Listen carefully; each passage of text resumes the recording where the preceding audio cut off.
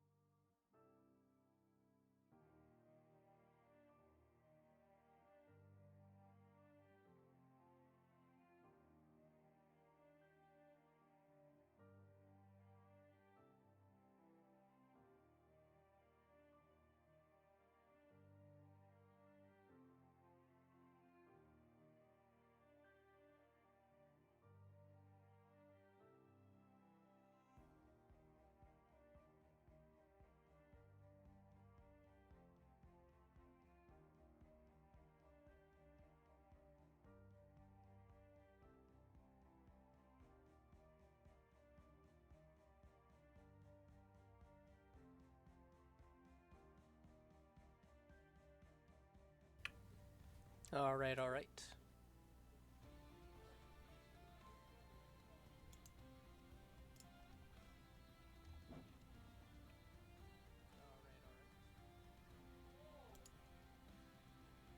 Oh yeah, I gotta mute stream.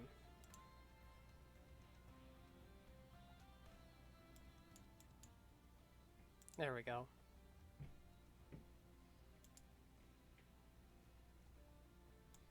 Hello, Pasty. Just organizing myself here.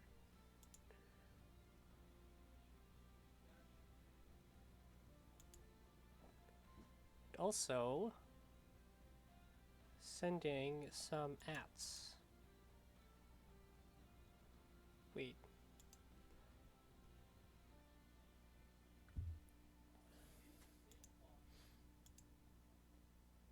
Ah, shoot, I gotta go by the bracket. Where was the bracket?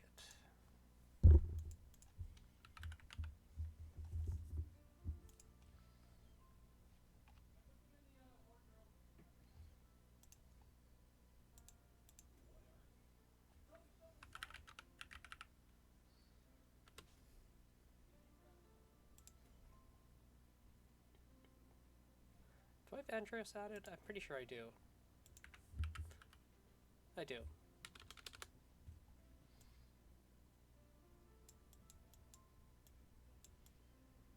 I believe I have nearly everyone added except Tonal and Sun. Do I have Atrum added? I should have Atrum added. I don't. Oh.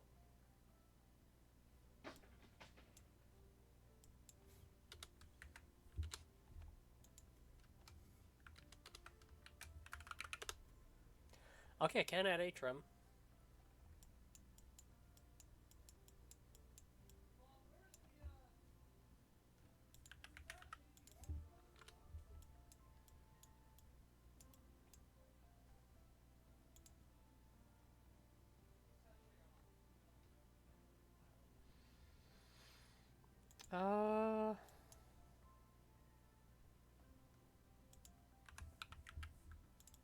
That's fine.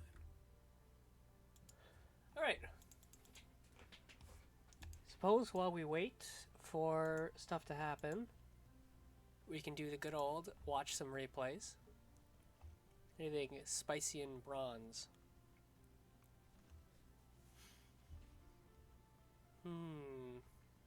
A Rogue Warden. I'm very interested in that. Hold up. Dreadlord. Oh, yeah. Oh, he's got the avatar of the Zenith.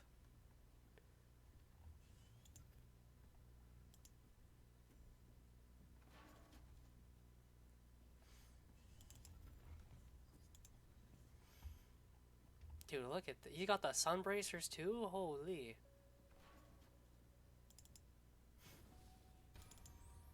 Oh, and the... Oh! This would be a perfect natural select. No, it's not.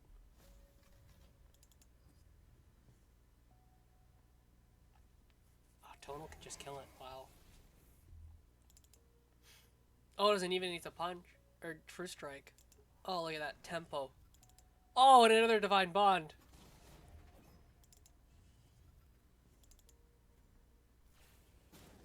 Does he have the ping? Blood tier? Nope. Oh, this is brutal. Dreadlord has no minions at this point, though.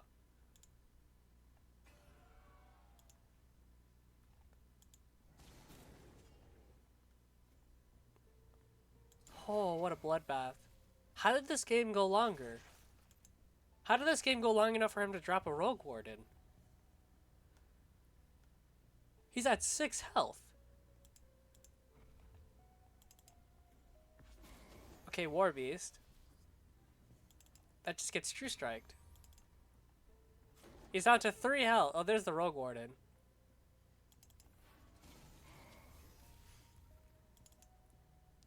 Oh, Earth Sphere. Okay. Oh, Earth Sphere pass. Holy shit.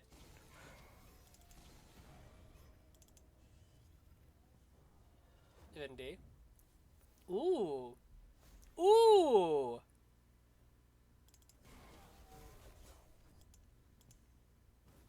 With the Sentinel. Takes that out. Drops a Purgatos and walks away, I'd bet. No, not fully walking away. This would be an unfortunate encounter if it can't really die though. It self-body blocks. Oh shit, it's the Elder.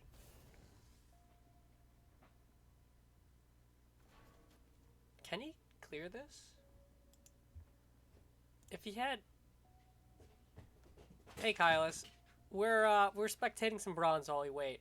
Can he clear this? He can go Tempest. Well, I guess this would have to punch in. Tempest, Sloth? Oh, this is tough. No, wait. Was this... Was the Purgatos here? If it was like on this on the center mana tile, then he could have Tempest, Sloth, have this punch face, and then Tempest again. It is a rare D2 stream, you're right. I believe Shattered is also streaming. But ideally, we're going to be watching separate sets.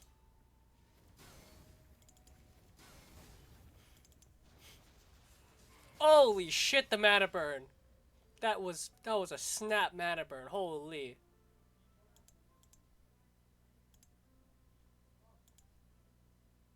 Any updates in the Discord?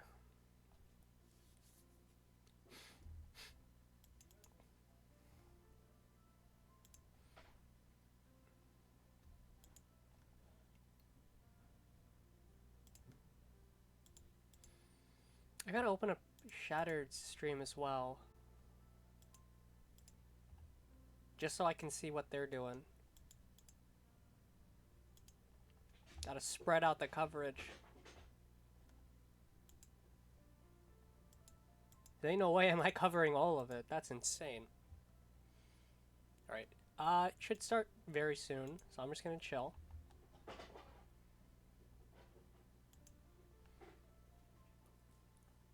And I should be able to... I should actually just set up that folder right now for all the deck lists so I can showcase them. ES5 decks.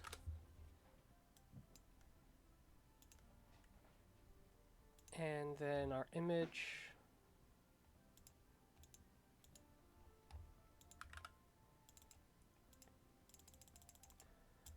Oh, I need an image in there. Ah, shit.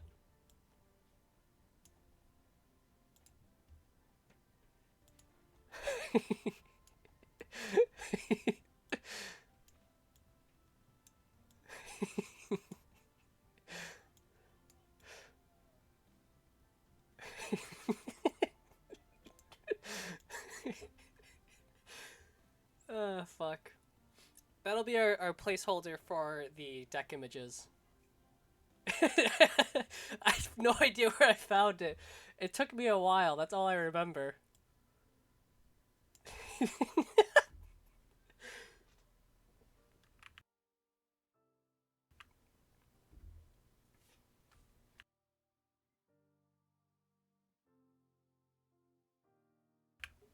Oh, fuck.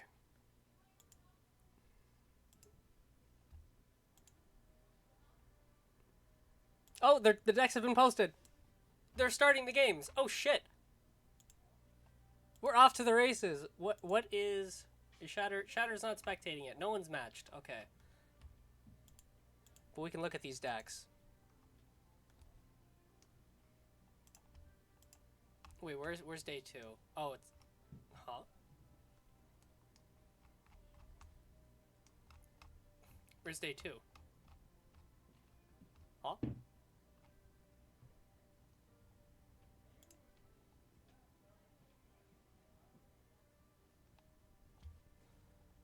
I gotta restart. Shit. Alright, let me restart Discord.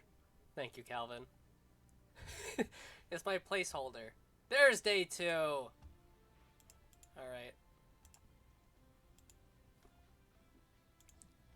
Chat, is there a specific match you want me to spectate? Ideally, one that Shattered isn't looking at. Doesn't look like Shattered started either. I don't think anyone started. I think we're all just chilling, looking at the decks.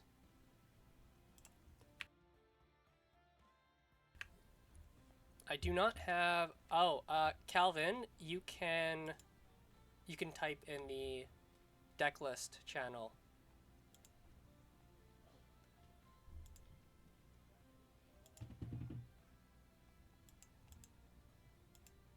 Holy shit, Incognito has a fucking Chimera. He's got 2 Chimeras. Holy fuck.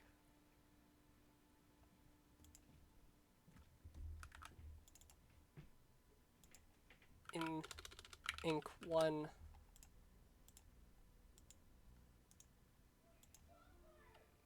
Inc 2. Anyone started their match yet? Ghoster and Incog have started their match. And I believe that's... Yeah, Shattered is watching Ghoster Incog. We'll see about watching... We could watch... Yeah. Oh, Oats is queuing. Who's Oats facing? Oats is facing Tonal. I don't have Tonal added. Shall we watch Oats?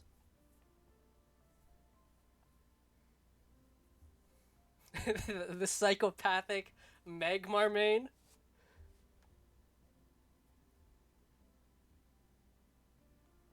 He's in game.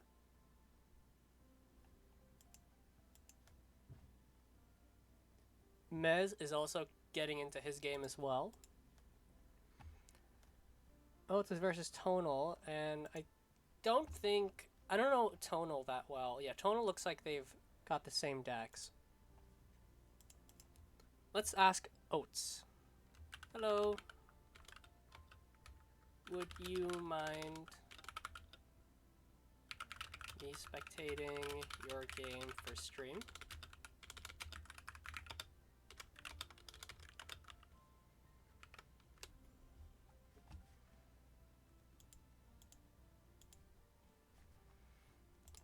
Doesn't look like... Oh, wait, no. Did Oats bring Helionar? Because he's brought Helionar. Oats 1. Oat 2.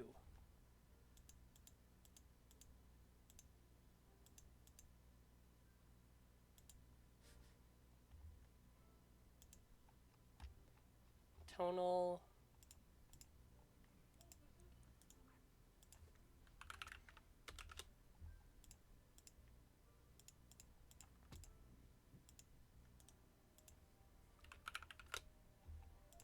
Just saving the decks. I don't believe we'll get a response out of Oats. We could ask Kenny. Kenny is facing Chai. Hello.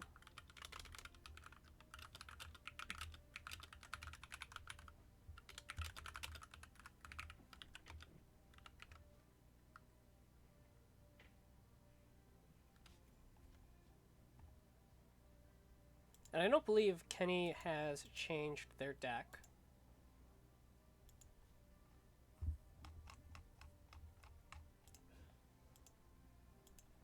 It looks about the same. I don't actually. Did they have? Oh, oh, they're running. They're not running the obelisk vet. They're running a more tempo vet. Oh, fuck yeah! All right, Kenny's allowed it. Kenny versus Chai. And looks like so far it is a Helionar Ditto.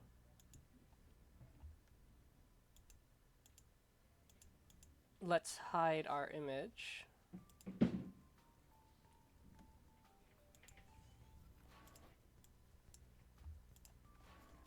Let's see, where is Chai's decks? Here we go. He's got two decks. This is the Argion deck. Thankfully, both of their lists are thin enough that I should be able to showcase each of these lists. Oh, wait. Oh. There it is. This is the Chai list, looking like a... They've got Daybreaker, they've got the Zuriel. It looks like a Daybreaker Helionar. Huh. Very interesting list out of Chai as we get into the game. Gonna respond with a Martyrdom on a Light Chaser, I assume. Nice thing about the Lionar Dittos is their Isbees do the exact same thing as your Isbees, so that's going to give both of these players a lot of value, especially if Kenny finds his own Isbees, because then it gets really scary. As of right now, he has a couple of options. I don't believe Chai would need like a Sunriser or an Immo to clear the Light Chaser, so I'm wondering if Kenny can just trade into this Ghost Lynx. It is only going to pump their... Oh, are they going to go straight for the Archon? That is also something they can do.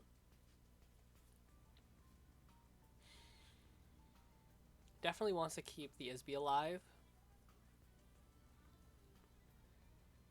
And you just saw one Martyrdom.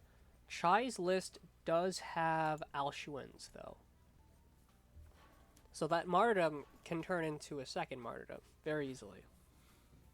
Yep, just going to go for the Archon. Light Chaser still a 1/4.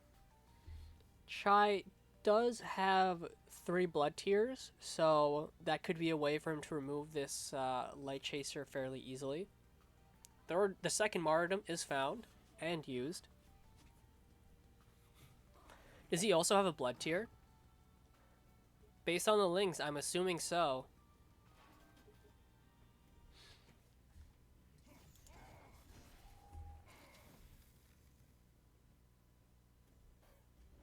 Yet he has the blood tier. Nice turn for Chai. And I don't... let me just check. For Kenny's deck... I believe it's the same list as he brought yesterday. The same Helionar. And it looks like it is. 3 Archons, 1 Sinja. So there are going to be a lot of Martyrdom threats.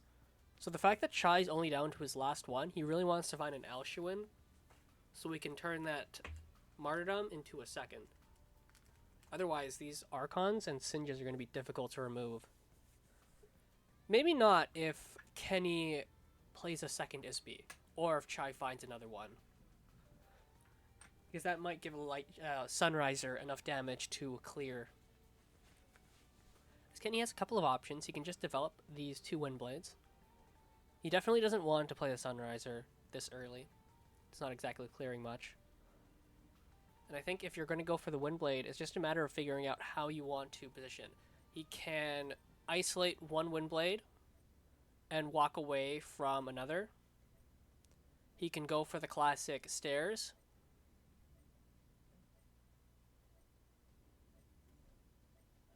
Ooh, I like this positioning, keeping their general forward and keeping everything back. This is going to open up the middle Windblade into an IMO, which I believe, does Chai even have IMOs, actually? Hold up. Chai does not have IMOs. Okay, so that's not something you need to worry about. But this Sunriser are going to take care of both of those. Chai playing around a reprisal Sunriser. I believe the Sunrisers will kill each other. So it would be a trade. Luckily, Kenny does have IMOs, so that's going to give him another avenue to remove these Sunrisers. And a Healing Mystic is also going to find its way onto this board here. Problem is, Kenny's going to have to use the Dispel here. But the Dispel can be very nice into Daybreakers, into Sunrisers to disable them, into Isbys to turn them off for your opponent. Actually, you know, there's not actually a whole lot to Dispel. It's mostly the Daybreakers.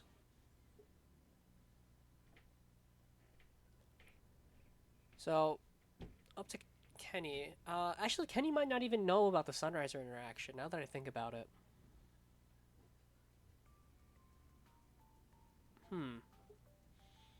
I think the safest play you can go. You can also go for the Lasting Judgment to clear the Sunriser. That's also perfectly fine. And just hope, or wait until Chai plays into Sunriser or MO.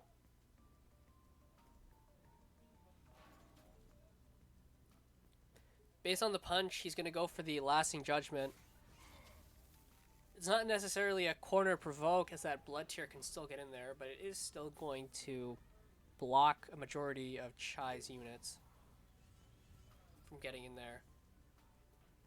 Also potentially sets up another Sunriser for Chai if he decides to go for an Isby Sunriser. Though it's going to be a good amount of resources, and this is an endurance match. It's basically, can you get the other opponent to waste enough removal? Because these guys got healing for days. Neither of these guys are going to die very easily. So it's just a matter of, can you get the most out of your units, and can you get the most out of your removals?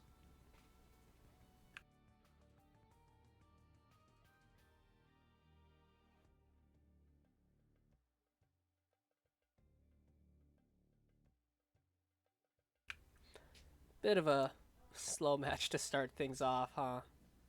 Let's look at some of the other decks. Ooh, we've got some... Oh, damn. Oh.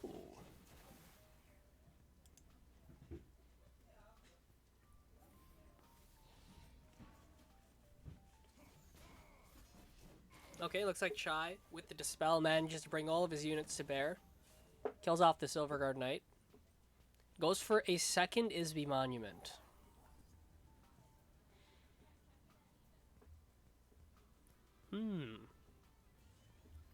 Oh, and there's a third Isby Monument now. Holy shit. That can be a lot. That's a lot of healing.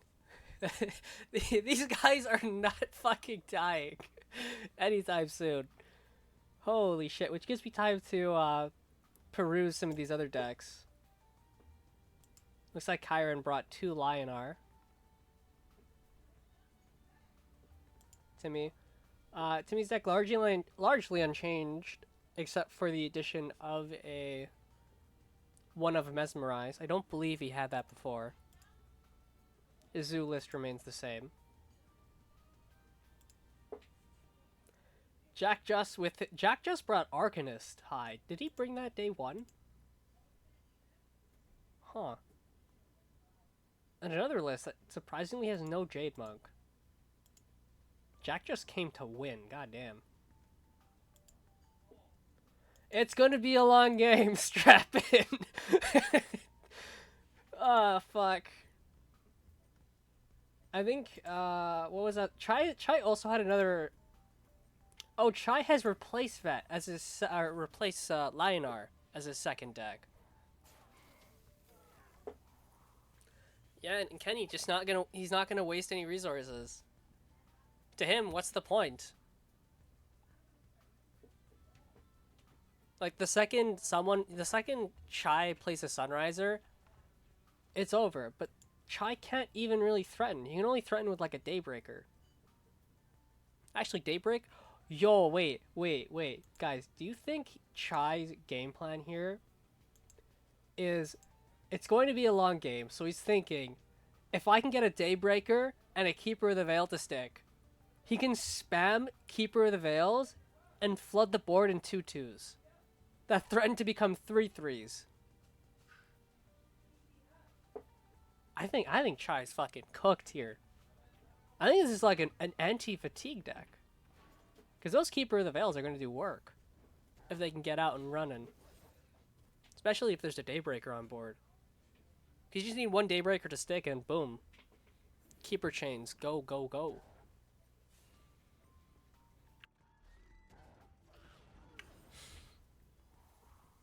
Oh my god, the fucking pass after using 2 cards. Or 1 card. Holy shit.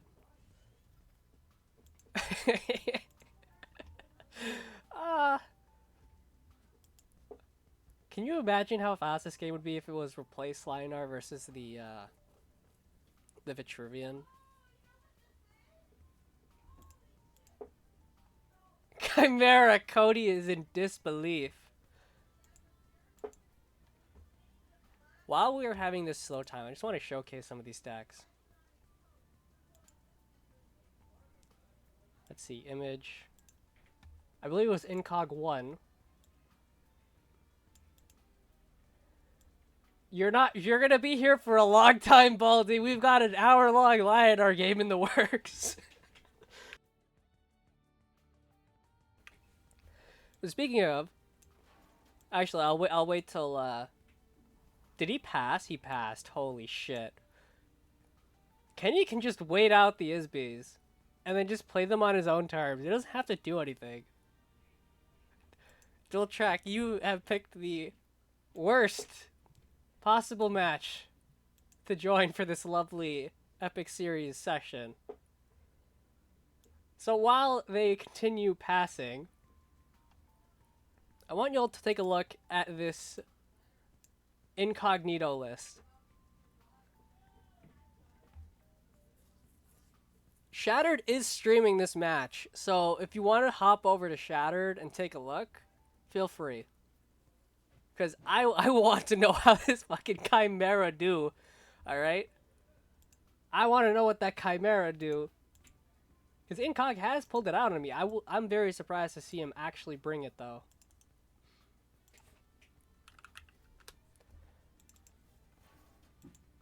Oh, there's a Daybreaker. That's 3 cards. Problem is, Kenny can get there. And I believe, yeah. So, Kenny basically wants to walk forward, play like another Isby. Oh, is he gonna get blocked? Ooh, Chai's not gonna block him from getting in there.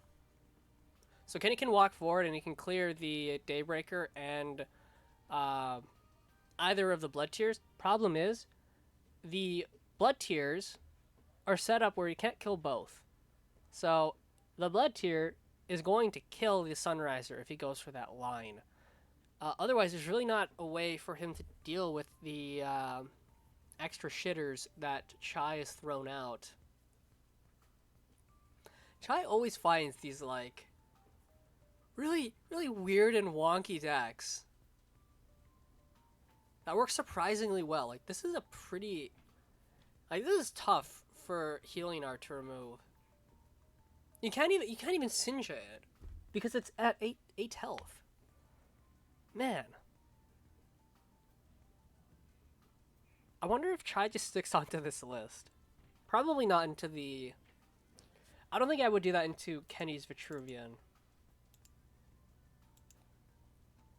Because Kenny's Vitruvian is a lot more mid-range.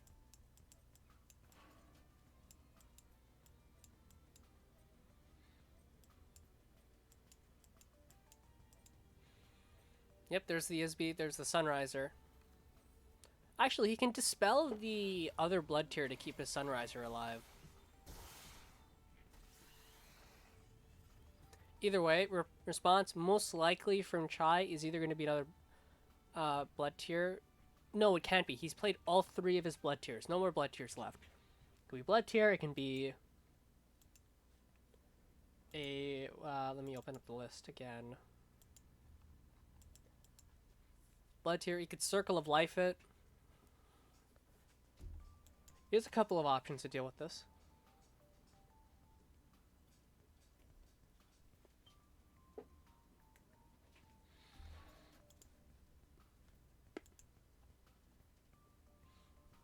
Looks like... Oh, there's the Sunriser. Oh, the Keepered Sunriser is dirty. Holy shit, that's a good play. Kenny is about to be cooked alive. Holy shit! Holy fuck! He's down to 9 life. In an instant, Chai has absolutely just blown him up. It was a Keepered Sunriser. Oh. Those Isbys so terrifying in this matchup. Now, Kenny can respond with a Sunriser of his own. In fact, he can even Immo right above Chai's General and then put the Sunriser above the Keeper, and he can full clear everything. The issue is, he doesn't have a lot of health, and Chai has a 1 of Zuriel. If Chai has that 1 of Zuriel, I think Kenny's fucked.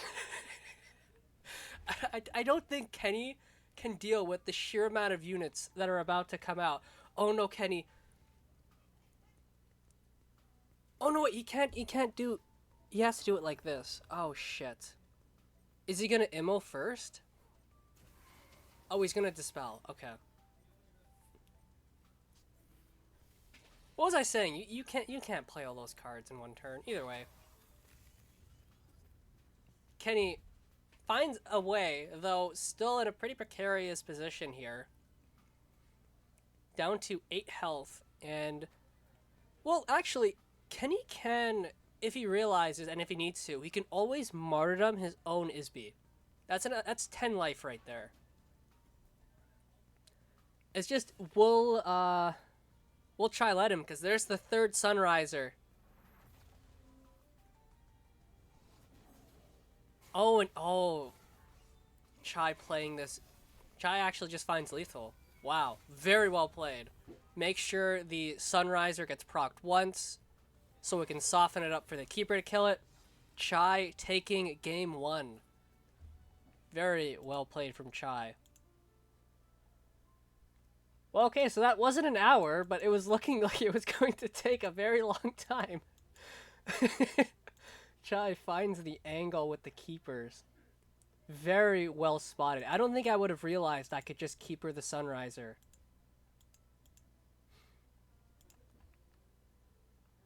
Alright, how will Kenny respond? If I'm Chai, I think that Heliodar list can take on Vet. It really depends on if Kenny is able to pilot the Vet. In fact, I will bring up, while we wait, Kenny's lists. There's a big image. There we go. But yeah, the second of Kenny's lists is Vitruvian. With Rockies, it's just your standard mid-range. It's got the Shrikes, which I'm a very big fan of. The Fusion Banshee and the Stars Fury mix-up. A lot of fun stuff going on there. Though I'm not entirely sure if it can. Well, it's not big vet. It's just mid range. My experience with this kind of list versus Helinar, it can get pretty. It's pretty volatile. If Kenny can get some early Portal Guardians out, and Chai doesn't have a good answer, or if he can exhaust all the martyrdoms, then Kenny should be fine.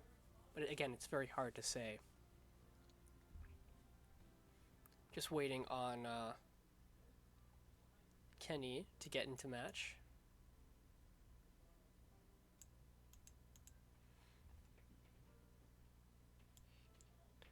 Oats won't hold up. Really? Holy fuck. Oh, I really wish he responded to my message. But it seems he doesn't want to be spectated, which is okay. And I don't believe Tonal... Yeah, Tonal did not add me back.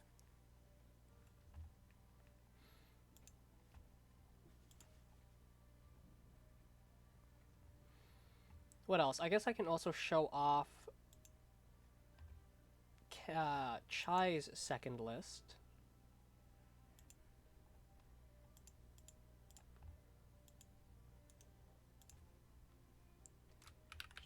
Cha 2.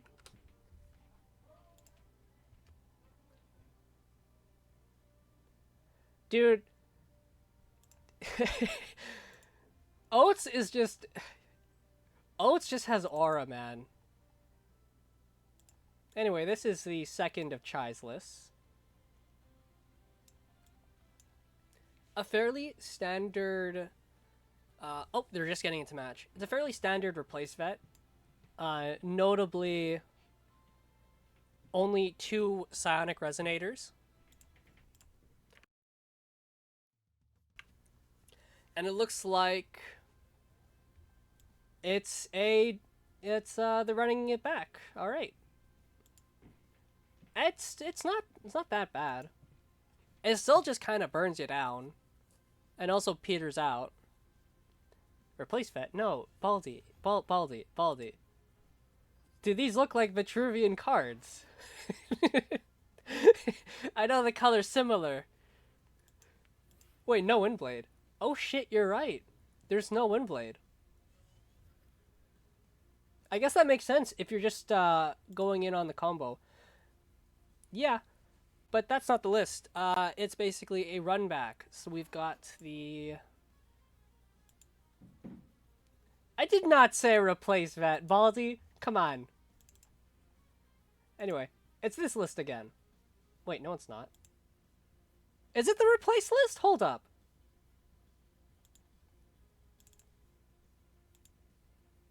What? What? Was he on Braum or Argeon? Oh, I guess he just messed up the generals, but that's whatever. Wait.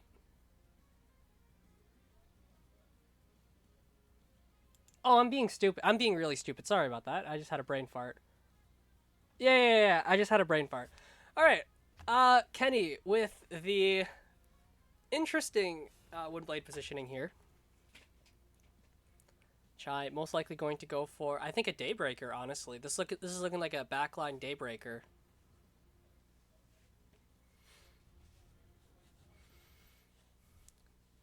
I don't think it would be a keeper. I don't think Chai would play a keeper this early. He's probably holding on to those keepers for the Sunrisers and the Daybreakers. But if this is a Daybreaker, yeah, he's playing it very far back. Yep. And no martyrdom in sight for Kenny. This is not looking good. Now, it is 3 cards. 3 cards are somewhat difficult to play. Keeper and Alshuin are going to help alleviate that. But don't expect this Daybreaker to proc instantly. And Kenny finding a Shroud, so if they want, they can overextend and dispel it, but that's a very risky line. that I'm not sure they would want to go for.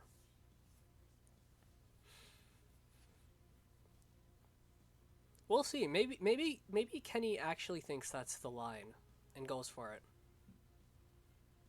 Just move your Windblade up, move your General up to take the tile, because why not? Mystic, Shroud. You do lose out on the Shroud, because it's just going to get eaten by the General or the Daybreaker. Yep, you're just going to go for the Dispel. Doesn't want to deal with it.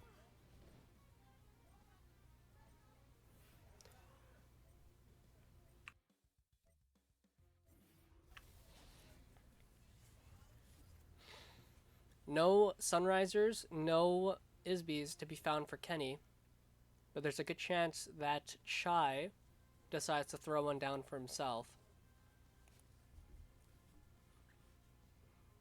Though Chai is set up to deal with a good chunk of this board. If he finds a Blood Tier, he can clear 2 minions here, which is very nice for him.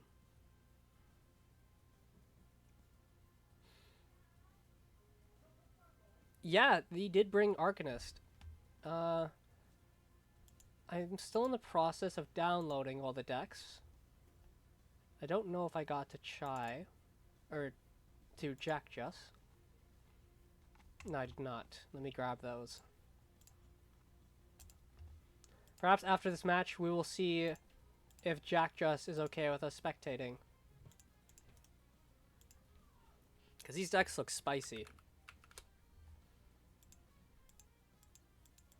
Yeah, the second deck has the Prismatic Illusionist. Not a card you often see. Yeah. We'll hook in there after this game is done. I'm very curious. Because I'm surprised Jack just brought no, Holy shit, a second Daybreaker has hit the board.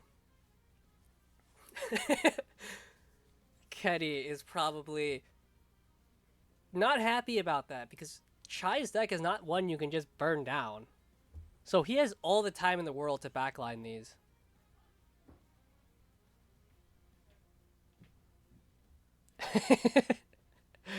Fuck, I'd believe it. It is. He's played it against me in ladder. Though Incognito usually has my number, it was particularly brutal versus me. I thought it was only gonna be like a 1-of, but I'm very surprised that it's a 2-of.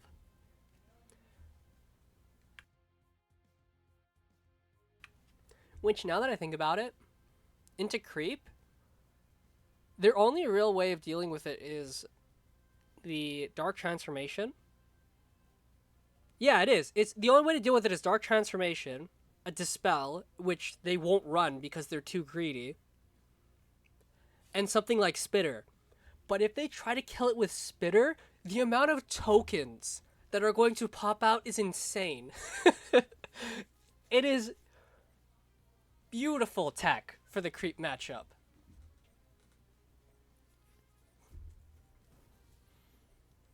And it looks like Kenny's just trying to get as aggressive as he possibly can.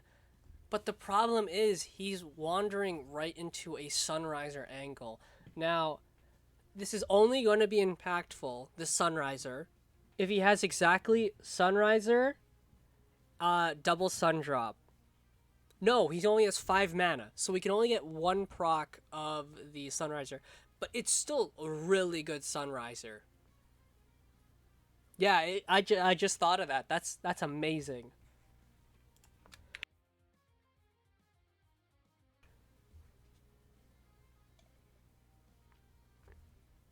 Yep. Well, I mean, we just saw Isbees absolutely cook the shit out of Kenny last game. We got Jack 1, we need Jack 2. And it looks like Chai is indeed going to go for the Sunriser. So having Sunriser, then you can even just punch one of the Light Chasers to soften it up. And then he only loses 1 Daybreaker. Now, thankfully, the Windblade at the bottom is going to be able to deal with this Sunriser. But otherwise, Kenny does not look like he has a whole lot to do after this.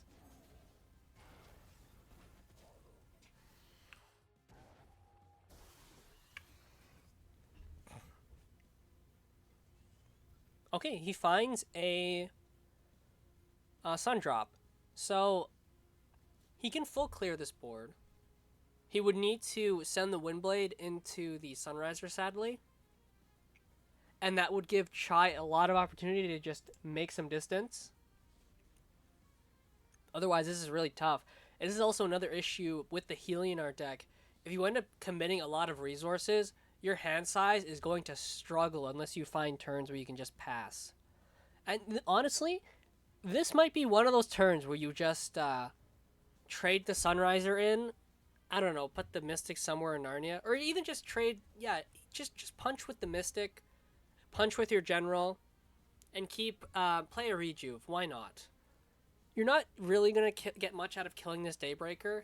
It does suck when another Daybreaker hits and it turns into 3-6, but just let him have the 2-5. And just develop a Rejuve. Go up to 4 cards in hand.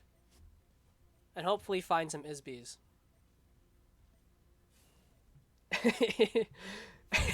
Fuck, you're right. Okay, looks like Chai's going for the full clear here. Is he going to Sundrop his face or the Windblade? Gonna go for the Windblade.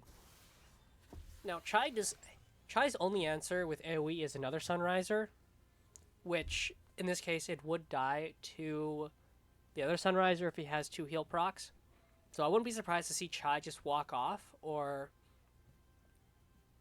I suppose another thing he can do is he can just punch into the Windblade and Circle of Life. There is that 1 of Circle of Life in Chai's list. I have so many images open. Holy shit. I need this one. Yes.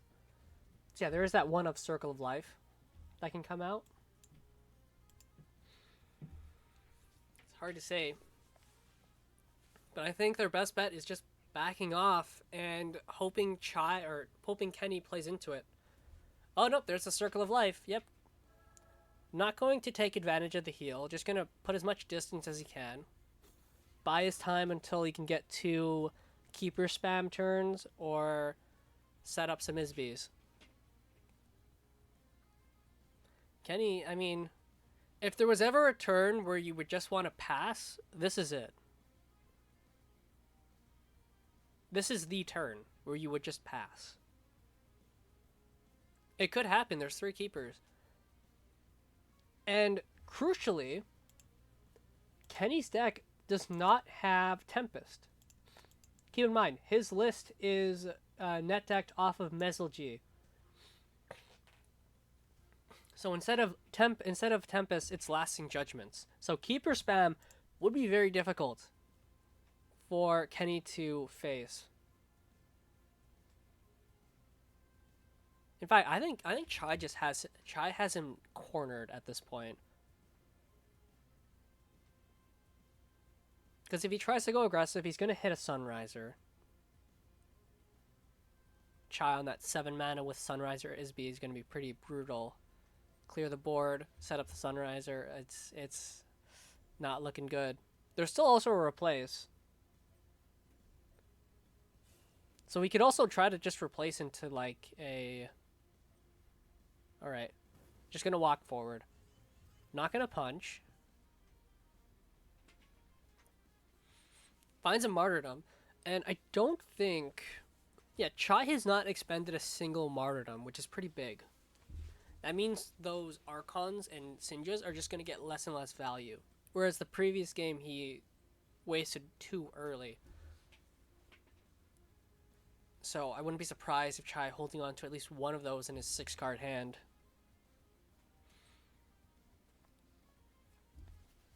So how will he deal with this? Chai did. With a...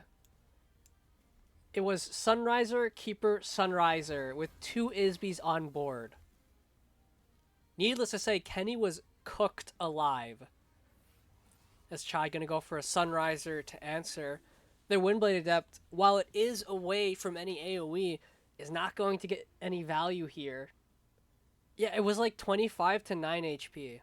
It was brutal.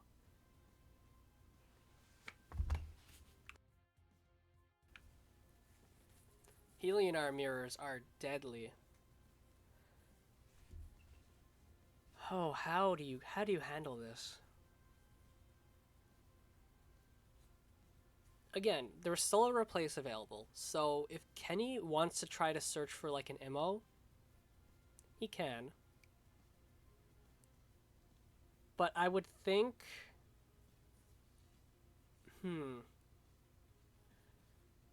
because I do see a line. I see Sunriser, Martyrdom on the other Sunriser, and then Sundrop your face. Bring the Windblade in. But you waste a lot of resources. And Isby has not touched the field yet. And there's an Isby.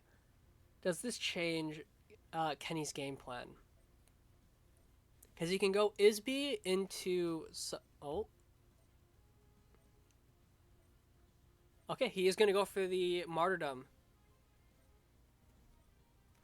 Make sure to punch face before the sun drop. Needs to keep playing around that AoE. This Windblade really wants to get in on that action. But forced to stay in Narnia for a bit. But again, this is just not enough pressure. And finding two Isbys, that is not good. And there's... I wonder if earlier, 2 turns earlier, instead of playing that rejuve, it would have been better to just go for the pass. Because this hand size is not looking good.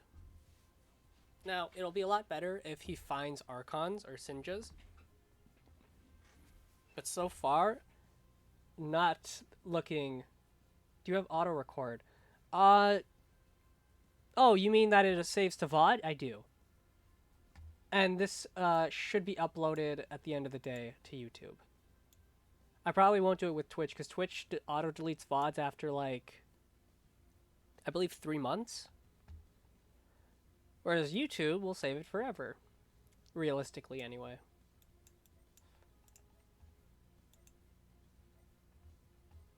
Chai, really thinking this through. Shroud, and I assume a Sunriser. Yep, Sunriser Isby. It's not an Isby, just a Sundrop. So that's really good for Kenny, because Kenny can deal with this board fairly easily. The problem is what comes after this board is dealt with. Because if it's just Isby Rejuvenator, that's not going to cut it. He needs a stronger play than that. Isby most likely candidate to be replaced here. There it goes. Finds a Shroud. Not what you want to see. Really wants to find those 3x Archons. Otherwise, I think this is you just play a Rejuve, I guess. I don't know if you would want to set up an Isby. Because if you do, and Chai goes Sunriser, Keeper, Sunriser, it's not going to look good. Yeah, that's an issue. Chai is just cultivating a nice hand, and it looks like... Oh... Kenny had an opportunity to play the Rejuve out of range. Potentially missed it. Instead just goes for behind the general. Finds a Sunriser and a Silver Guard. Both nice cards, but again, really wants to find those heavy hitters.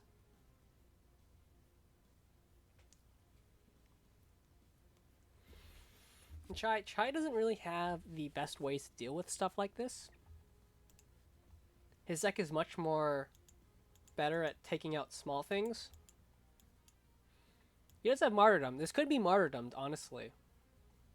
But he definitely doesn't want to... Do you mean Sunriser Isby for Kenny? Or holy shit, there's the Zuriel. Oh no! There's no Martyrdom! Oh fuck. Oh no. Kenny reading Zuriel. Oh no.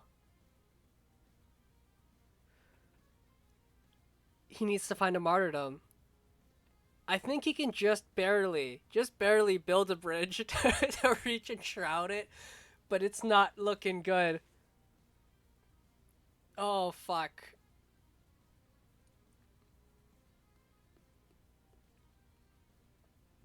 Do you think there's any merit to going into the corner and putting a Silver Guard Knight on the corner to protect yourself? There's only a single chicken. Oh, wait. Holy shit. There may be only a single chicken, but there's 3 fucking keepers. There's 3 keepers in this deck. Holy fuck. That chicken needs to go. Oh no, this is gonna be nightmarish, because if Chai gets a 1-mana Zuriel, can you imagine the chaining? Wait, if you play 2 Zuriels in the same turn, are you reviving the same units twice? What I'm saying is, can Chai print Zuriels if he manages to kill the Zuriel and keepers it? Yeah, that's what I'm thinking. Kenny just deciding, fuck it, he's just gonna burn him down before this Zuriel can get much value going. I mean, can you blame him? You have 2 choices. Oh, fuck.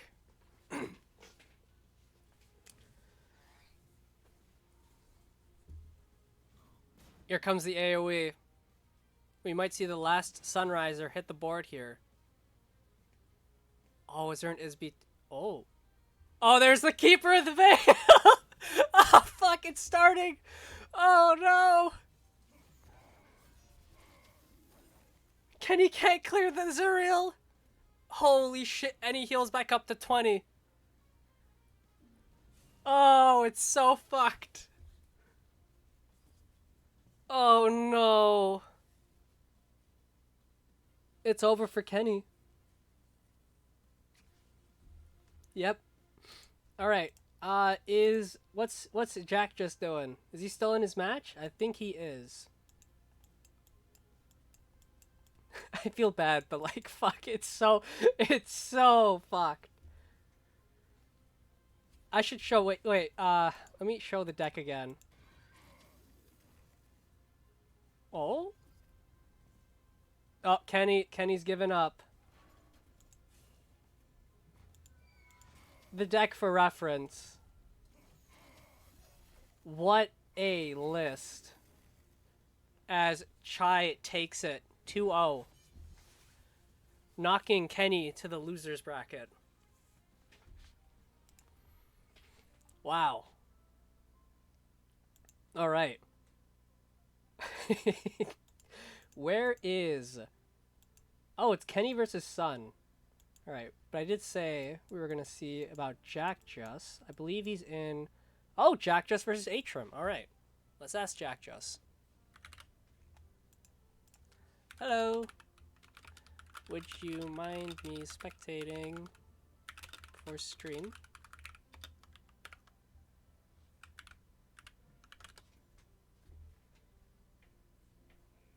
It is slow Lio. I think that list was specifically built to take out Lionars. Or like very slow stuff.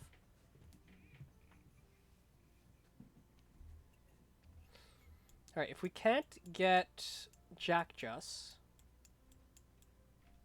there are other people we can watch. Oh shit, we got the green light.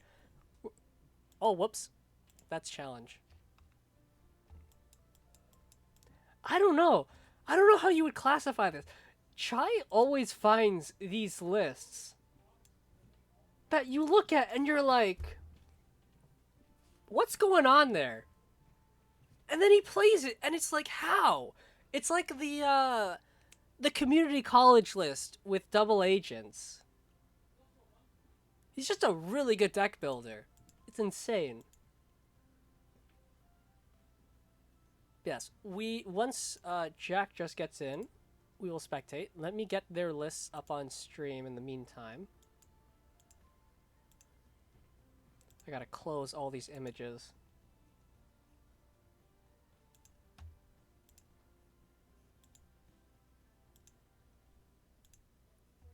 Oh, he's in game. Oh. Was that block spectators or... It was block spectators, okay. To turn off block spectators.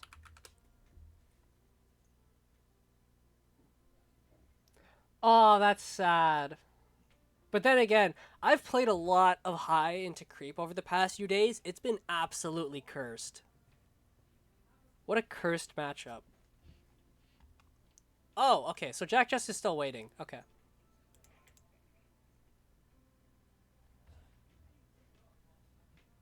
When put together. Yeah, you're right. Alright, let me get... I have Jack 1. I don't have Jack 2.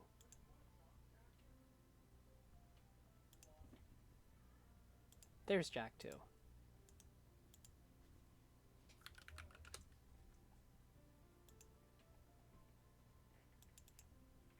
Okay, perfect. So, the first of Jack's list. Oh, I gotta resize it. Is move high. Notably, with a lot of spells and not a lot of minions. It does have... Oh, he's been grinding hard. Does have the 3 Sensu. Notably, 2 Ghost Lightning, potentially for the Walls tech. Let me just... Yeah, he's still in Sandbox.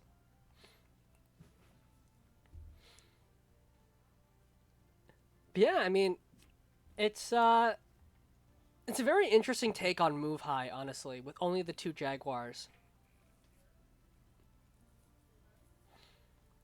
Yeah, one Zendo seems fine. As for the other list, we got Arcanists. Now this looks spicy, especially the Prismatic Illusionist. Again, not a card I've ever seen seriously brought to a tourney. And here it is. Notably the 2 Archons as well. I mean, this... I don't know what this is doing. I could not tell you how this plays. Also, the 2 Prophets are very interesting. I'm not entirely sure what's going on with those 2 Prophets or what he plans to do with those. They having adding... Oh, okay. Yeah, Atrum, I believe, has a bugged nickname. I think it has to do with using capital letters. I think I spectated some of those games, Cody. It was not a good look. Oh, shit. Anyway, as for Atrum, let me get his list out. I believe they've changed a little. Well, actually, I don't really remember what Atrum was running day 1. Ader 1. Oh, that's not Ader. Looks like Atrum's running Creep and Songhai.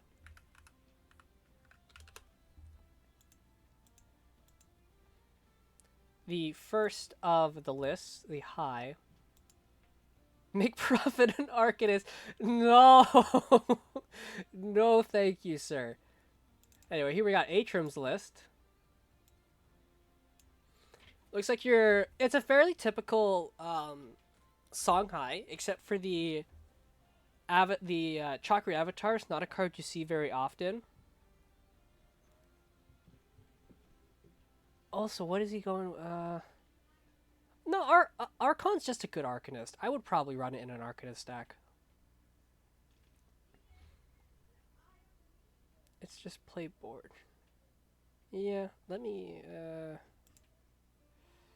I'll do that later.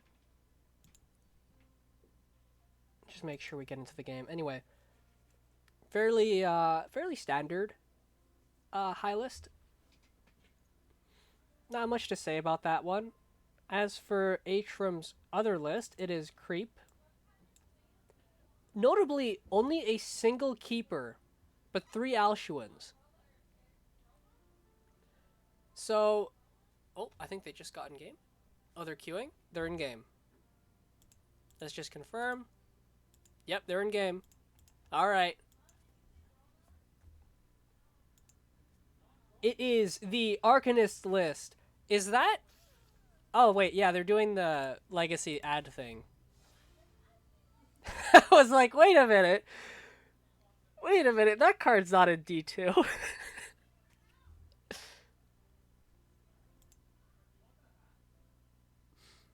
Alright, while they set that up, let me see if I can make the chat box more opaque. Yeah, who knew Legacy still had a use?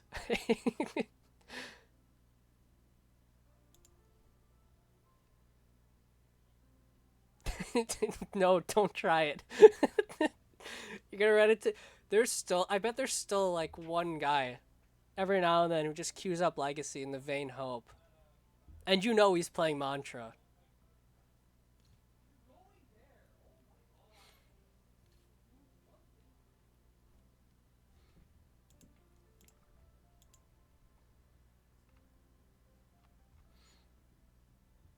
Oh, I believe they've added each other.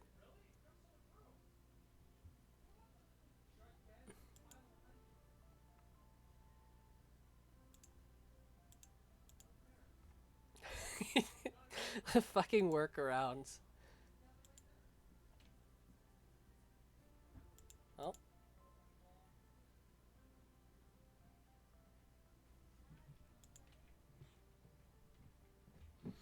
No, that's not Norinator. Oh. Okay. No problem. While we wait for that to go and happen, let's look at... Let's blitz... Who's played? What's a past replay we can look at that just happened? Oh, we can look at Oats. Let's speedrun Oats's game. Oh, let me hide the screen.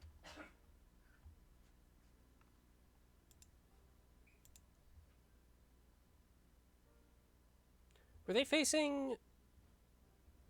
Wait, who did Oats beat? Well, they beat Tunnelin. Okay. Oh, wait, what am I... I can't... Oh, I ignored the past minute. Ah, I'm being dumb.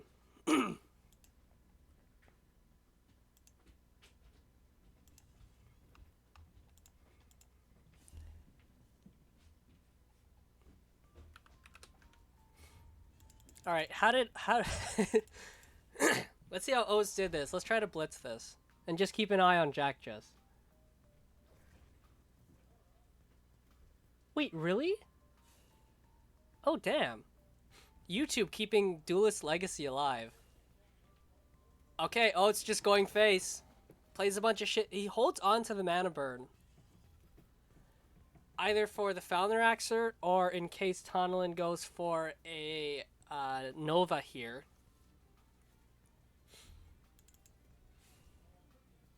Okay, looks like it's just going to be a value trade here with the Abyssal Crawler.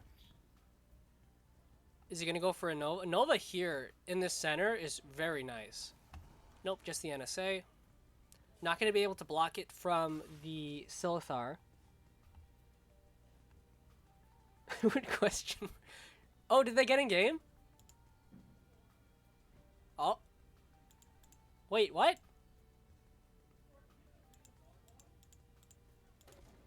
Are they in game?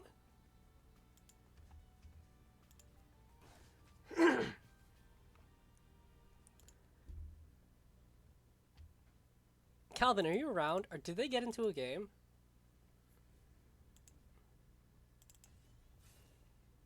You know, I'm just gonna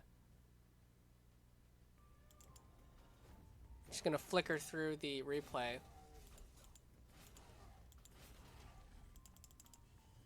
Hold up, let me exit out and see if I can spectate him.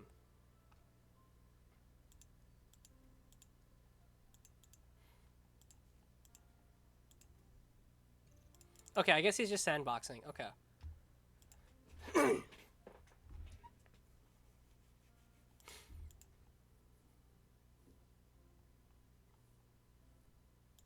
Alright, let me see.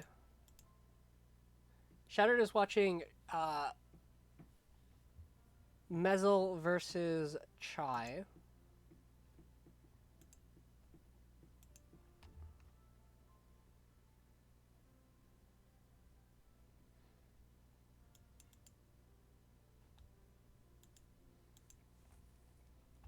Let's just go back into the Oats replay. Eh.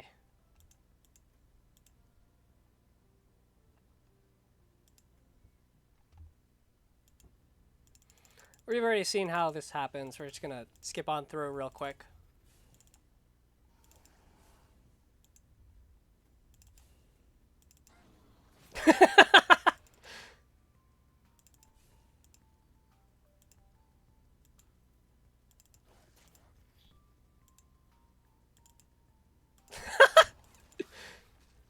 Oh, that's... Okay, so we should be getting into game shortly. Let's see if we can speedrun this. I didn't even see. Did he plasma storm? Wait. Did he plasma storm the Twilight? It's going so fast.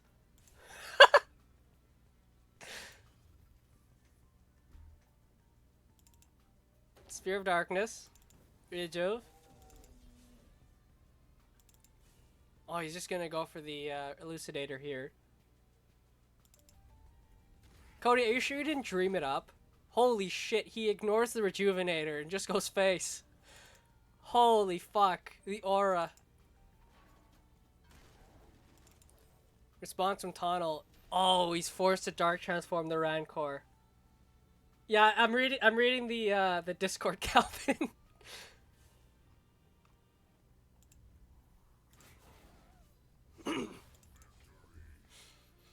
All right, so that's how Oats won the first game. Let's see if we can speedrun the second replay. We should be able to. Okay, nice. Nice. All right. The entire B-movie game. They're in queue. Holy shit. They're in game. Shaddai versus Shaddai, which I believe is what you would call, I guess, Spell High, kind of, versus the... Is that the... Which one is that? That is the Arcanist. So it's Arcanist versus Spell High. As Atrium opens up with the Diagonal Boar, one of the things you never really want to do is open Diagonal against High, because this Boar is really annoying to deal with. Now, Jack just can deal with it, with the Ghost Lightning. So it's not as bad. In fact, you know, Jack just can actually play... He can take both the tiles, have Boar Punch face, and blink the Thief onto the tile. Or you can just play it onto the tile. Yeah, that works too. And Ghost Lightning.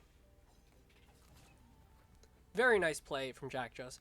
Not going to protect the Boar, going to protect the Thief. Understandable given the free spell procs. Putting Atrium in a somewhat tough spot. It can be responded with a Gotatsu and a second Boar. I don't believe Atrium is main decking 3 Phoenix Fire. So we can deal with it like that. Definitely needs to hold on to those Onyx Bear Seals for the Owls when they come out. Looks like instead just going to plop down this Keshrai, stop these spells from coming out. How is... Okay, gonna be a Jade Monk replace, which I'm surprised. I thought there wasn't a Jade Monk in the Jack list.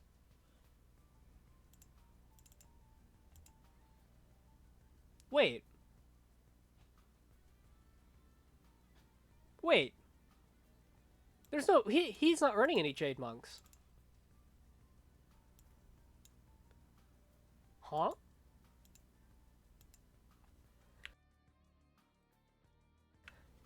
Wait a minute. That's odd. Chad, am I going crazy, or was there a Jade Monk in his hand?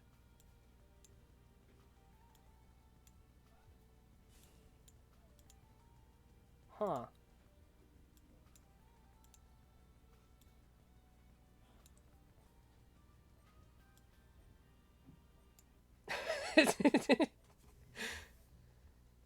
It might just be, Oh, you know what'd be very funny? If the Prismatic Illusionists are supposed to be Jade Monks. That would be very funny. But Jackjo's just gonna threaten all of these Chakri avatars in this backline. Atrum might have a way to get through to them with the likes of a... It would have to be exactly Flame Wreath backstep. That's really the only way. I guess you can also do Flame Wreath with like a Gotatsu to clear 2 thieves. Yeah, I'm not... I just hope it was a... Maybe Calvin uploaded the wrong deck to the channel kind of thing. It would be really sad if it was an error by Jackjo's, because that would be either disqualification or him dropping the game.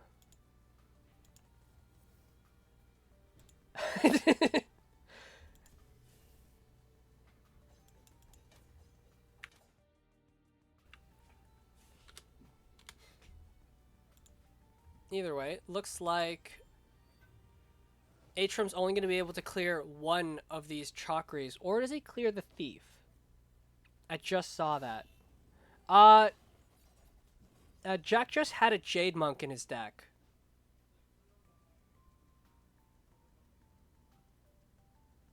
Did you happen to post the wrong list to the channel, Calvin?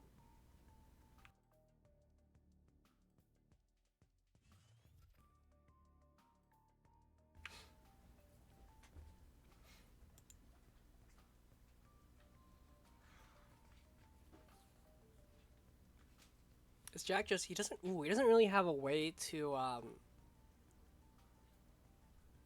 Oh, you did post the wrong list. Okay. Okay. I was worried for my poor boy Jack just.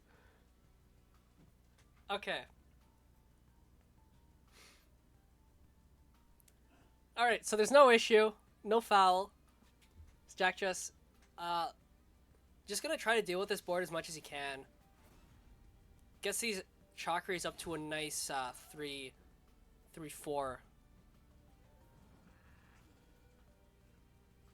But only gonna have a 3-card hand after this.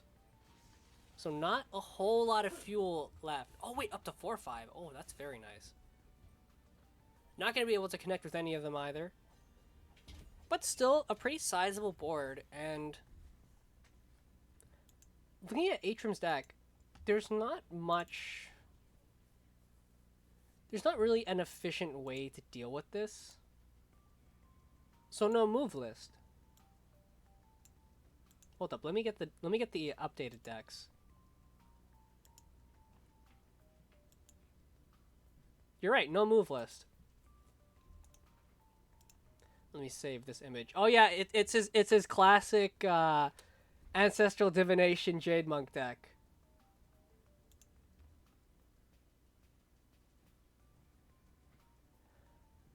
Well, I mean, if he sees Chakris, he probably isn't expecting Jaguar at this point.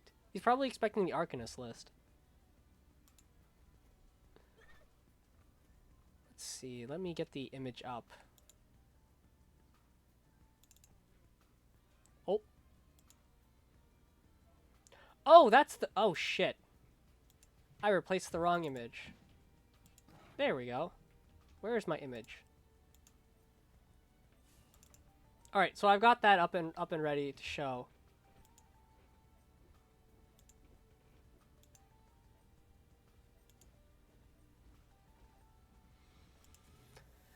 Meanwhile, Atrim just gonna back off and try to stall out with this Keshrai, but these chakras are just gonna get more and more difficult to remove. And honestly, I think someone DM'd him at.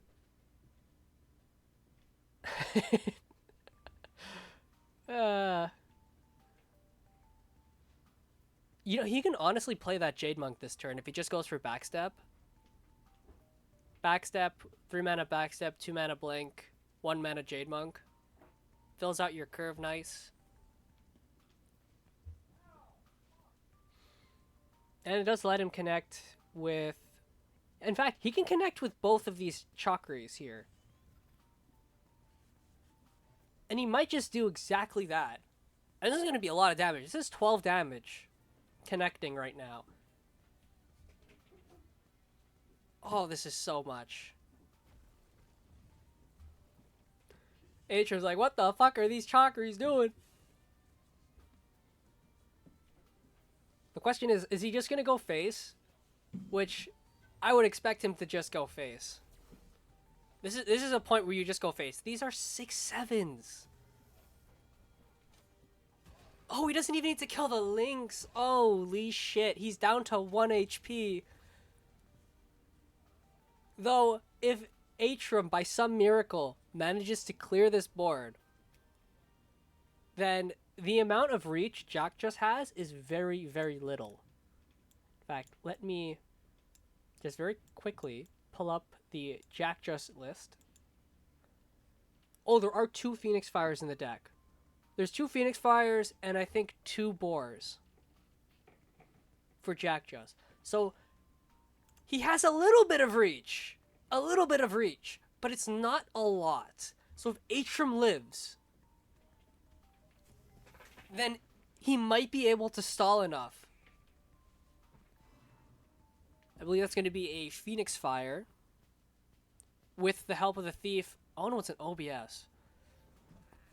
OBS is scary because there is Killing Edge in the Jack Just deck. Is going to be forced. He can have the Thief and the Lynx punch in, but I don't think he can make enough distance or body block the enemy general from punching.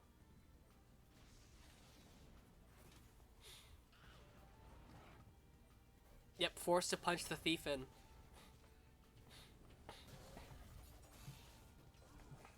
Oh, he... Okay. Oh, no, wait, he can blink the, Pano. Oh. Okay, so he could have prevented the... So, Atrim could have prevented Jack Just from punching in with their face. Which, if Jack Just had a Killing Edge, would have been lethal. As it stands, doesn't happen. And Atrim, or Jack Just, their only real option is just, will play their entire hand. The question is, does this Thief, is it played aggressively to punch in, or is it played to backline? And I'm not sure which one you would go for.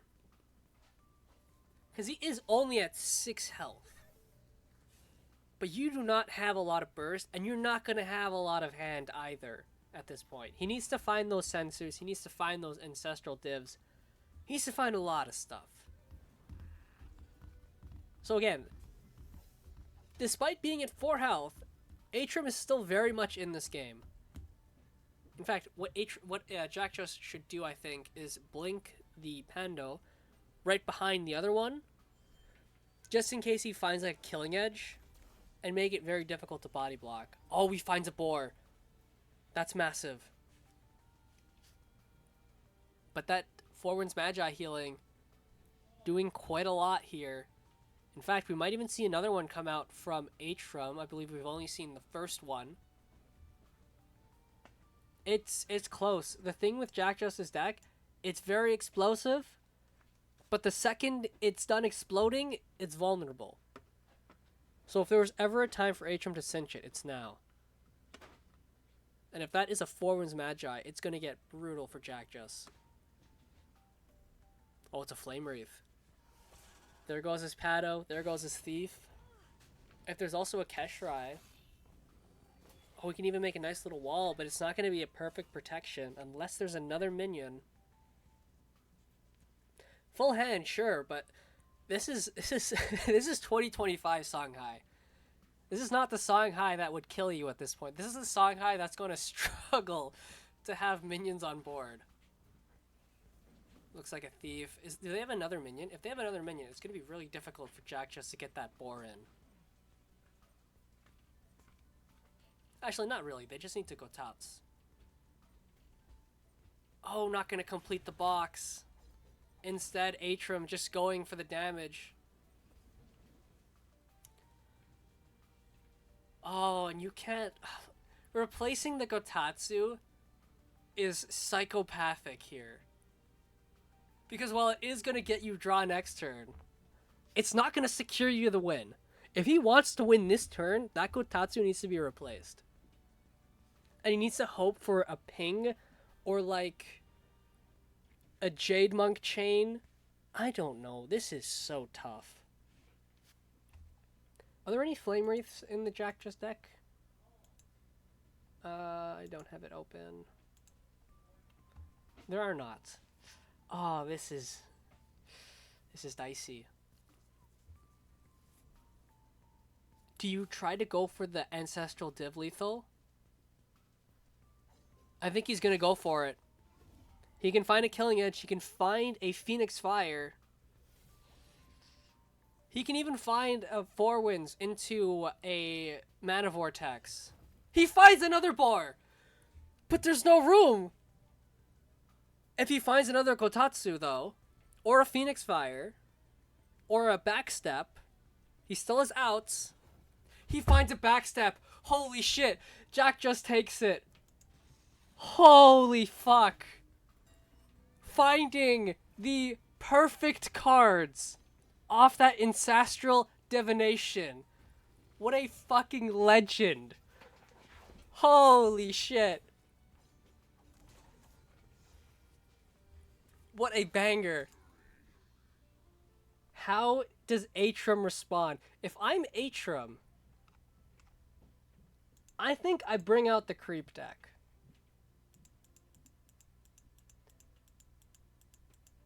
I think I bring out the creep deck because if there's a deck that has a lot of removal that can maybe take care of that, it might be the creep. But looking at the list,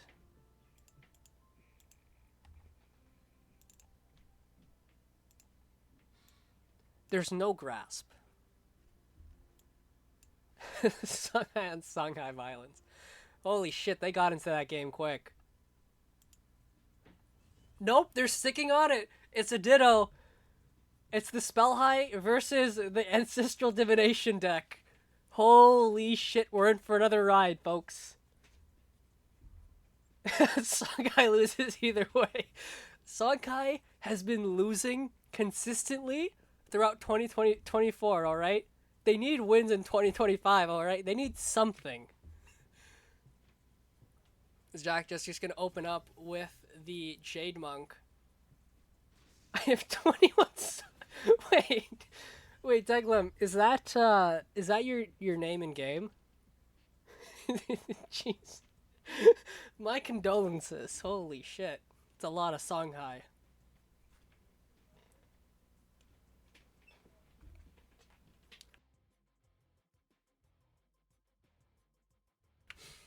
Oh, fuck.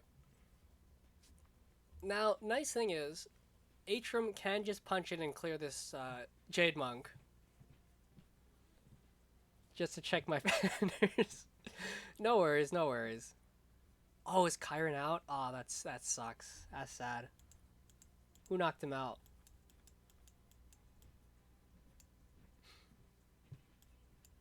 Oh, Tunnelin. The creep decks, I assume. Wow. Tunnel, the Dark Horse. Oh, if he added me, I would... I wonder how he's playing. I don't think he's added me back. No. Either way. Looks like it's going to be Chakri. Ooh, very nice turn for Atrum. Sets up his Chakri in the back line. Rhythm Weaver to block the tile. Very nice.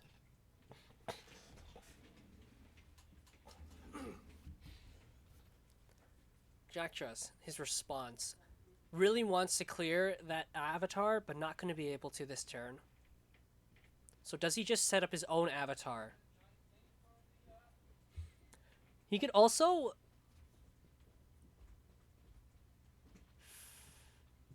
No, there's no way to play and blink the Rhythm Weaver onto the mana tile while also making sure that Chakri gets down on the board first. Which would be a very nice play, but not going to be able to get that. Interestingly, I think Jockjust is looking to Rhythm Weaver, not Rhythm Weaver, Thief of Moments, diagonally above their general, and then just blink the Chakri into the corner there. Oh no, okay, he's going, okay. Never mind. He wants that mana tile.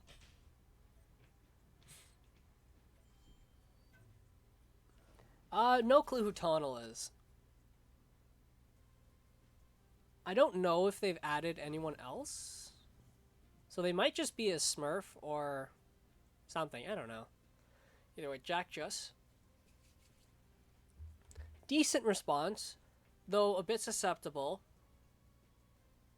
The Rhythm Weaver can be killed by General, a Ping or a Phoenix Fire to kill the Chakri, and then the Avatar to kill the Thief. Atrum is set up to deal with this, but only has that 4 mana to work with. It could honestly just be... This is a pretty good Flame Wreath angle as well. The only issue is you're going to end up leaving up Jack Just's Chakri. And if Jack Just has a big Ancestral Div, it can get dicey. Now, he doesn't have it. Then again, Atrum does not know that. Totally not a Smurf. Totally. 1 second.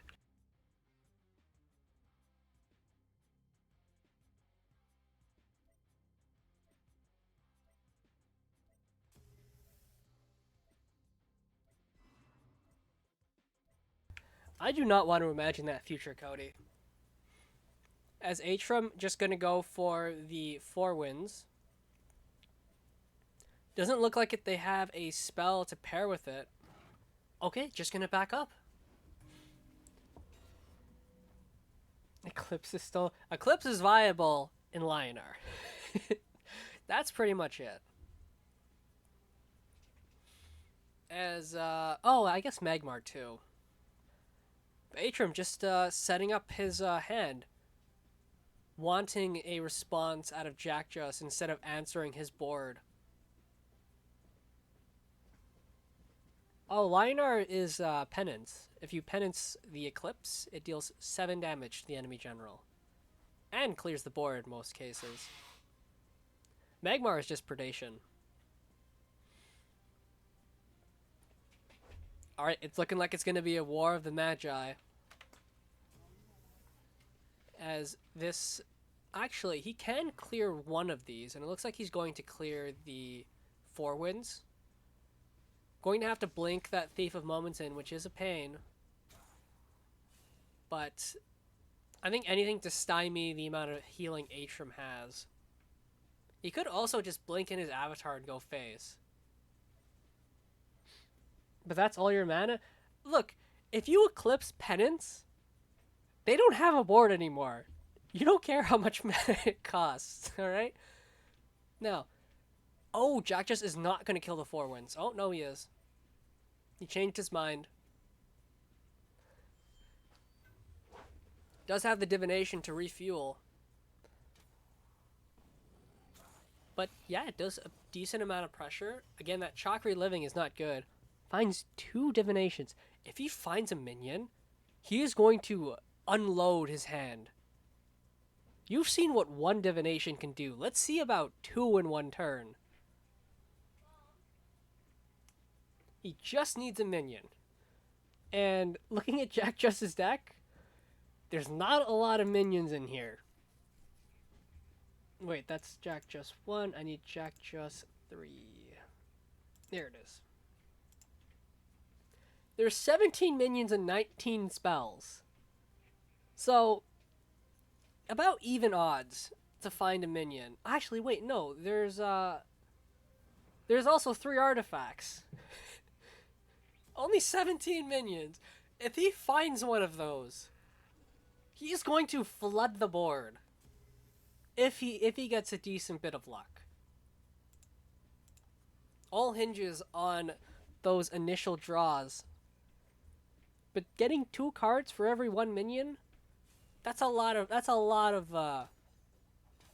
wiggle room. All right, let's see it. Where's the replace? Is he gonna replace a div? Oh no. I guess it makes sense to replace. Okay, Jack just guessing correctly isn't gonna find a minion, but finds a OBS, which is just as good. It gives him more time to assemble a nasty divination turn as well. The question is, does he back off? He's considering it. And I think backing off is scary because, again, Jack just does not have a lot of out of hand damage. He needs to rely on building up a big board and just general pressure. Him backing off gives Atrum a lot of breathing room here.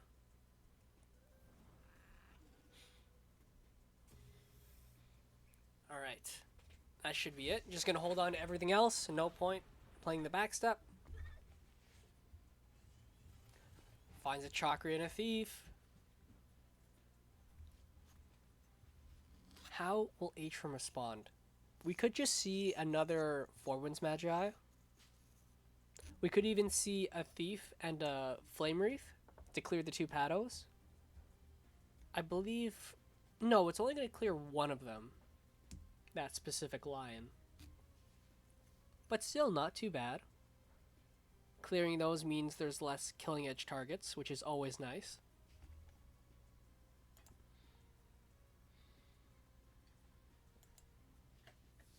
Ah, man, I wonder what's in Atrum's hand. I wish I could see what's in his hand, man. But I don't want to get my Smurf into this. Looks like it's going to be a Four Winds or a Thief in the back line. Four Winds it is. Oh, and a Phoenix Fire. He's just going face. And Atrum has a very big hand. So he has a lot of potential to really go ham with this Four Winds. Thankfully, there is the OBS to deal with it. In fact, he can just play his whole hand here, except the backstep. Now, he might not find Jade Monks, which would definitely suck. But he could at least have a full hand at the end of this.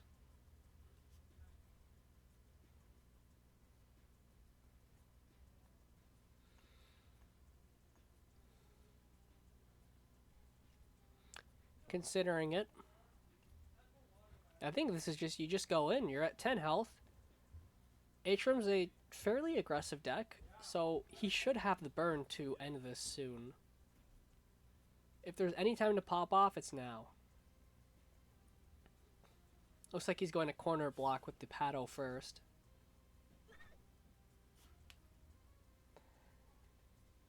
Oh, not gonna div. Oh, okay, he's gonna div so we can get the Chakri first. Though not gonna be able to punch in with anything here. So, missing out on one spell proc, but again, if you got that spell proc, you'd be at 8 health. So, it's probably a good idea not to. Ooh, and he finds a Sensu. That's very nice. It's a bit late. In fact, I don't think he's played a single Sensu. Oh, it looks like it's lethal. Oh, it's looking like it's a Killing Edge Phoenix Fireface. Atrum finding the damage this time around. Now, do either of these players change decks, or are they sticking? And are they going to run it back? 1-1 indeed.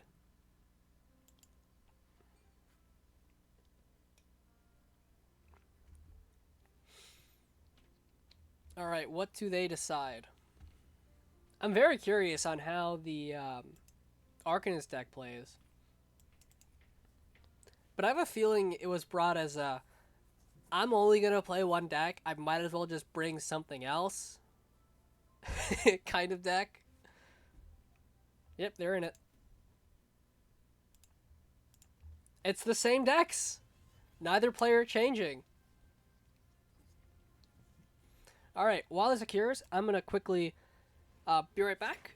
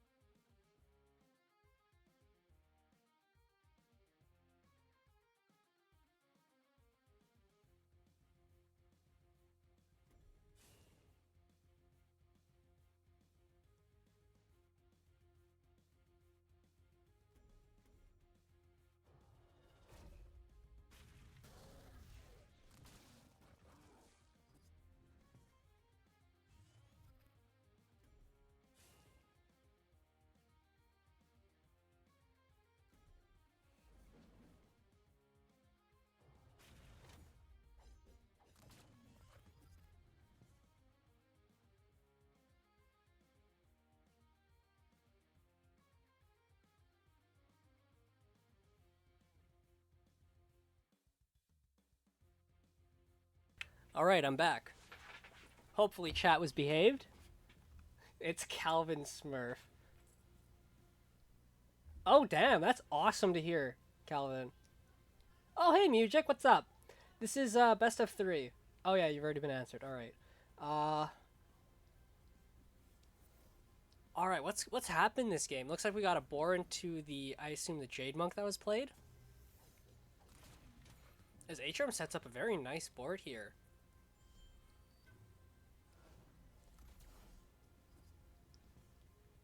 Instant replace on that Ghost Lightning. Ooh, this could be a nice div turn. Is he gonna go for it?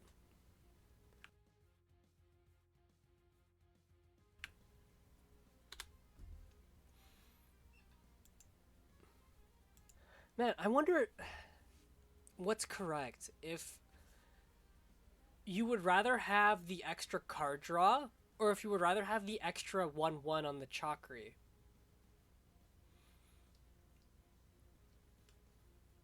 I feel like both. I feel like it's situational.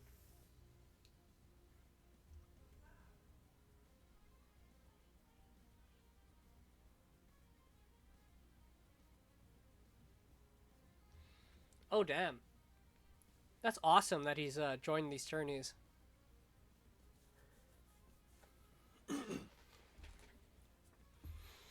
This is looking like a div turn. Just assigning his threats here. Does he find a Jade Monk?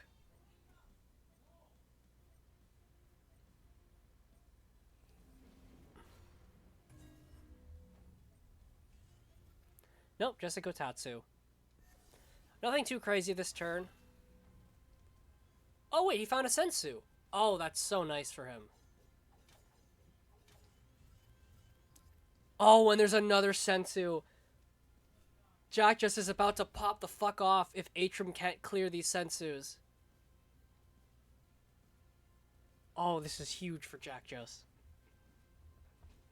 Game 1, couldn't find him. Game 2, couldn't find him. Game 3, he's found 2. He is ready to pop off. And he's a very nice lead here. Atrum. They still have the Thief. So not a Rhythm Weaver, a Flame Wreath would clear the Sensu. And the Rhythm Weaver, it's not going to do fuck all to the Chakri.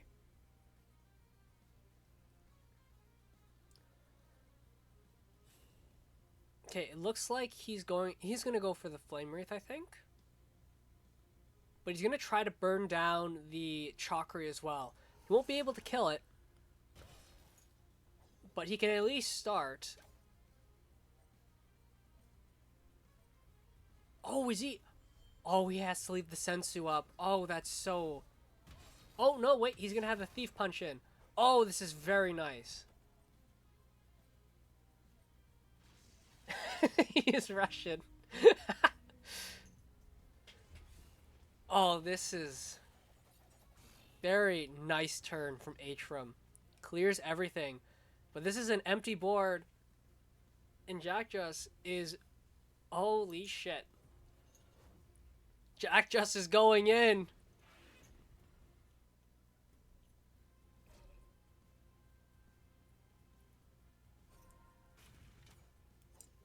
Atrum down to 6 life. Phoenix Fire. Oh, this is over.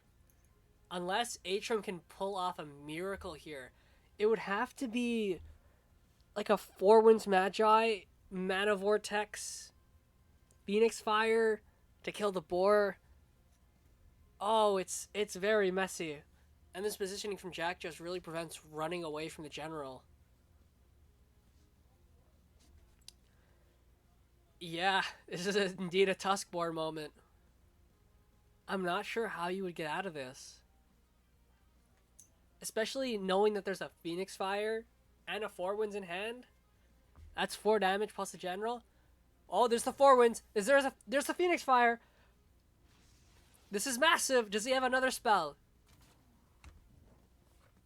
He does. Wait, he lives. Maybe? Oh, he has a... Wait. Oh, we couldn't... Oh, wait, he still gets the blink. Atrum has turned it around.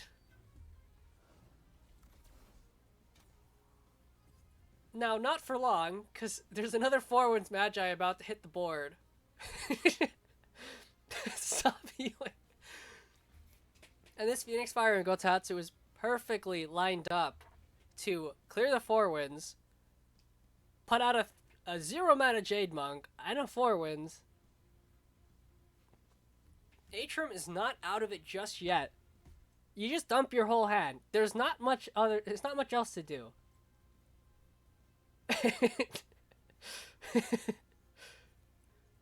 Oh, you didn't know about the backstep thing?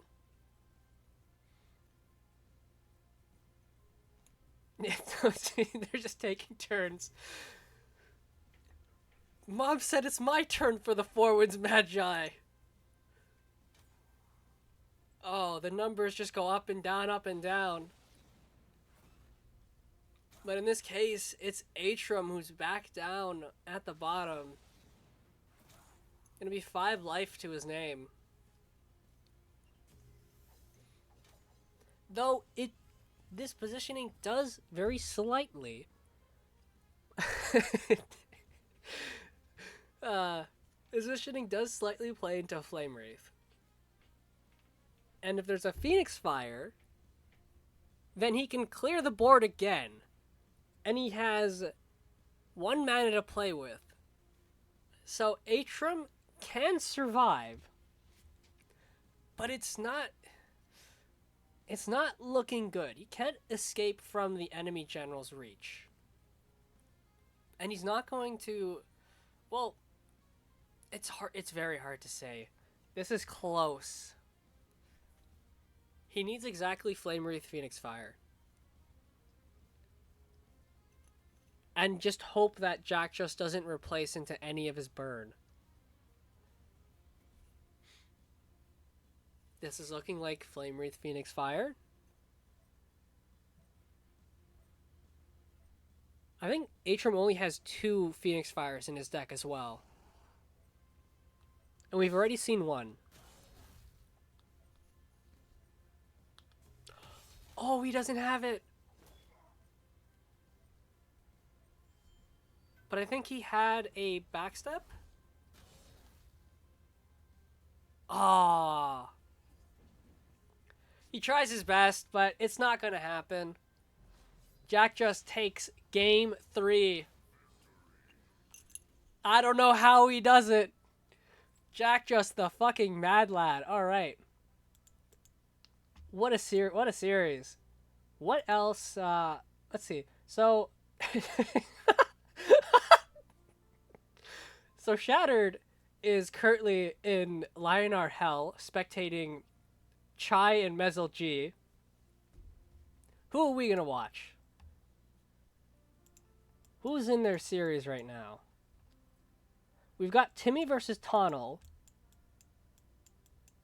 We've got. We can look at the Oats versus Ghoster set. And then there's also the Kenny versus Sun, where we can spectate Kenny. I don't know if Sun added me back. He did not.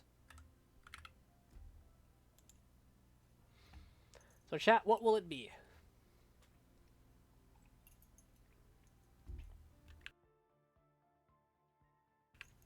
Holy fuck, I might have to do the finals. my voice is gonna be fucked at the end of this.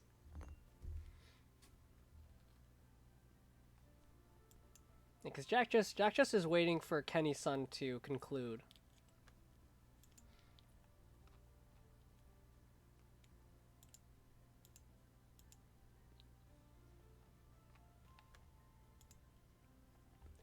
Let me post it in the chat. So we've got Timmy versus Tonnel.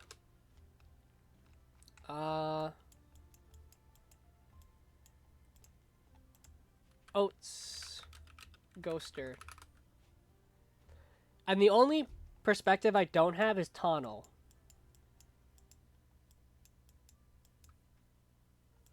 I know, I just mean rewatching it for stream. That's all. Unless Shattered covered that one.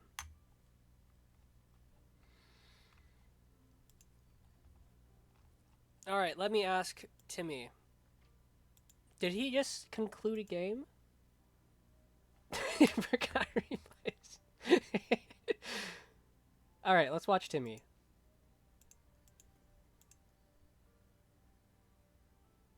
It looks like they're on let's start from the very beginning of their set. And by the time we get through it, we'll probably it'll probably be concluded. So, game 1. Tonnel versus Timmy. Timmy bringing out the Vanar. Tonnel, I believe that is, which one is that?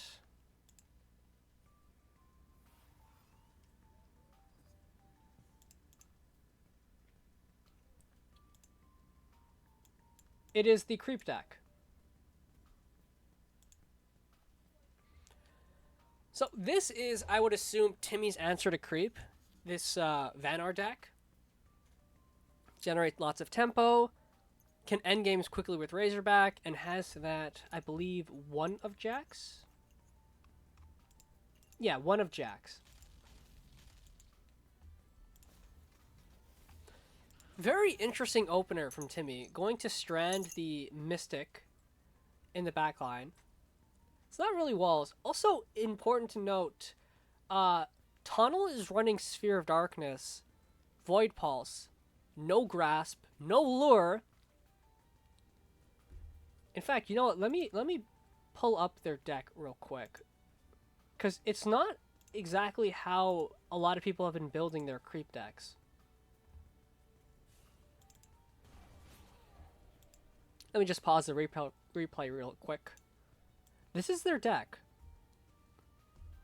Not exactly what you would expect out of a creep deck. Mostly in terms of the spells. A lot of creep players tend to forego Sphere of Darkness.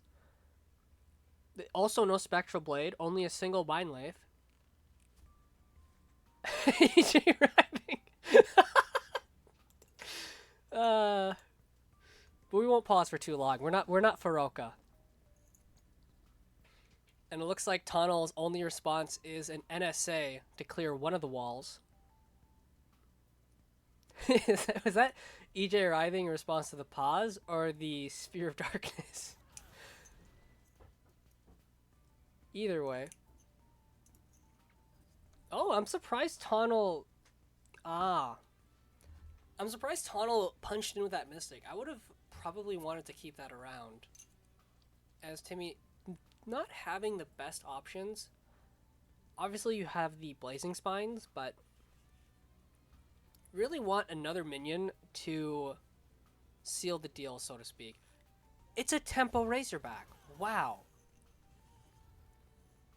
Plays around all the AoEs. Oh, the sphere. Timmy gonna play around all the AoEs and has the Hearth Sister to pull in that Blazing Spine if need be. Not a play I would have gone for, but in hindsight, this is pretty nice.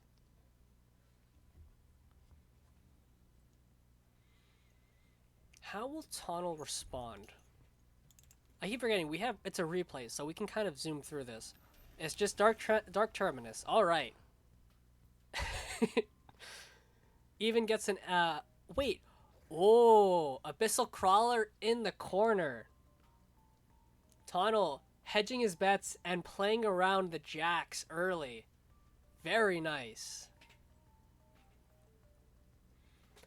Now this can be dealt with. Oh. Okay, Timmy not going to deal with the Abyssal Crawler. Instead, just going to go for the surround here. Now, Tunnel not going to be able to immediately clear a path unless he happens to have a double Void Pulse. So he's going to be stuck there, but there's no Razorback to really utilize these Blazing Spines here. So I'll have to see what Tunnel's response is. Yeah. Just going to use up the... Okay. Very nice turn for Tunnel. Blazing Spine is still there. And if Timmy wants, he can go for a Sloth here. Clear up 3 tiles. Yep. Puts him on blue and pushes 5 face.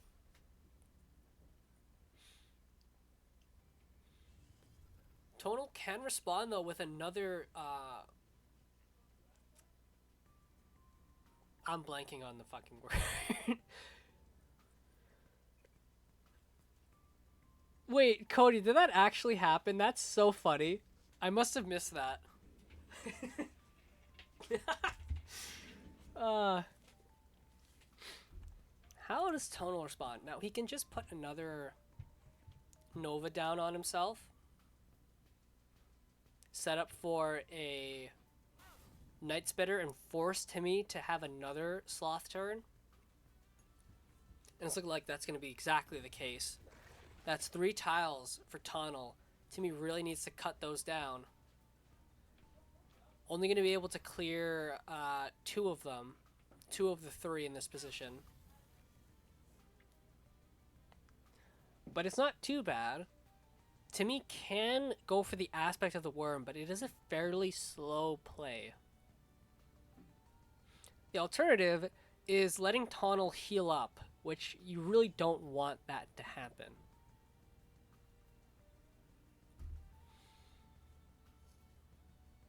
How is Timmy going to navigate this?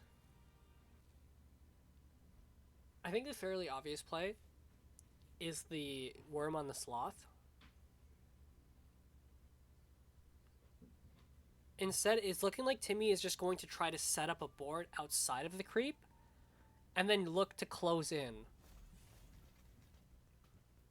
Yeah, look at all spread out. He can probably stay where he is and get another 3 damage in.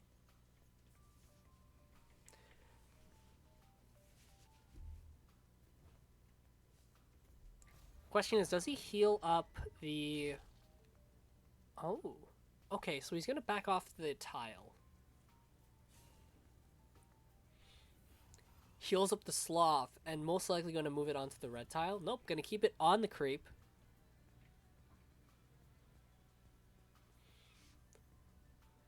Very nice board set up for Timmy, but there's no Razorback to cash them in. Tunnel, if he wants, he can play this slow. Even Spitter here is not too bad here, honestly. You kill the Sloth, not instantly, and you kill the Worm. You don't kill the Blazing Spine, which kind of sucks, but you can always set up a Sphere, considering Spitter's only 4 mana. Looks like it will be the Spitter, I think. It could also be... Nope, it is a Spitter. Back at the 23. Not looking good for Timmy. Really wants to find that Jax or those Archons. I think also an NSA.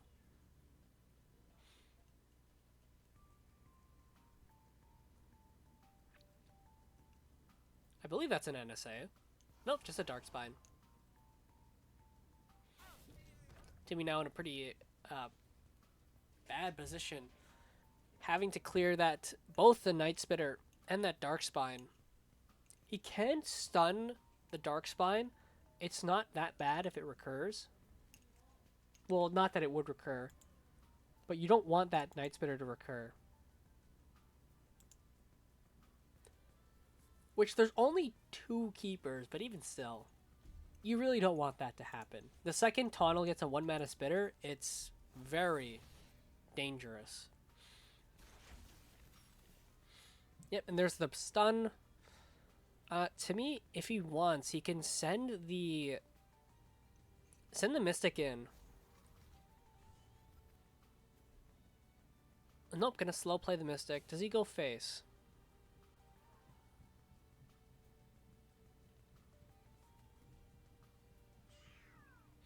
Nope, just gonna back off.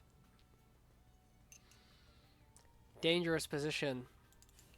And I think Tonal has stymied enough of Timmy's tempo to take the game. All he really needs to do is a Revenant here, and this board is not scary. Nova gonna cut that one short. Oh! Oh, and there goes his board. Finds a Razorback, but a little too late. As even with expending 2 Spitters, Timmy's not going to be able to find the cards to assemble a big board again.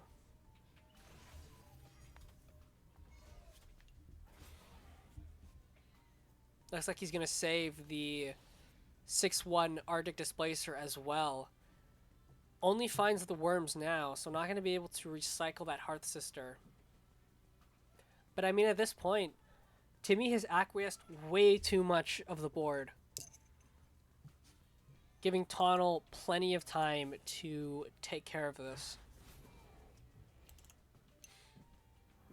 Alshuin, oh, on another Nova hits the board. And another Sphere. This is not a good board to play Jax on. Oh no. Finds a Sloth, so that is really nice. Gonna be able to get some damage in.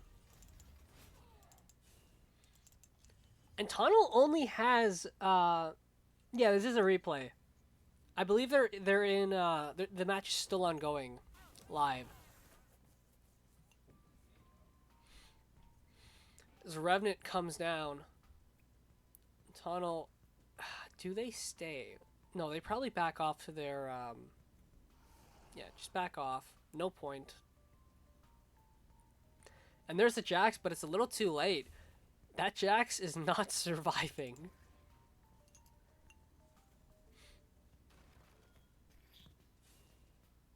Yep, not gonna be able to use the Fenrir to punch face there, as it would die on the red tile. And here comes the Jax. Only one of these mini Jaxies are gonna live. And the 4th one might just meet a Void Pulse. But still a decent chunk of damage, as Tonal is down to 10 life again. But it looks like Revenant, and I would assume double Void Pulse, is just gonna seal the game. There's... oh, nope, just a Sphere of Darkness. And that will be Tonal taking game 1. Let me hide my window.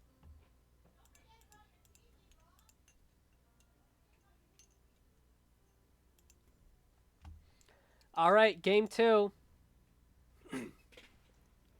Tunnel is sticking with the. Okay, we'll blitz through these games. Tunnel sticking with the creep. Timmy pivoting to Zoo.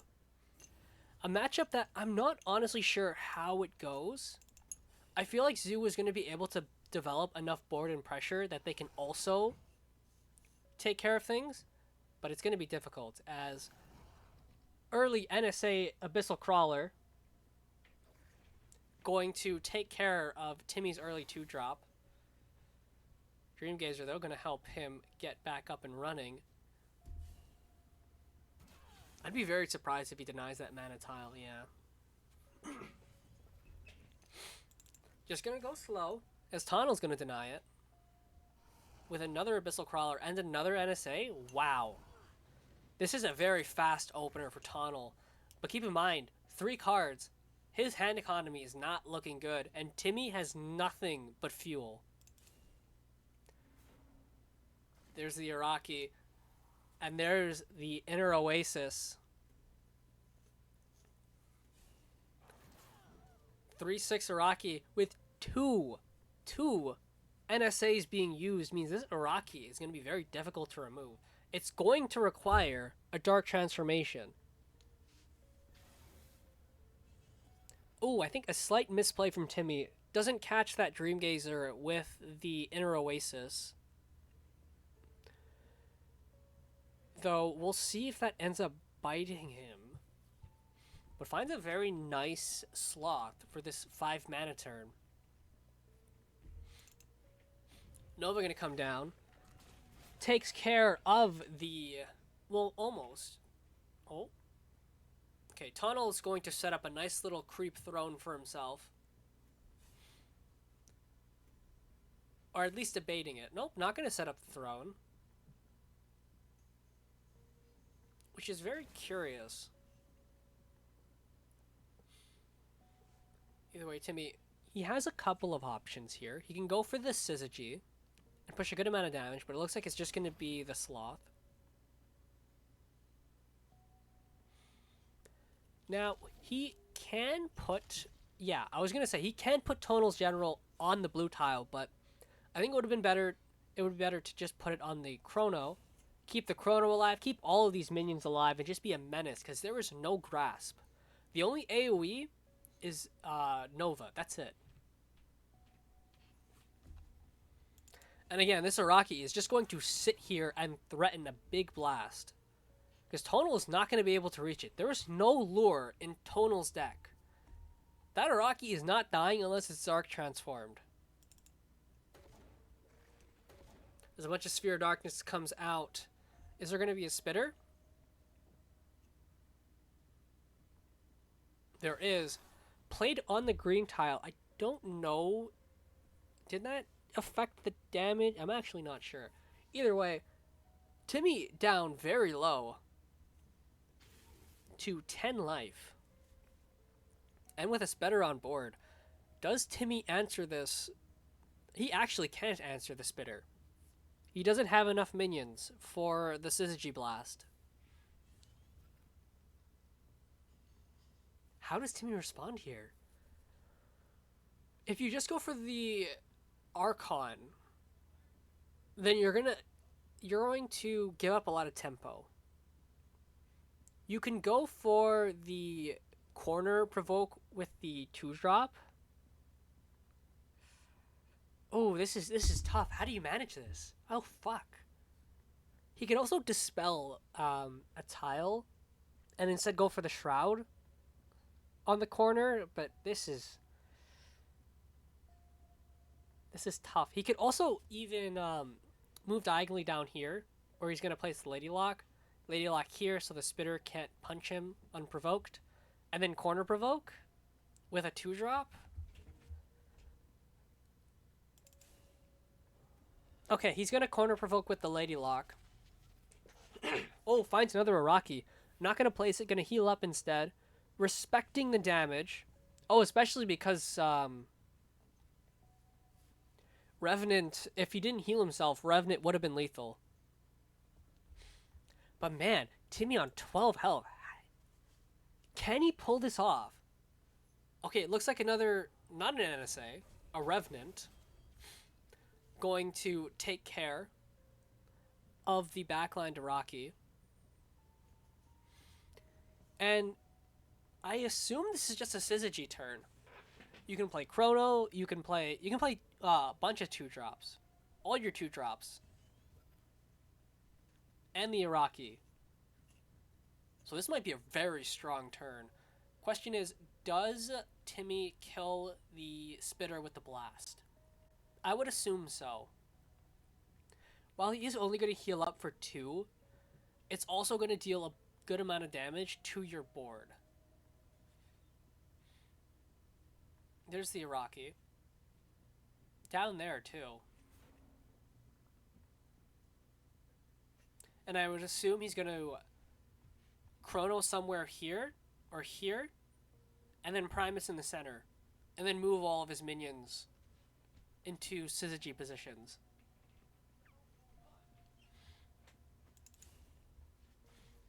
Yep, there's the Chrono, there's the Primus. Is he going to give attack to the Chronomancer? That's very interesting.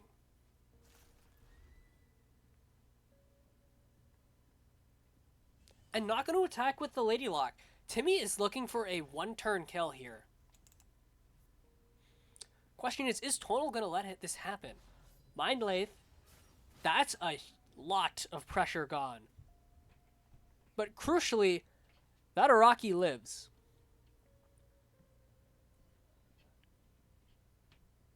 Oh, is he really going to leave the Chronomancer alive? He is. Wow. There has to be like, okay, Shadow Nova. Holy shit, this is so risky. This is unbelievably risky. What does Timmy replace into? Not even gonna replace yet. Just gonna draw first. He finds a Sloth. Holy shit. That 100% has to be a win.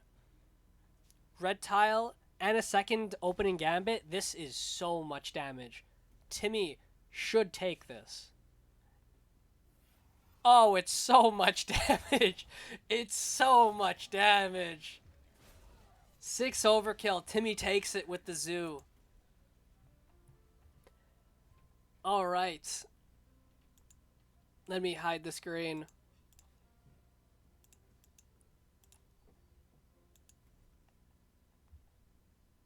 Very well played by Timmy. As we've got game 2, it looks like Tonal is changed to their Ghoster deck. Let me open that up. Oh, wait, no, it's not. It has, ooh. It's got Dreadflare, it's got Dark Sacs, it's got Zuriels. And it's got Deja Vus and Shamans. This is a very volatile deck. But again, no lure. As Timmy opens up very aggressively.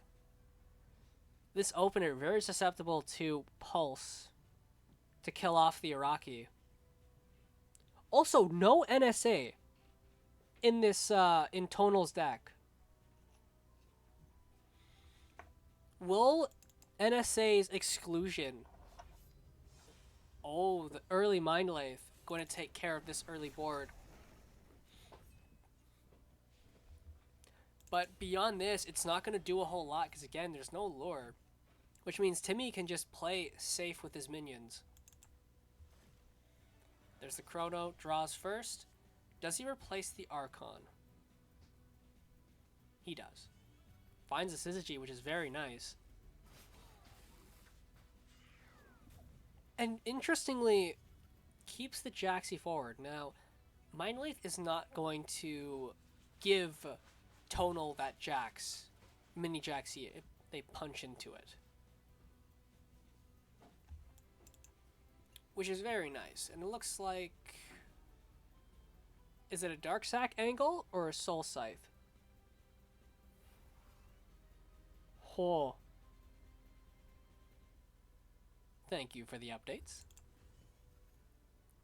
Looks like not going to be able to proc the Shaman, and that's just going to let Timmy walk in here, easily clear the Shaman, and sets up a very mean board with Tonal sitting on this blue tile. Can Tonal get out of this? There's really no options for a Putrid Dreadflare. Timmy's played around this very well. Void Pulse to start. I hope they have another Void Pulse. Oh, they don't. Oh, this Syzygy is going to go insane. That's a 4-1 Jaxi in the making. And I think Timmy's just considering whether he's going to Lady Lock or if he's going to play the Jaxi. Oh, you know what's getting blast.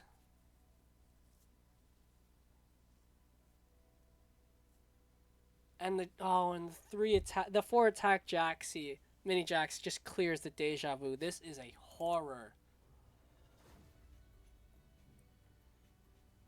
And again, like, you can't Putrid much of this board. Oh no. Oh, and Tonal gives up. Timmy takes the full set. Alright, we're floating around now.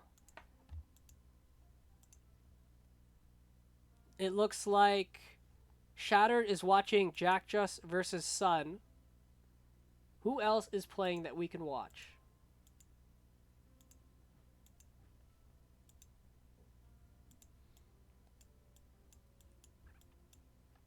Oh, we've got Chai versus Timmy. Yes, but Shattered is watching them. We can continue to watch Timmy. I believe, yeah, they're in game right now. So we can watch Timmy, we can watch... Is Ghoster Mezzle going on? It is.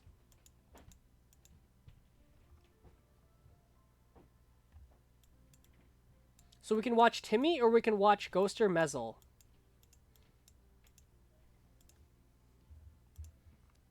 That is... Let me put it in the chat.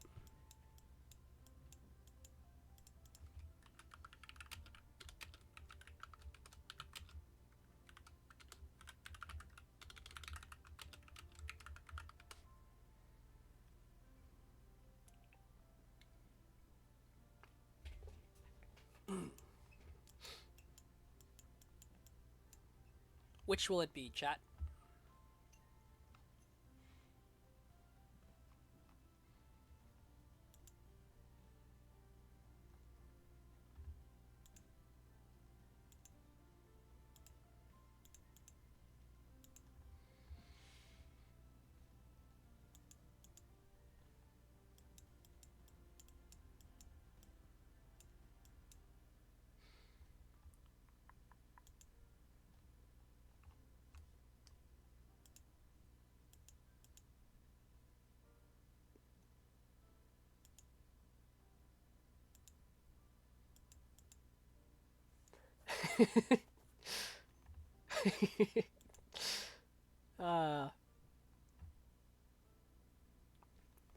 Okay, so either works. All right, so we're going to look at Ghoster Mezzle. So let's ask Ghoster first. Hello. Would you mind me spectating for stream? Got to include the smiley face.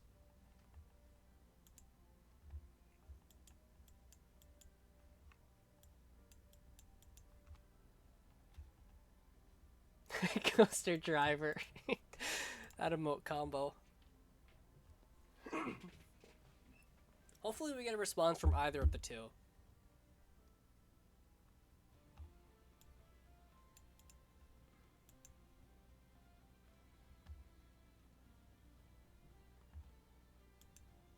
While I wait, what did they bring? Ghoster looks like they brought Creep and... Oh. 2 Creep lists. one with Zuriels, one without. Very interesting. Mezelgi. Where is he? Brought creep. Fairly standard looking creep as well. And Helinar. It doesn't look like Ghoster is willing to let us spectate, so we're going to ask Mezelgi. Hello. Would you mind me spectating for stream?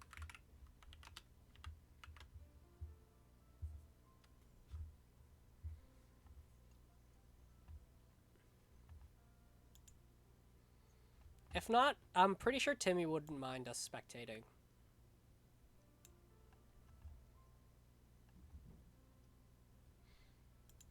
Let me just... because I want to check on something.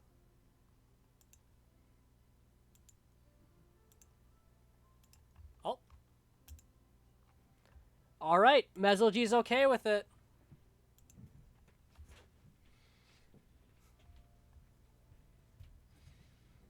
This, I believe, is...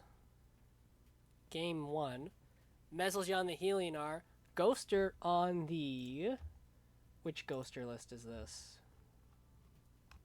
Let me just download them so they're easier. Save as Mez1.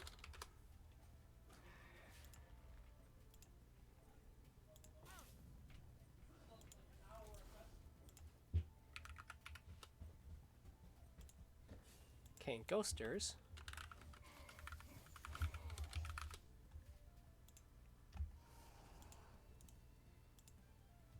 Oh, one of them doesn't have the general.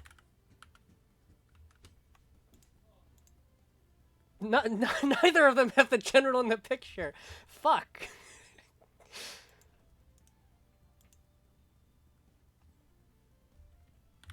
Go to. Alright, so anyone's guess as to which coaster driver list this is. I suppose as the series goes on, I kind of missed that lore. I was too busy saving the decks so I can pull them up.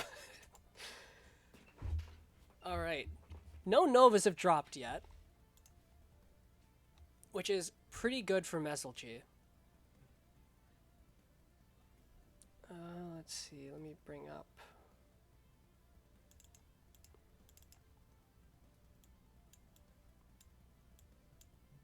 Okay. Got both lists open.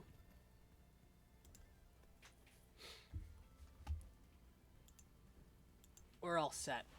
Oh no to what?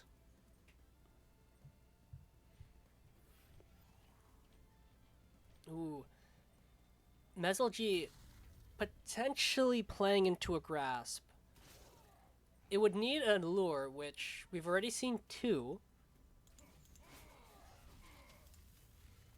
Not sure if 1 was played earlier. Oh nope, he doesn't move the Sunriser onto the red tile. It does set up a decent Nova, but it's 4 mana. At most, Ghoster's gonna play a 2-drop, which is not that great into this kind of board. So Ghoster really needs to find an option. They're kind of boxed in here. That Sunriser may not be threatening now, but later on, it's going to be a menace. Ghoster should have plenty of options here. It looks like... Are they going to actually have the lure? Oh, nope. It's just a Shadow Nova. And from the looks of it, a Void Pulse. Nope. Grasp. Alright. Manages to somewhat clear this board. Sunriser is still there, marching on forward. But they finally get some creep here. And do a decent amount of damage to Mezelgi in the process.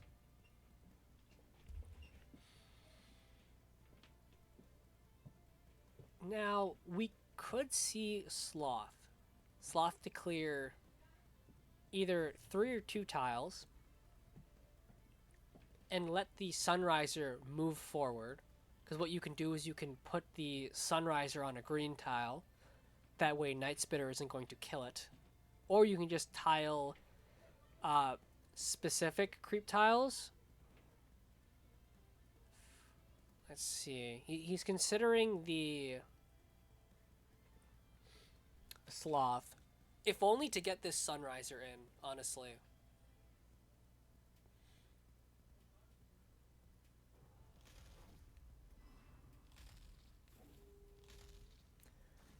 Yep, only going to clear 2.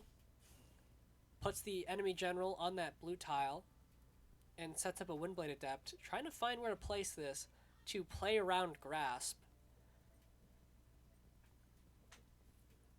Not, it's a bit far. Something like Nova, it would have to be like Nova with like a Riftwalker, but it wouldn't clear, it would leave one of them alive.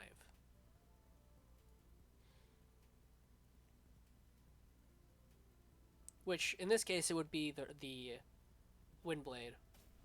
But it looks like it's just going to be Dark Terminus NSA. The board is dealt with, but Ghoster is not that good on HP.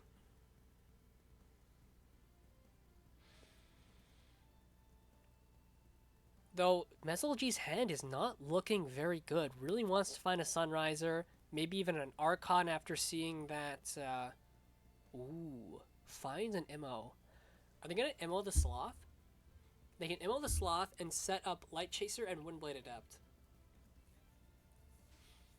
And they wouldn't really be at risk of dying anytime soon, as the most damage Ghoster can put out is a Revenant and like a Void Pulse or a Sphere of Darkness, because one of these decks does have a singular Sphere of Darkness.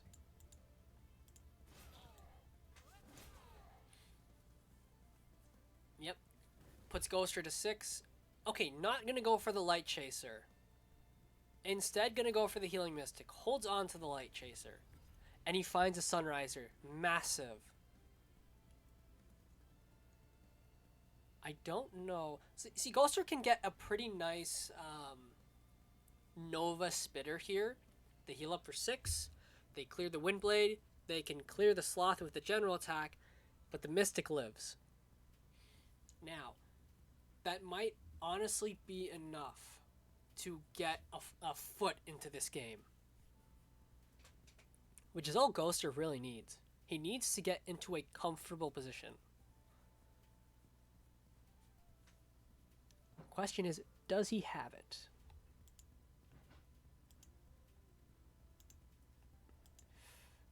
Okay, I'm looking at these lists. Yeah, I would not be able to tell. One of them is a Dancing Blade, so if we see Dancing Blade, we know it's one or the other. Okay, NSA to start. Looking like a Lure? Or is that a Sloth of Ghoster's own?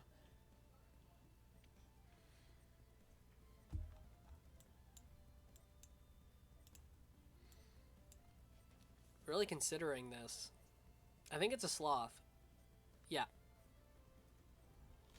Get himself off that blue tile, sets him up on a nice green tile. This Sunriser, instead of doing 3 damage face, only going to hit for 2. No. Only 1. Oh, but Mezel finds lethal with the Tempest MO. Mezel taking what I believe is game 1 of the set with the Helinar.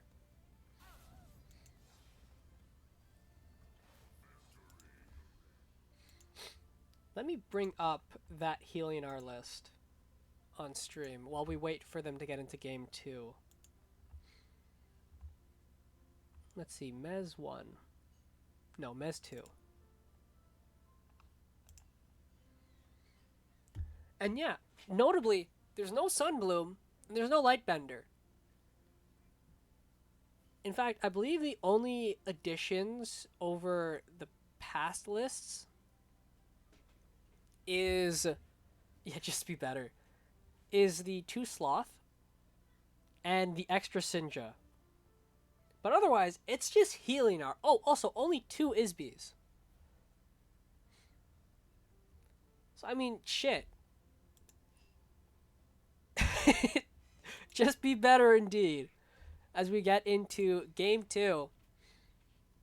Was Ghoster on the Lilith deck? I mean, it doesn't.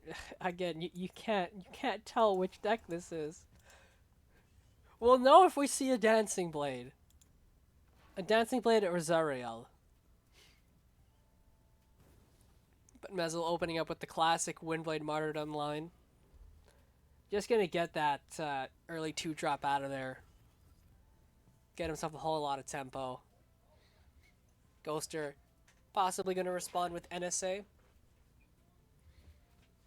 Again, not that great of an opener or response here, as you're not really gonna be doing a whole lot else.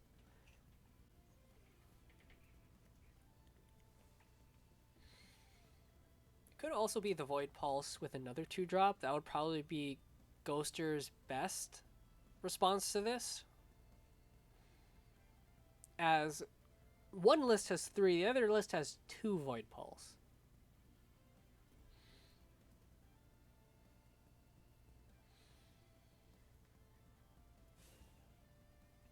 And then it looks like it's just going to be NSA. It could also be 2-drop.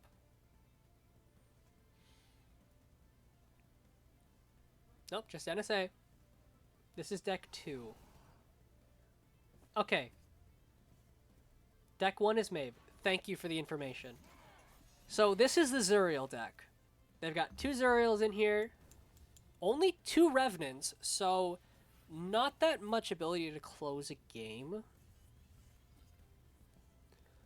But otherwise, it's looking like a deck that wants to get a lot more just raw value instead of outlasting.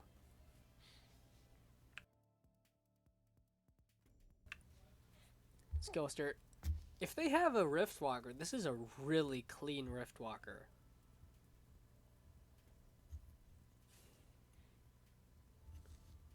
Darkspine. Oh, this is looking like a Riftwalker. Takes care of the Light Chaser, damages the Mystic, pushes 2 face. You love to see it. And sets up Ghoster very nicely. Now, this is going to be cut rather short thanks to the Sloth. Though the tile placement is a little... It's a little messy. You got a red tile, the Riftwalker. But you have to play the Sloth so that the Mystic can come in. And also let your General walk 2 up. So not the best tile placement. And Mez might not even go for it.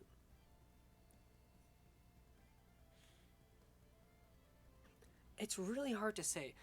I feel like you both need... Okay. It looks like it's just going to be either the Sloth. Okay, the Sloth. And obviously going to blue tile that Dark Spine. Don't want to make an extra creep tile here.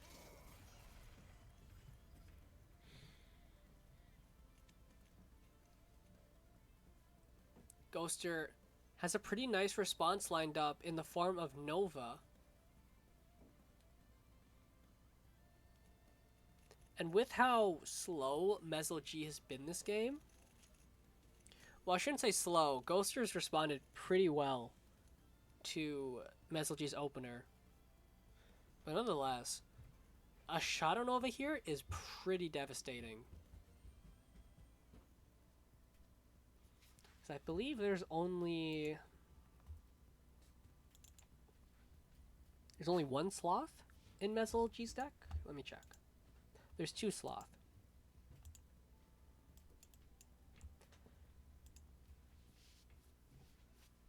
Do they have the Nova? They have another Sloth. Tiles are out and flying today.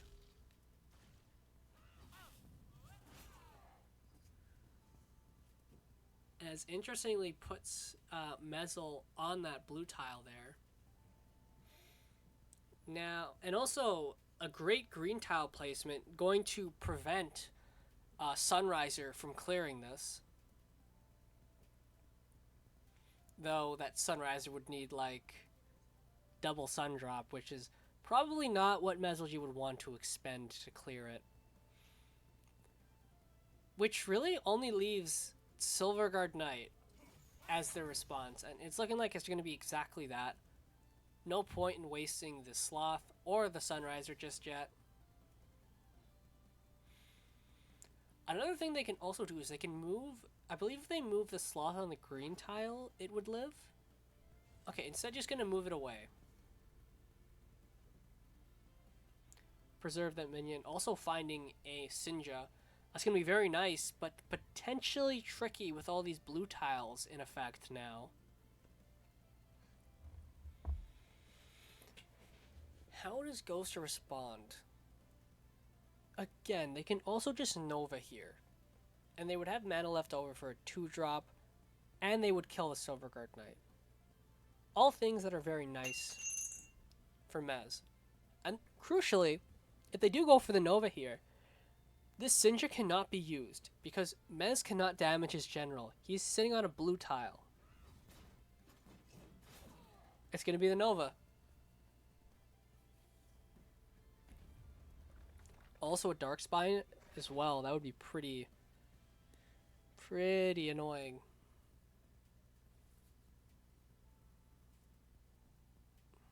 Oh no, wait, they're not on blue tile anymore.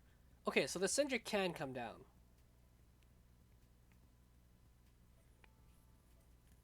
It is a Darkspine, okay.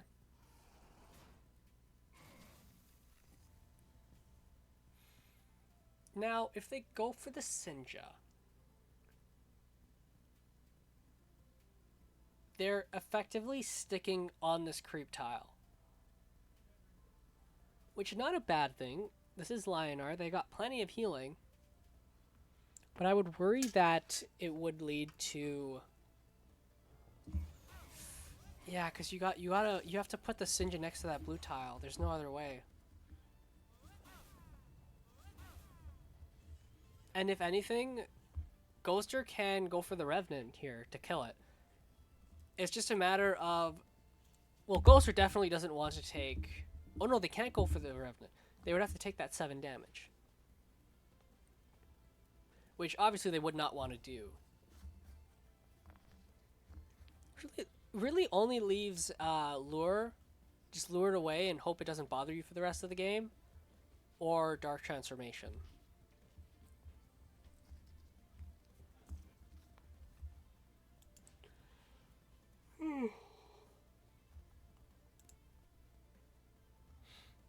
Sorry about that. Oh, my bad. Wait, if this is not the Zuriel deck. This is the... This is the other deck. Okay. So this is the deck with the One of Sphere. My mistake. No, wait. I'm confused. Looks like it's going to be the Revenant. Oh, it is. Going to move on to the green tile to at least take only 6 damage. Oh, and well ordered by Ghoster to ensure his Revenant lives. If he hit with the Revenant first, Sinja would have procced. So very well played.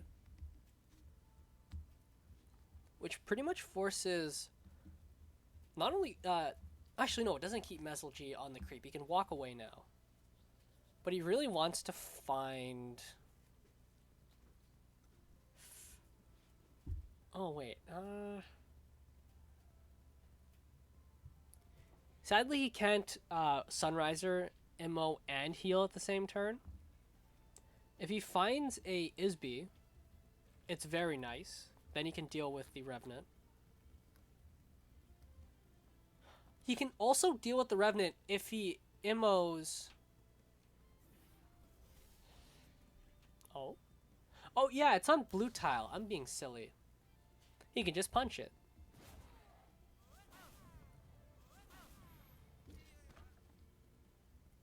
Mez trying to weigh the merits of approaching that 2 tiles or instead backing off a slight bit, gonna choose to keep moving forward. Now this is a lot of damage if it's a Nova Spitter. That's 8 damage on Mez, but only 4 healed for Ghoster.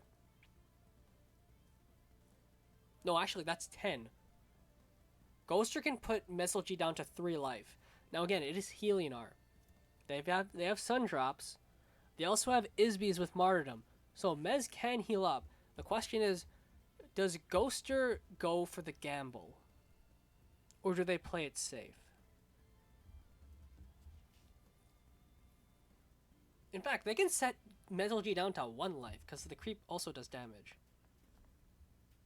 It'll be 8 from creep, 2 from general, and then 2 from the creep at the end of the turn. So that's 12 damage. Mesl potentially I'm pretty sure he calculated that, knowing he could walk forward and still live even on 1 HP. As it looks like it will be Spitter. Oh, Spitter, Keeper, Spitter. It's not that much healing for Ghoster, but it's a lot of damage on Mesl. Or Mesl G, I should say his full name. How does Mesl G respond? Again, this would be a great turn to find an Isby Monument. Because it would not only give Mesl G the extra reach he needs to get the Sunriser in place, but also gives him those procs. The alternative is just putting... He can double Sunriser. Oh, he finds Immo. Wait, is that... That's 4. That's 8. That's 10. That's... is that off?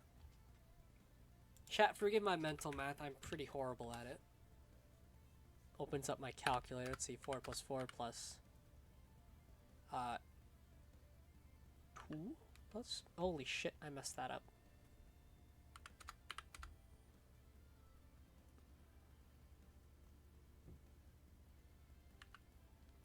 No, it's 2 off.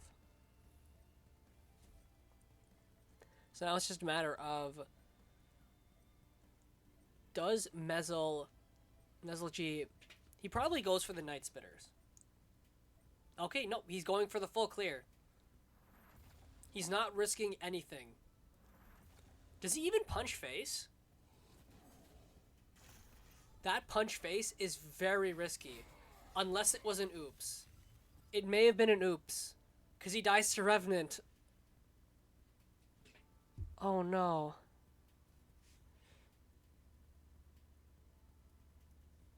This deck only has 2 Revenant. So, it's not that bad, but it's pretty bad. I don't think Ghoster has the second Revenant. No, I think it was a mistake. Because if they don't punch in, the only way they die is Revenant, Sphere. Both of which are one-ofs in Ghoster's deck at this point.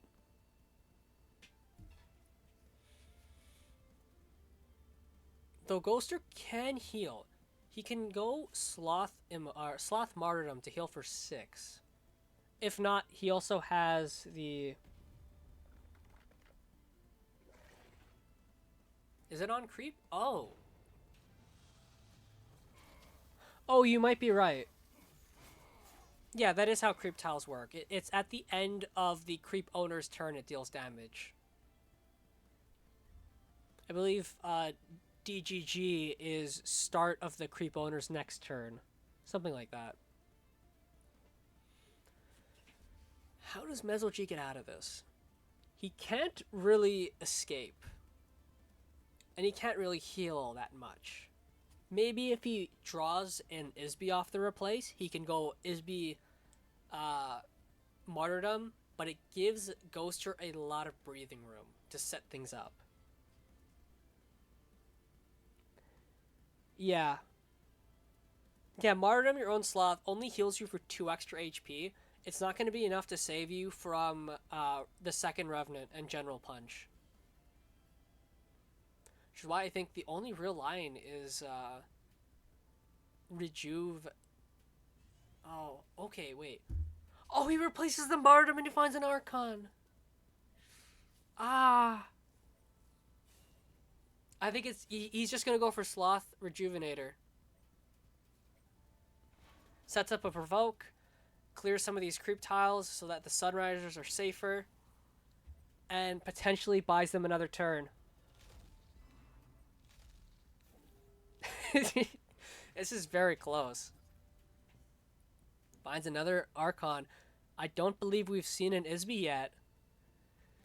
Whether 2 of was the call, it's certainly not really working that well for Mez. Though I suppose if there wasn't Isby earlier, that would have been a lot of healing for Ghoster. Whew, can Ghoster clear this? Now, something like... Oh, it's so spread out. I don't think Ghoster has a way to clear this.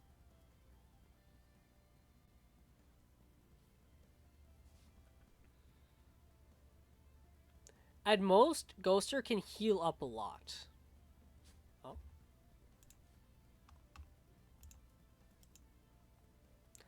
Oh, Oates finally got back to me. Where is Oates? Is he in Losers? Oh yeah, he is. I'm casting games on stream. Alright, we didn't miss much action. It's going to be the Dark Transform into the corner.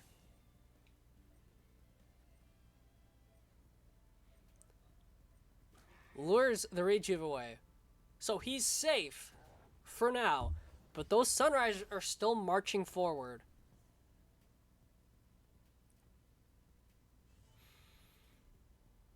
Oh, but okay, he can heal. Does Mez heal? It's a very risky gamble not to heal in this position. I would be very surprised if he doesn't heal. Yeah, he's just going to rejuve. He doesn't need to MO. The Rejuvenator is going to activate the Sunriser, and you just back off. Check Sun versus check, just. Oh, God. Okay, we got the green light for Oates, so... Once this is over... Let's see. Oates is going to face the winner of Jack Just versus Sun. Maybe once this... It really depends on how this match goes. If Mez takes it 2-0, we'll go watch a bit of a Timmy versus Basil, or Chai. And then we'll watch the game of Oates versus the winner of Jack Just versus Sun.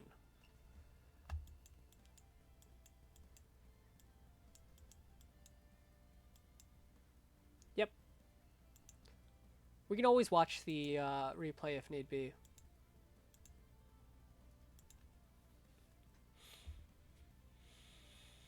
But yeah, I think at this point, I really don't see how Ghoster can get his way out of this. The Rejuve is on a tile, on a blue tile, so a ping and the General Punch kills it. But how do you deal with the army of Sunrisers? Nova Spitter. That should kill nearly everything except the bottom Sunriser.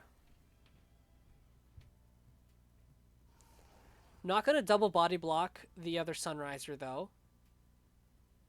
And I believe that is not game. He needs to place a minion. He needs 2 minions. Does that help him? No, at most... Holy shit, this is still going. At most, Ghoster or Mesel G can MO face, clear the board, and that's basically it. This Sunriser is going to die to do that.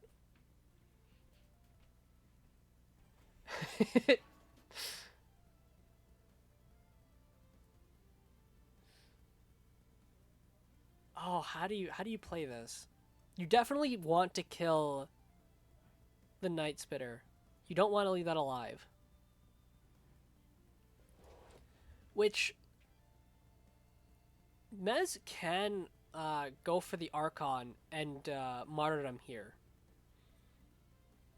The question is, does Mez think that line is too slow? Oh, instead. Wait, does he have mana for that? He doesn't have mana for this. Oh, he does have mana. Okay. Just gonna push as much damage face. Holy shit. Mez is going for the gamble. He dies exactly to Sphere of Darkness and Revenant. I don't know if we've seen how many Void Pulses we've seen. But holy shit. If Ghoster has Revenant, Void Pulse, the cinema. Holy. There's no sphere. Oh, so this is a Zuriel list. Okay. Okay, doesn't have it. I'm so confused by these texts. Is it going to be another spitter?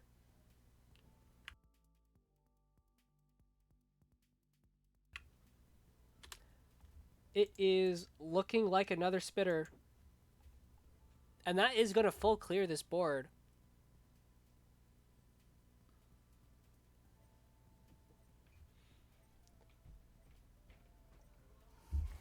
Yep, it is. Oh, this is... And there's no minions to Immo. Oh, and there's an Abyssal Crawler. He needs exactly a Shroud to get out of this one.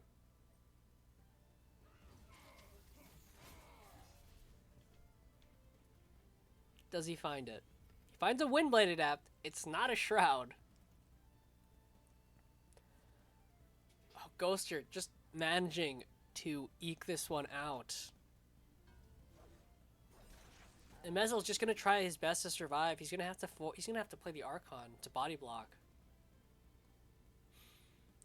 And the only place to play the Windblade Adept is on creep. If you play it in that corner, it's too far from Ghoster to have any effect. Oh, it looks like instead he's going to go for the Windblade there. Oh, he's gonna double body block. Actually, yeah, that's a lot smarter. That's a lot better. Two lures, one lure NSA, one lure Void Pulse. A lot of outs for Ghoster. He has to. Mezelgy at this point does not have any more outs. He needs to go face. And that Juggernaut punching into the Archon tells me Ghoster still does not have lethal. So that going face is doing wonders for Mez, but it might not be enough.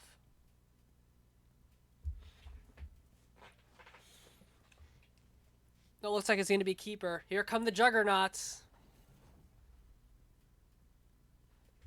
And Allure as well to clear the Windblade.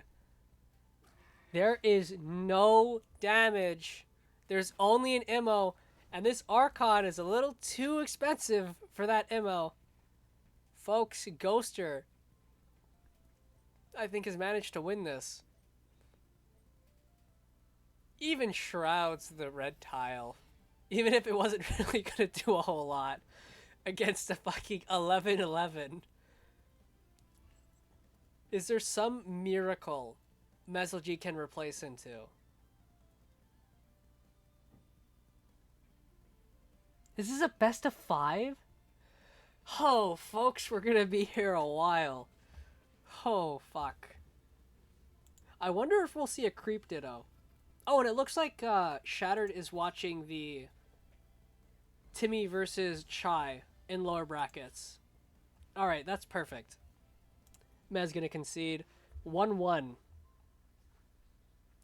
No, I want to watch this. This is gonna go crazy, especially if they both go on to creep.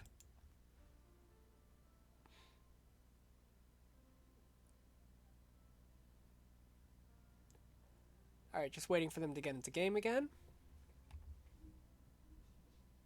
And there it goes. No, I don't want to challenge him. That would be rather rude. All right, same decks. I feel like both of these. I feel like both of them are just going to continue to play this match. All right, as these first few turns go, I will be right back. I need more water.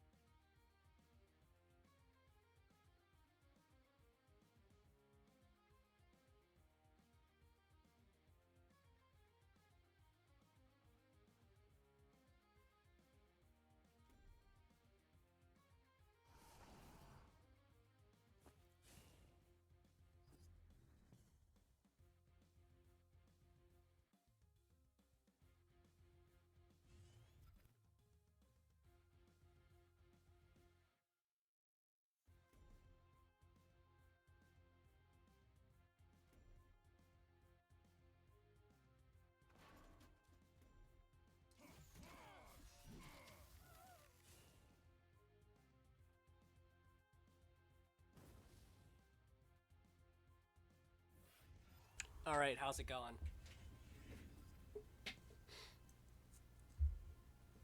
Creep always hits for 2, yes. It looks like we got some early NSAs, some martyrdom. Mez finding his early big drops, so that's very nice for him. Get those dark transformations out of the way as soon as possible. Looks like response from Ghoster is going to be the Rift. Oh no, Nova.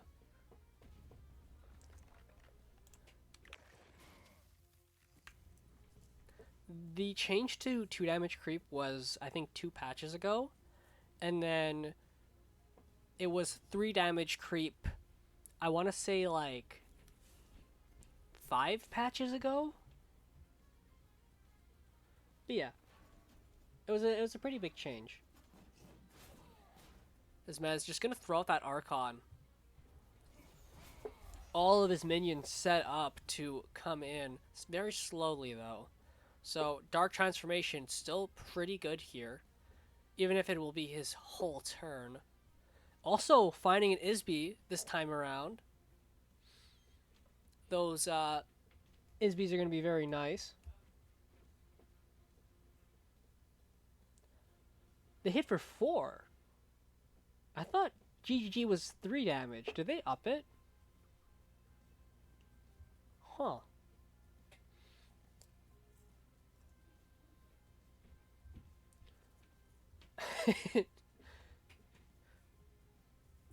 Back in my day, creep decks used to only run 3 Nova. Oh, fuck. Looks like it's going to be, I assume... Okay. Is that a Void Pulse? Ooh, Grasp. Oh, Ghoster not having the removal to kill the Archon, that's going to be massive. Uh, Nova was only it was 7 mana Nova, and for as much creep, it deals as much damage as there is creep on the board. The Legacy Cube. Huh? Oh. Well, either way, Ghoster is going to take a metric shit ton of damage. He can heal up a little bit with a spitter, but this is not looking good for Ghoster.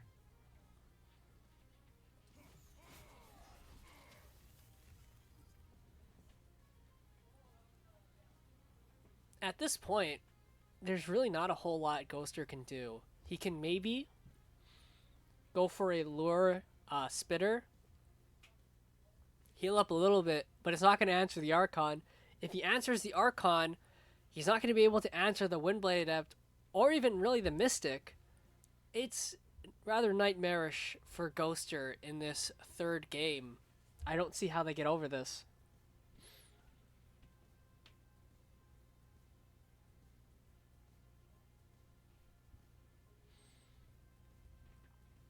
Well, in my defense, I was facing some really bad players on Creep, and then I started playing again this week, and I got my ass handed to me by Creep nearly every time, so...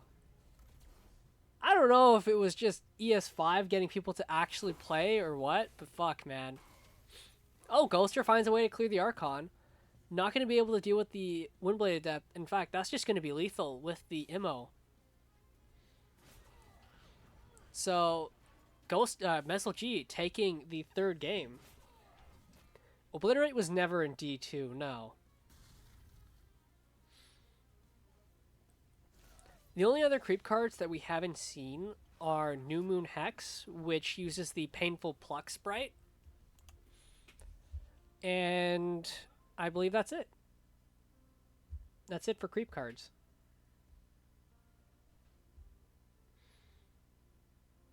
Or at least creep cards we've seen. Alright. Does Ghoster switch to the Mave deck?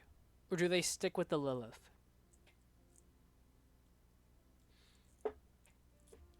Well, to be fair to 3 damage creep in Epic Series 4, Songai had Jux, which was pretty massive.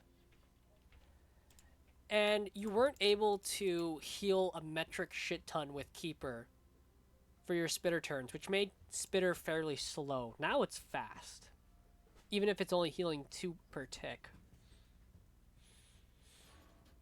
Alright, game 4. Ghoster sticking with this creep deck. Mez going for the backlined Silverguard Knight. It can still get NSA'd, and we'll have to see if Ghoster has it. Jux now only targets friendlies, or at least it targets 2 minions of the same owner. Inner Focus is also been removed. Now we have 0 mana Assassinations Protocol.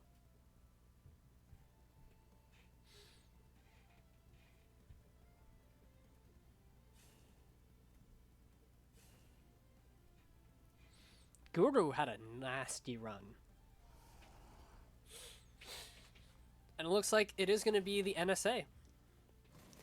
EJ somewhere shaking his cane at the early NSA. Mezel, he can respond with the Windblade Martyrdom. He doesn't have to, though. He can also go for the double Windblade. And in fact, he will. Both out of range of the NSA. But that is a good amount of tempo to concede in this early game. Can Ghoster take advantage of it? This is the... it was a 2 pulse? Yeah, so this is the 2 Void Pulse deck with the Zuriels. So, if Ghoster can get to that late game, he's set. He just needs to get to that late game.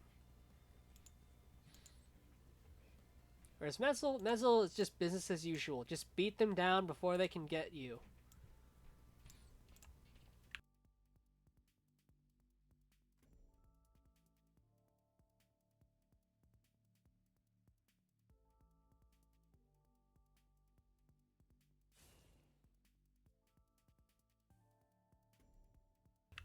Oh, we're gonna copy the NSA here. Just to kill off the extra Windblade Adept. Ghoster really wanting to hold on to this early game tempo as long as he can. Potentially ride that out into good Novas in the later stages of the game.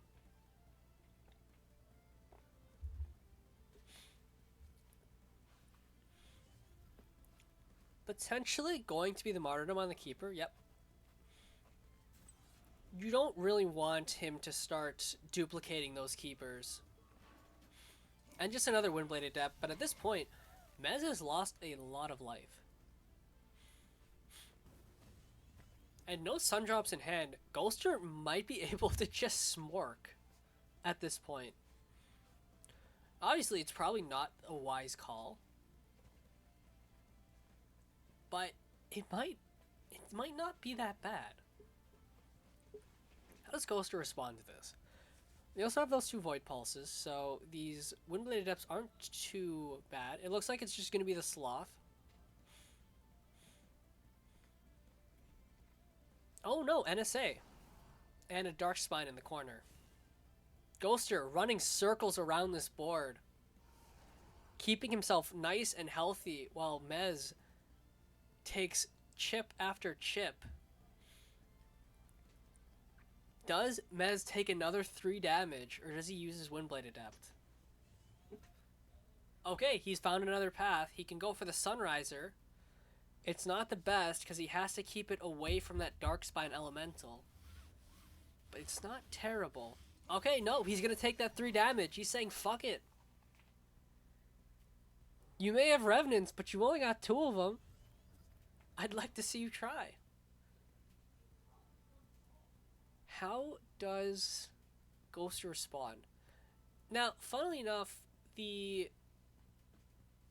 Dark Transformation, while it will kill the Archon, it's going to be his whole turn, and it's going to prevent the Darkspine from punching face. Now, whether Ghoster would actually want to punch face, I'm unsure. But it does stop that from happening, which is kind of funny. Otherwise, it's pretty much just, do you have Dark Transformation, yes or no? Based on Ghoster's hesitance, I'm assuming it's a no. Oh, unless he was just considering other options. Nope, it's just going to be a lure. Which is going to let him push potentially 6 damage face. And moving into Revenant turn, that's a lot. Okay, just the 4. Ghoster's not that crazy. But still, 9 health.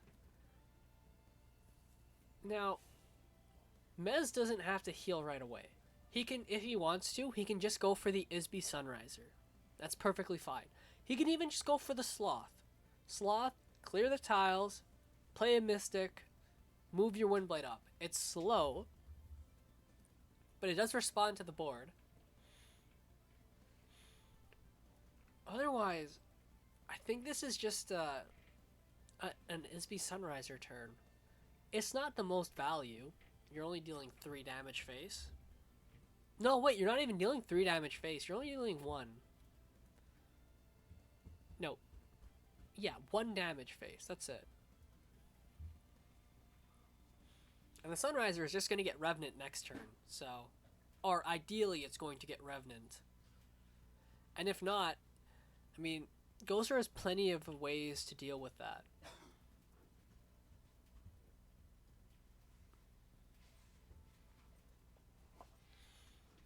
Okay, it's going to be the Isby Sunriser. Does he move the Windblade forward? Nope, keeps it next to his general. Trying to goad Mez into that corner there. Only 1 proc as Ghoster was at full health, so the Isby did not heal Ghoster's general.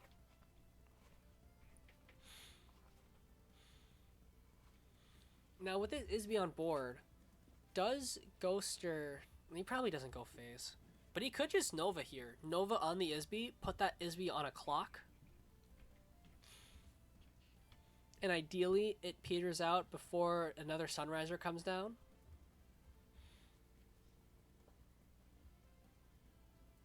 In fact, wait, what would trigger first? Creep or Isby healing?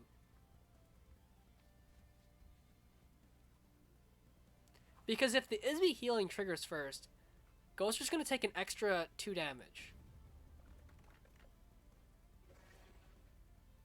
Oh, even grasps it. I guess we're going to find out.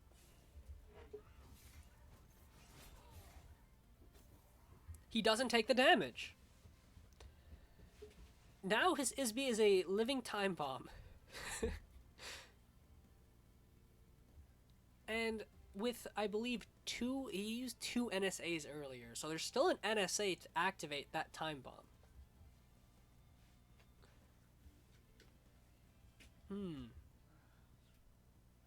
Another play is he can also just cleanse the creep on it, keep that Isby around even longer. You can't really heal it. Well, aside from the damage that the creep does.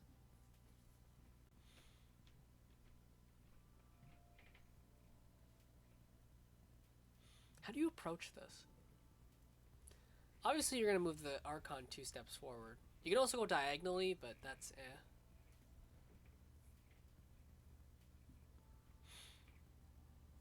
It looks like it's just going to be Sloth with the Mystic, I would assume.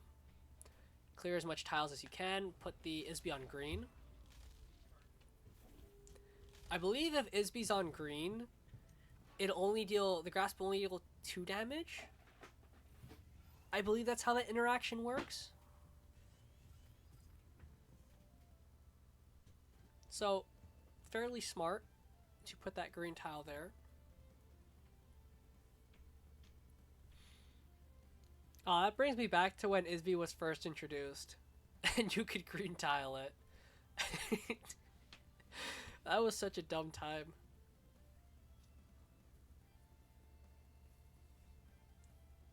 Yossi. Looks like it might be Dark Transformed. Or, Ghoster is trying to lure the Windblade Adept.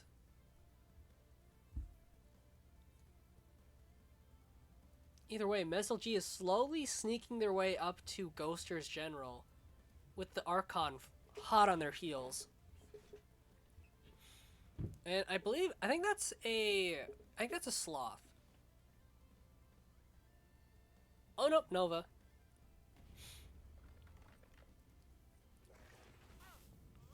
Just reapplies it. There is another Sloth, so Mesel G can do the same thing again. Though this time there is a Juggernaut, and that Isby's now at 4 health. That grasp is still on it, and while he can again green tile it, he has to be very mindful of that, because that might inadvertently blow up his board. Man, that grasp on that Isby is insane. But it looks like it's just going to be the Sloth into the bleh. Oh wait, is he not going to? Oh, he has room for both of the 2 drops. Okay. Archon, 1 turn away. He's not going to. He's not going to Sloth here. He's going to hold on to it. And all of his minions played away from this Isby, which is going to trigger this turn. It's not going to kill anything. But, funnily enough, Ghoster can lure and Nova on top of that Isby. Or even just lure and Riftwalker. And that Isby is going to pop. Clear a good amount of stuff. But this board is... This is fucked. how do you proceed with this? Because you need to kill both. Well, you need to just kill the Light Chaser. That's the important card here. What he can do is he can kill the Sloth, Riftwalker the Isby, and then lure the Isby. Oh no, it would die. Okay, it's going to be the Night Spitter.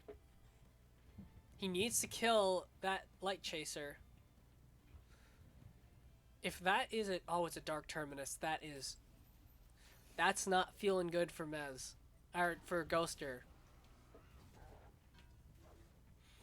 That's a big removal gone when Mezelgi has 2 more Archons to go and 2 Sinjas. And not only that, but this Archon going to be able to walk forward fairly unharmed in what I would assume would be Sloth between the Night Spitter and General. You put the green tile where the Archon's going to move up. You put the blue tile on the Spitter. And you put red wherever, really. You can also kill the Wraithling. But I think you can ignore the Wraithling, honestly. Oh no, gonna push damage here. Oh, they have Immo. Of course. Silly me. Perfect board clear, pushes 8 damage. Gets that Archon teed up. Ghoster needs a miracle. Luckily, there's not that much damage output left. Once this board is cleared, it's just Immo. So if he can manage to find a way to squeeze out of this position, he might be able to pull another comeback. But it's going to be tough. Would Nova Spitter does not. It does not help here. He needs a lure, and he needs something to kill the Windblade Adept.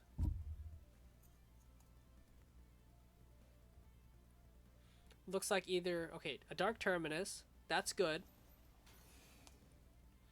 Now just need something for that Windblade Adept. Because it's nowhere near any creep. It's not, oh wait, it doesn't need to be. Oh wait, what?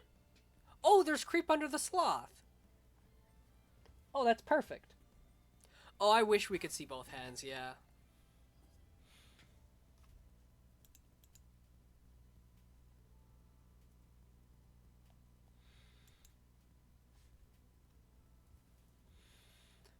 Oh, this is tough. You need to kill the Spitter. You also need to push face. If you go for the kill on the Spitter, you're putting your minions very far away. And not only that, but even the ordering, like if he puts the Light Chaser down first, it's right next to that creep tile.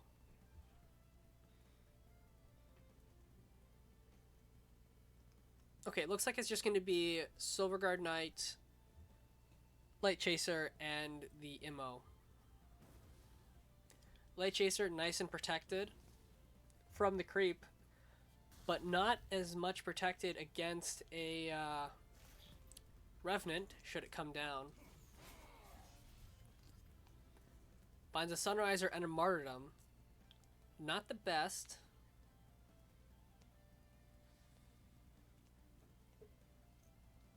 I wonder if the play here,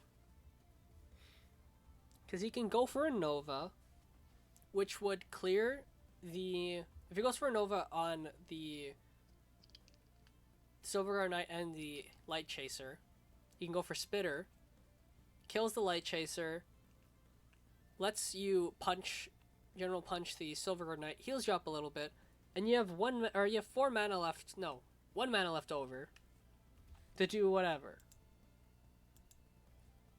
And at that point, I feel like Ghoster's not going to have, or Mezelgi's not going to have a whole lot going on. Like, the absolute perfect thing he can draw into or replace into is a Sinja. If Ghoster does go for the, or does have Nova Spitter, Sinja is probably Mezelgee's best replace. It looks like it's not going to matter. Ghoster's going to back off here. Ooh, it's Revenant. That's probably the worst card Mezelgee could see. And there's only 2 of them. Ooh, even a Dispel.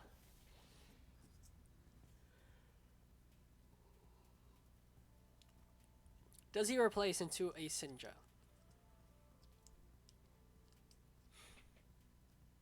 And even then, what do you... I guess you can replace the Sunriser. It definitely sucks to replace the Sunriser here. I guess, yeah, Mystic is also... Oh, he finds an Isby.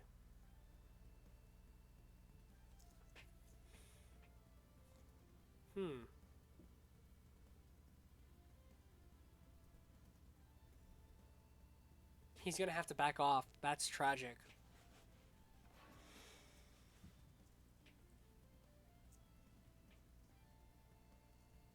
And there's no more slots either, so these creep tiles are going to stay. And there's still 1 more Nova to be had. I believe, anyway. Actually, no, wait. I think we've seen all the Novas.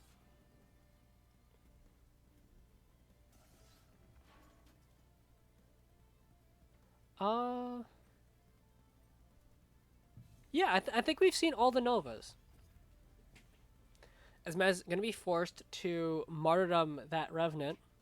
Definitely a feels bad moment. As that's going to give Ghoster a little more time to find stuff. Those Juggernauts are going to be huge, especially when they get keepered.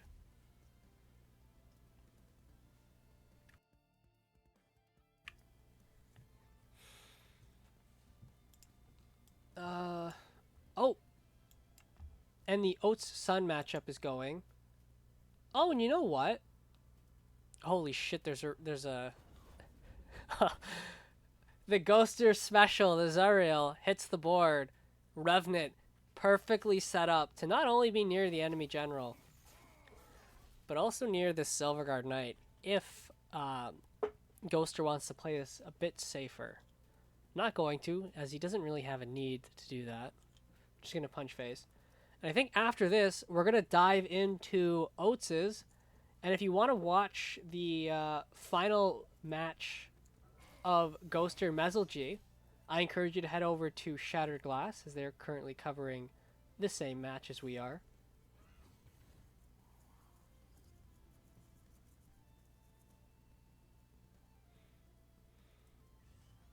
Yeah, this should be fairly over. He has no way to kill that Zuriel. He can heal up,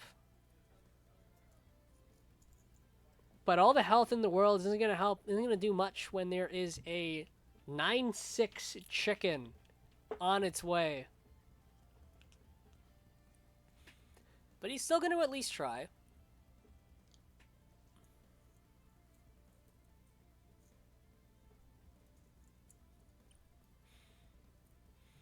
I think just trying to figure out whether he wants it to be near the creep or not. I'm going to start bridging toward that Zuriel.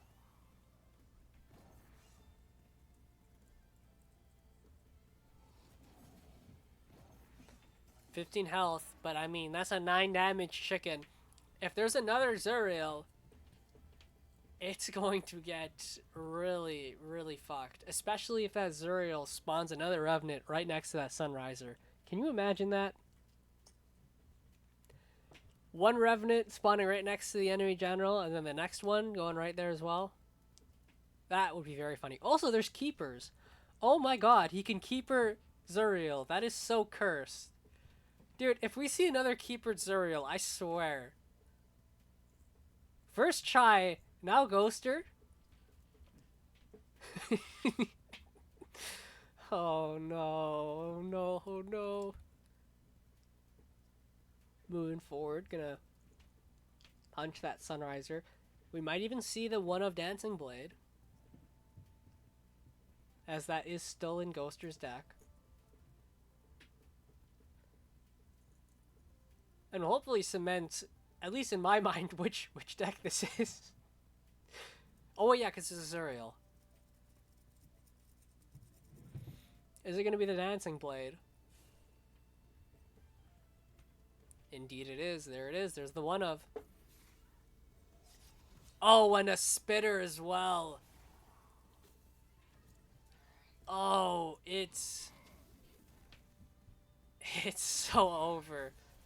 What did Mez draw? Nope, just conceded. All right. Guys, if you want to watch the last of the finals, head over to to Shattered. They're also going to be watching. They're actually watching Ghoster's perspective, because we're going to watch Oats versus. Or should I stay or should I watch Oats? Because I just checked and we're both we both are looking at. Like I'm watching Mez and Shatter's watching Ghoster, or do we watch Oats versus Sun? And let Shattered do the final. I'll put it in the chat as well. Oats v Sun or finish Mez v Ghoster.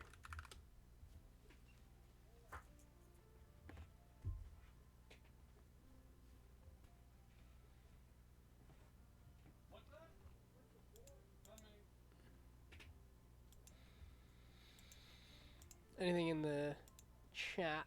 Let's see.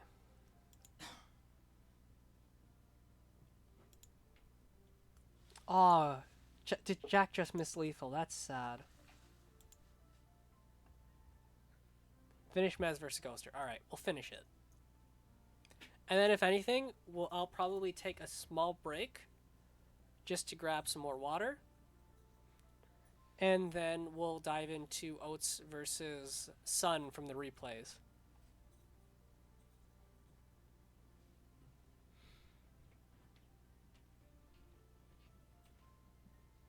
Oh, was that? Wait.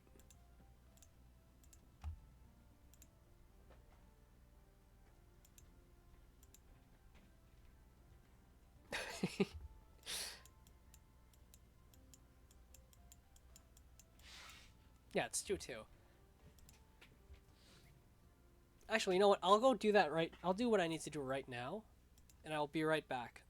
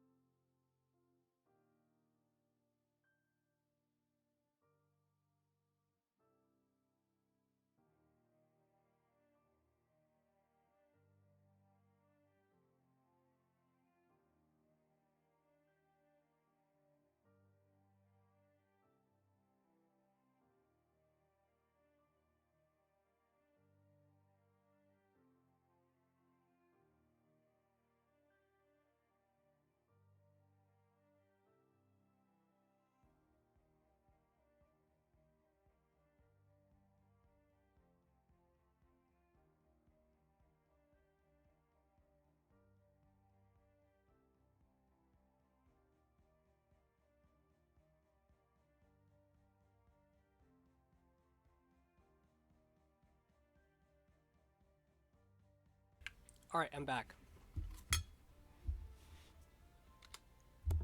It looks like they're taking a small break, so I shall also relax my voice for a bit and watch. Let's put on some.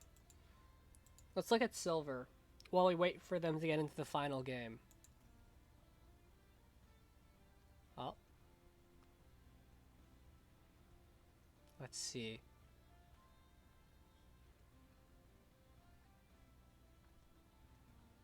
Huh. Oh, yeah.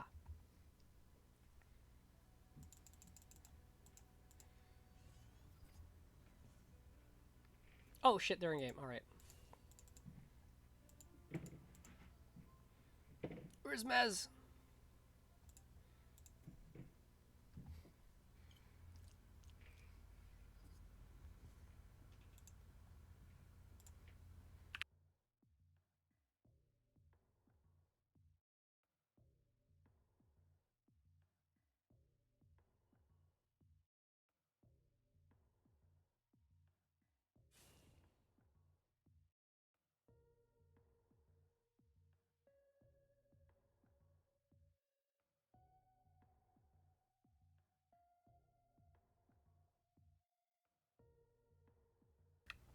All right, this time, Ghoster playing a lot more defensive.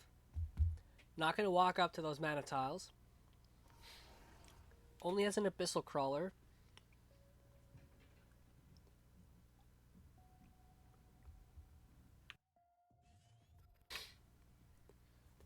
Mez can go double or Silverguard and the Light Chaser. Is a bit susceptible to NSA, but I mean, what lines of play aren't? Also, interestingly enough, taking the center tile and not going for the top, the top mana tile, as this is going to let Ghoster, should he choose, to use the Abyssal Crawler and the General to kill the Silverguard Knight. And then they can just NSA one of the Light Chasers and set up a 2-drop. So I'm not entirely sure if that was the better play. This is the more aggressive play, and it's going to get your General to connect with theirs a lot sooner. And maybe Mez's game plan is just, I'm going to beat you down. I have the healing to back it up. And just hope that Ghoster falls to that. Looks like Ghoster's going to send the Crawler to the corner. Either has an NSA for the Silverguard Knight, or wanting the extra creep tiles.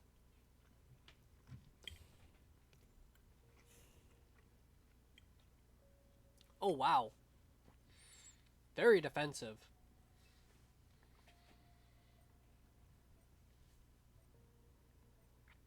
As a Nova, I believe, is coming down.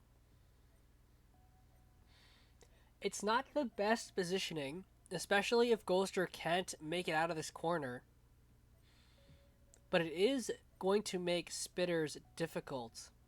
It is a Nova. Alright.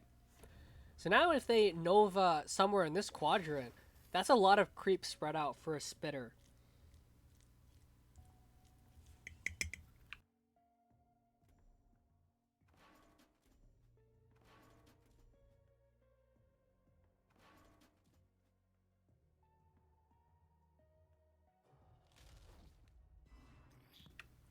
Sloth gonna take care of the Spitter and those 2 tiles very nicely.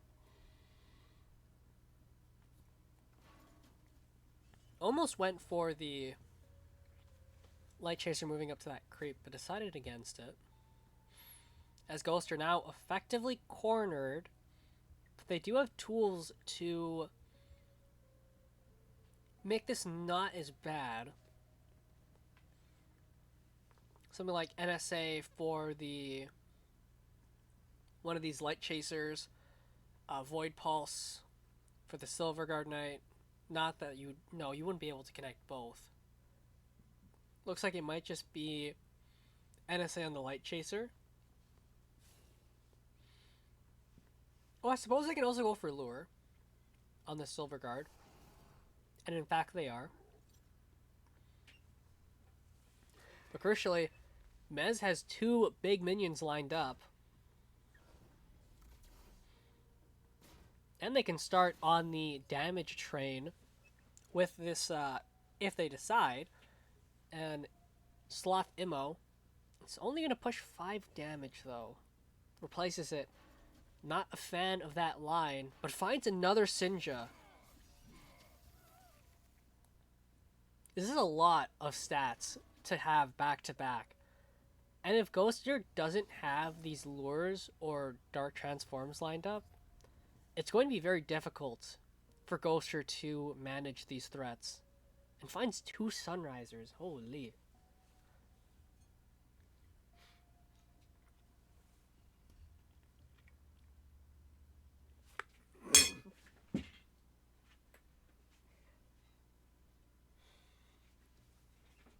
Looks like it's going to be I think a lure. It wouldn't be a dark if it's a dark terminus, that is a very low value dark terminus.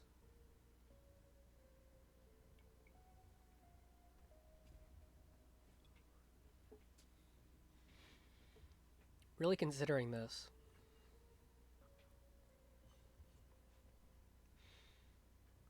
It is. Wow.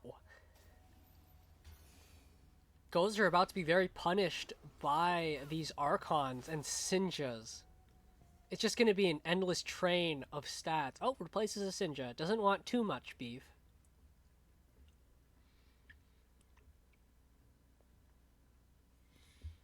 But most likely just going to go for this Archon here. Question is, where do you put it? I would assume you would put it... Yeah, you put it to surround fully. And now if they have, like, another Dark Terminus, it's not going to do a whole lot. You got 2 mana left. At most, that's going to be maybe a Void Pulse, maybe a Dark Spine, which is probably just going to get AoE down, so that's also not that great. Either way, it's not looking great. How does Ghoster respond to this? It could honestly just be Dark Terminus, Lure, and then you've effectively cleared everything. Kind of, but not really.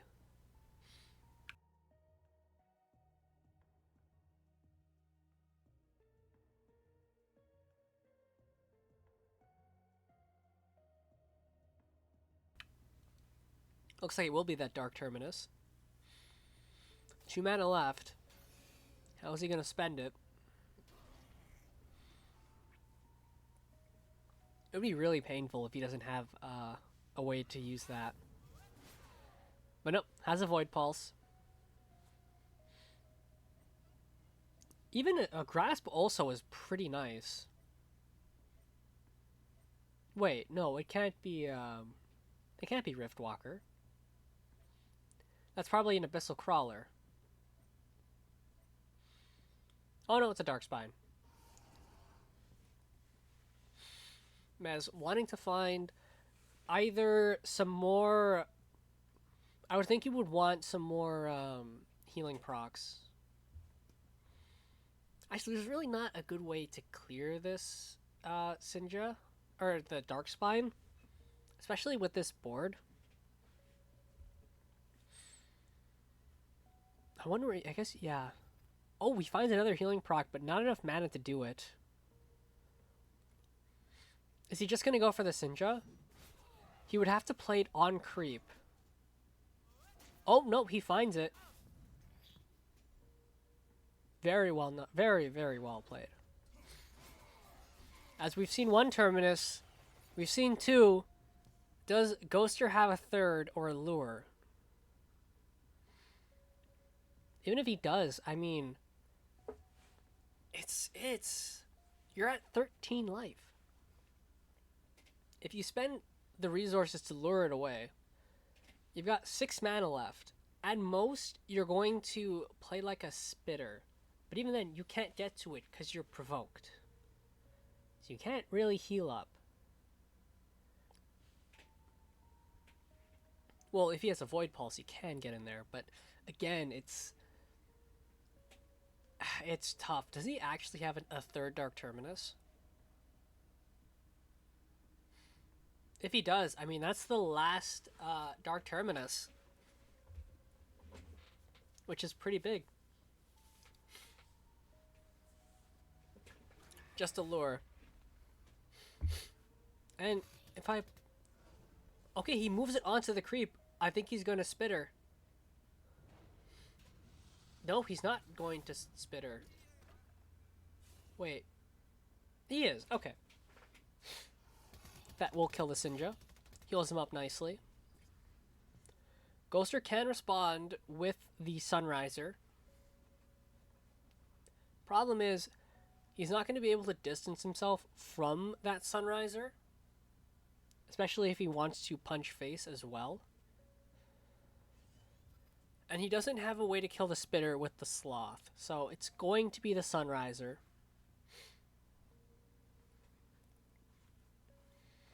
And he's not going to take the blue tile either. Looks like he's just going to wrap around the creep. A nice little line, a conga line of healing mystics, if you will. As Ghoster goes back down to 13 life. Now, Sunriser, a bit more easier to clear than a Sinja.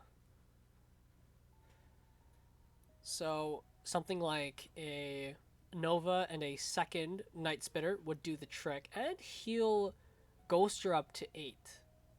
In fact, Spitter, Nova Spitter is probably Ghoster's best bet here. It leaves a Mystic alive, but what's a 2-3 when you're on, that'd be 21 HP.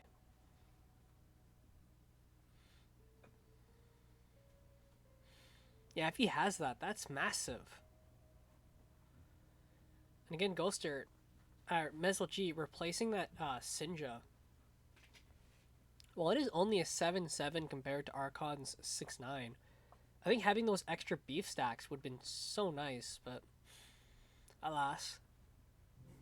Looks like it's going to be Riftwalker Spitter. I think. Oh, it's a Keeper Riftwalker.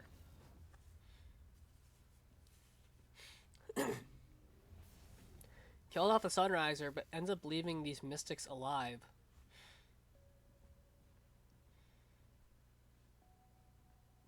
Ghoster can respond. I'm actually not sure if you would go for Sloth here, or if you would go for the second Sunriser. Second Sunriser is going to clear off these little shitter Riftwalkers.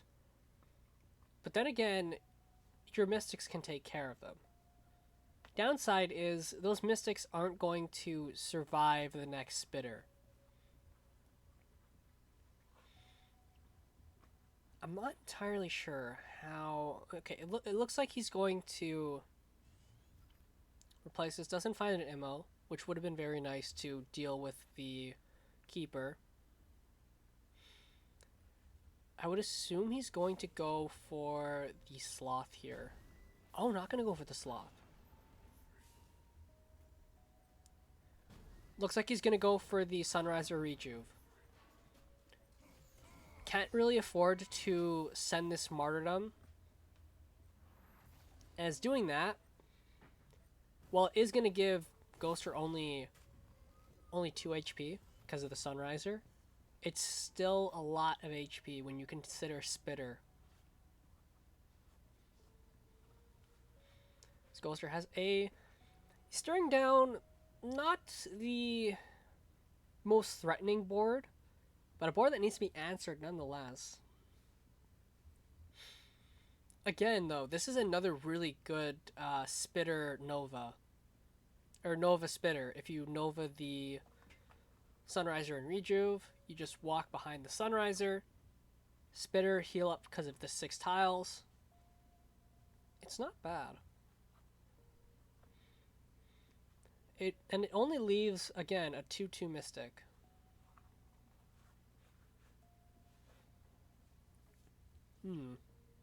One second.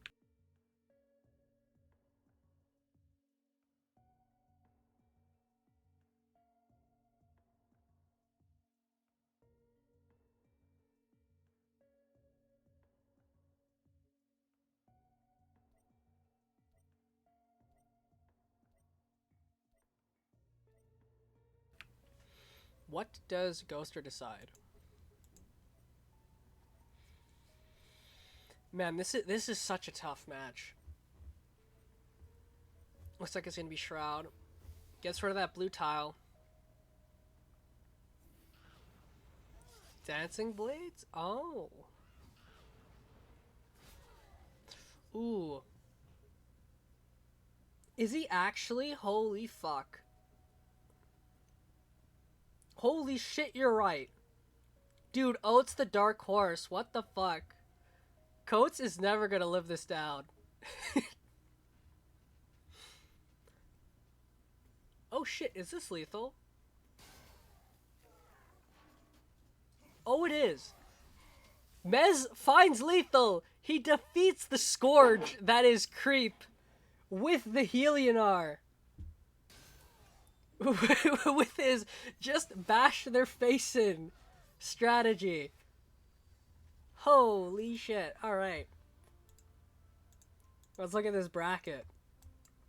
Mez waiting for the winner of loser's bracket. It's Oats versus Timmy. Fellas, whose perspective would you like to watch? In fact, you know what?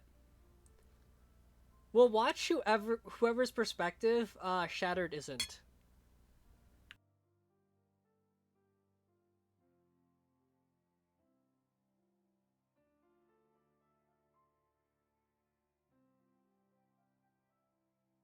This is gonna be such a bloodbath. Better Oats player. Those are fighting words.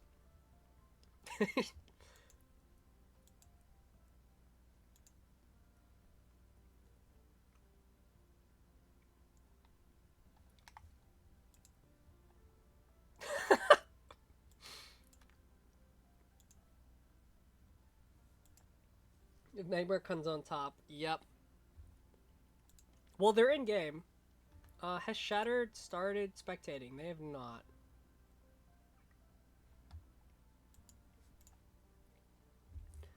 Alright, we're gonna watch Oates' gameplay. Just to... Actually, he said okay before. Let's just dive in. Alright. Yeah. Timmy versus Oates. Timmy looks like they're going for the Vanar deck, which... Not surprising, but keep in mind, Timmy has to play this very, very fucking well. Because Timmy doesn't have the luxury of healing. So if Oates just unga bungas enough times, Timmy might die. There's a very good chance that happens. So Timmy has to play really well. And it looks like Oates is starting off fairly strong. Might precast the Greater Fort. He's considering it. I believe Timmy does run 3 Chromatic Cold in his deck. I don't have his deck saved. Let me go grab them. Okay, he doesn't cast the Greater Fort. Holds on to it.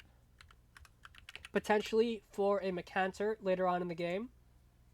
And Timmy only has 2 Chromatic Colds. Unga Dude, what a way to go. You play... What has Timmy's path been?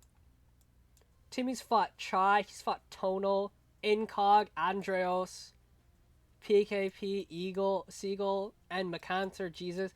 He's fought a lot of board-based stuff, if you would consider creep board-based. And now he's about to fight not board-based gameplay. As it looks like Arctic Displacer. No, it's going to be... Oh, it's a massive Mesmerize. That one of Mesmerize coming in huge. Full clears the board. And does Timmy keep the Mystic alive? He does. It does potentially set up a Flash Macantor, or as we can see in the hand, of Plasma. But still, really well played. That one of... It's only a one of Mesmerize. He did this in Epic Series 4 as well. That one of Mesmerize to catch out these mix-ups, as well as to target Thief of Moments. Plasma Storm, the rather obvious response from Oates. As Timmy has an empty board to work with here. Can he set up something that Oates isn't going to knock down?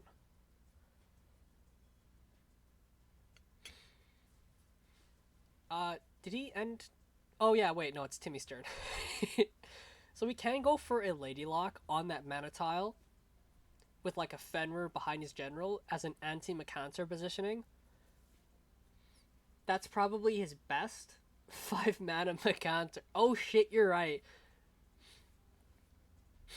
And it looks like he's just going to snag that mana tile for himself. Does he play fully around Macantor? He doesn't.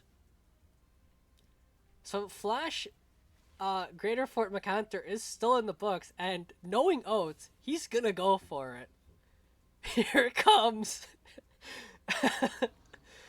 I hope Timmy's got a Riftwalker lined up, because that is a really annoying setup. That's 8 damage. Keep in mind, Timmy doesn't have healing. At least, he only has, He only has 2 mystics. That's it. So this bird is sticking. Coming with the Omega Law. Okay, he has the Rift Walker. He can also use the Arctic Displacer to body block. Crushes Beauty Skull. Timmy trying to wall off Oats. Oh my god, it's gonna play into the mana burn. What the fuck is this? The mana burn, and he gets the mana burn the Phalanxer. Holy shit! And I believe that's a 2-of for Oats. Let me just double check. That is indeed a 2-of mana burn. Dude, if you're Magmar, you're feeling so good. And he has Elucidators and Deja Vus. Next turn can just be... Okay, there's a world where Oats connects with this Elucidator. Timmy goes down to 8 life. The next turn, Oats goes for the Elucidator, Deja Vu, and takes the win. Yeah. This curve is insane for Oats. And this board, Timmy has to answer this board. This is a dispelled Phalanxer. This guy can move normally. And he still has to deal with this 4-2. This is nightmarish.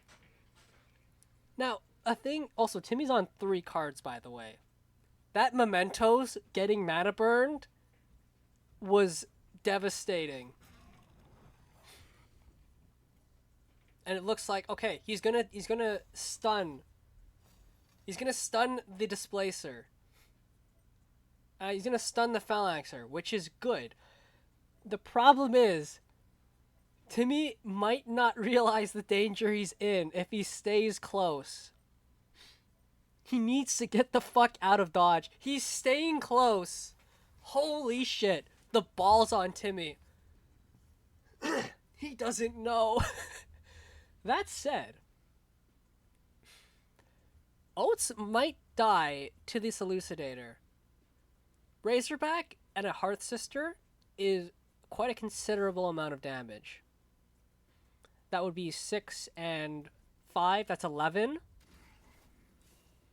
But this board is fucked. Timmy with a Razorback is only 2 off.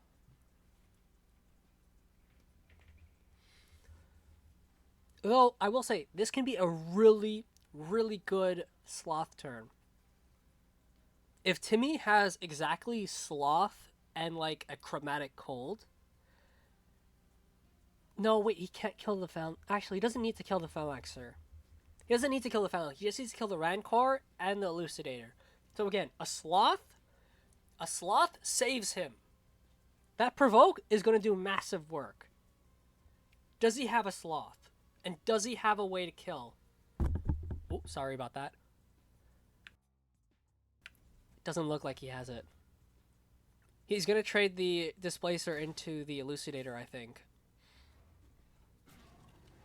Oh, no. There's no way! He can't keep getting away with it! He can't keep getting away with it, chat! What the fuck is this?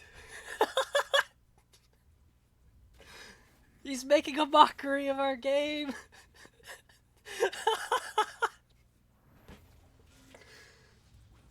Calvin, is this a best of 5 or is this only a best of 3? Holy shit. Art. This is a best of 3. Oh fuck. Guys, I don't think Oats is instantly queued up and selected his deck. Fellas, any guesses to what Oats has picked? He's in game. He's picked Magmar and Timmy has stayed on Vanar. Oh my god, that mana burn. Holy shit. Strategy game.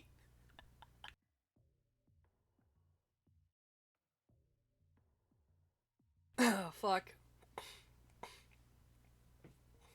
Looks like a potential, I think Mementos opening.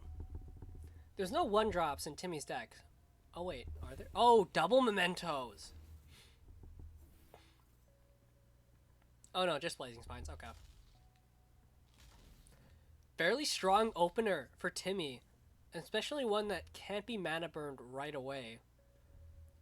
Oats might just set it up so that he can get in that mana burn. Yeah, he's gonna line it up. Timmy potentially recognizing what might come might just put a 2-drop there just to stop it from happening. Oh, no. Oh, he's just gonna use the walls before Oats can. Just delete them. But getting those draws are very important. Also, Timmy not sacrificing the mana burn wall. That's gonna come back to bite him. Make his pet something something. Here comes the mana burn, and he is a phalanxer. Oh, he's not gonna play it? I think he might flash lock phalanxer and put the phalanxer like, I guess he can only put it here. Yep, he's gonna go for it. He's just going for it. He's gonna win off a 2 fucking card hand. Watch him. He's gonna dump his whole hand.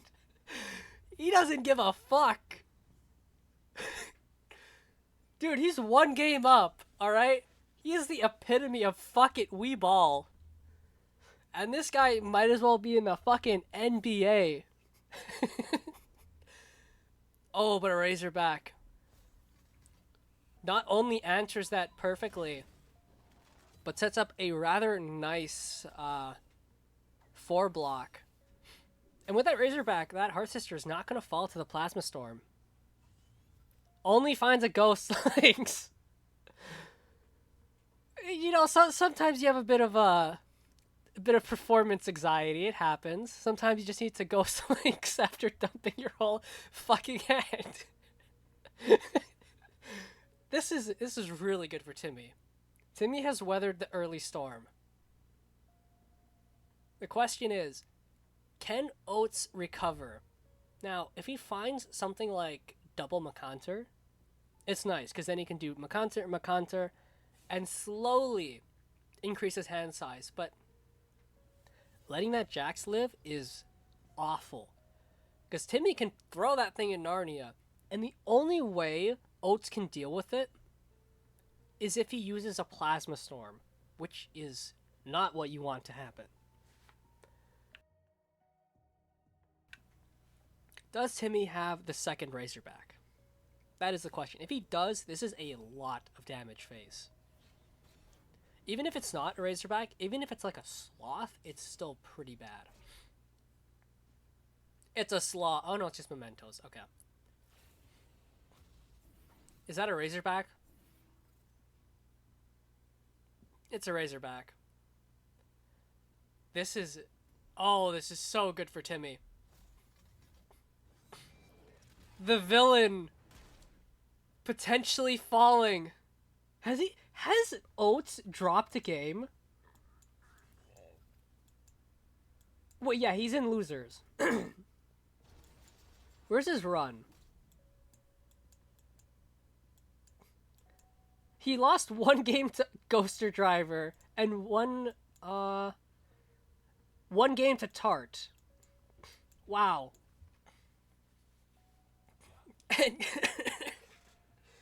Oh, the replace not finding Oats much of anything. Only another flash with his already Elucidator in hand.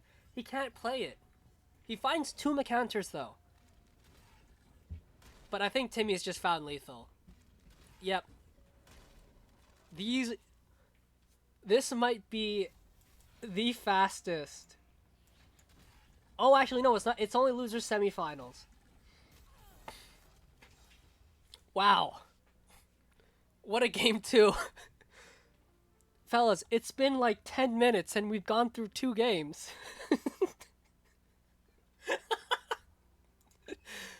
Holy shit.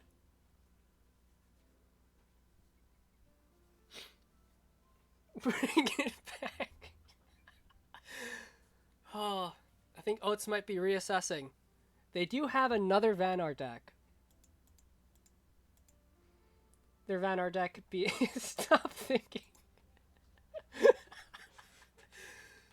Oh, you're killing me.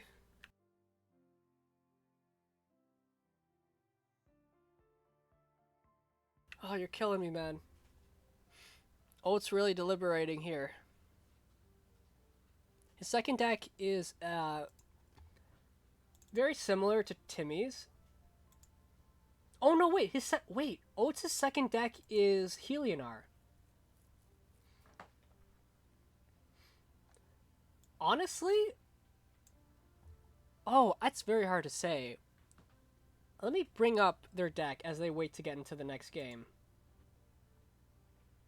This is Oats' second deck, which is just pretty bog standard Helionar. In fact, I think this is Mezel G's list. Versus Ghoster. But yeah, this is Oats' second deck. So if he wants, he can just play regular Duelist and potentially win into Timmy, though it might be difficult. I feel like it's a more even matchup versus how volatile this one is. Oats also has those mana burns to take care of those walls, which is rather important.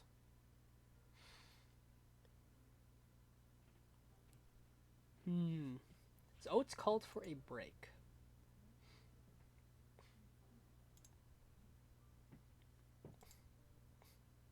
Timmy Mez final incoming. PKP doesn't know that Ghoster is waiting in the wings. Just play regular Duelist. Oh shit, they're queuing. Has Oats decided to play regular old Duelist? Or is he sticking to his unhinged game plan? Fellas, it's Oats. What did you expect? He's going for the Unga Bunga.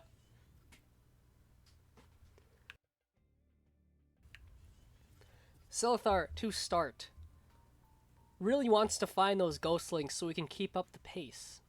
Otherwise, Macanters and Elucidators, so that he can play one card a turn. Blazing Spines come out. No mana burn in the hand just yet, and not exactly in position to mana burn anyway.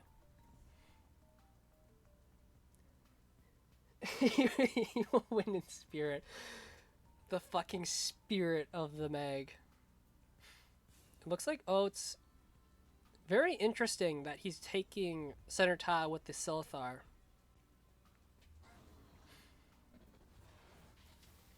But he will clear the Blazing Spine.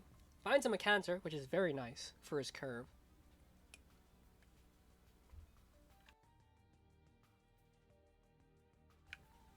The more turns where Oats can just get away with playing a Macanter or just a straight up Elucidator, the better. Because that gives him more time to assemble his hand and go apeshit.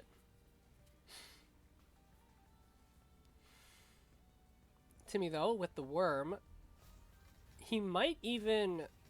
No, it's not going... It actually still might be a Hearthfister to get the Jacks into the back line. Which would force a... what's it called? Force a Plasma Storm. In fact, I think he is going to go for that. Put that Mini Jacks in the back line. Oh. Oh no, it's going to be Riftwalker. Okay. Full board clear. A lot of stuff to remove. And it looks like it's going to be the Flash Macanter. And you already know what time it is, baby. These hands are connecting.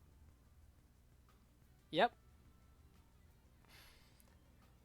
Though again, like, when he plays these 2-card hands, it just means the next time he plays a shitload of cards, he's going to have nothing.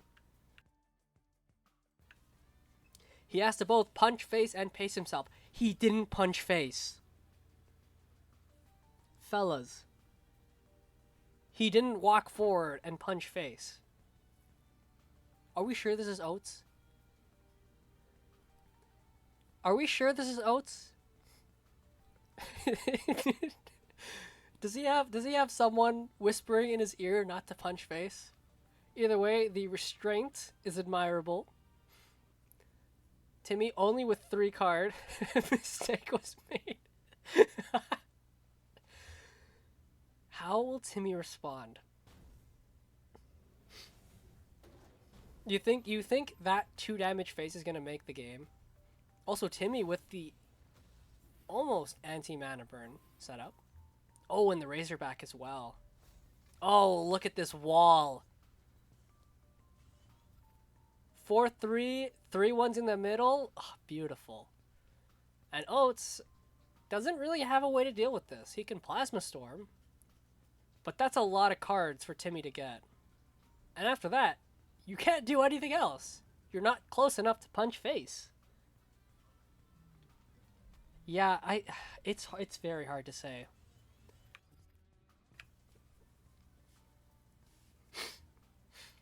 It's a matter of if Timmy can corral Oates into a position to True. You know what? If he punched there, he wouldn't have been able to set up this nice wall. If he replaces into a Rejuve, I swear. Okay, he can't do the flash. He can't do Elucidator Flash Deja anymore. That's no longer possible. And the Oates deck, I believe, it has nothing to kill an Archon. Fellas, I don't think he's killing this Archon.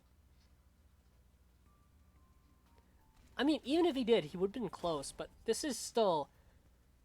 Like, Oates can't clear this. He doesn't have Natural Select. Here, let me pull up his deck. Just so you can see.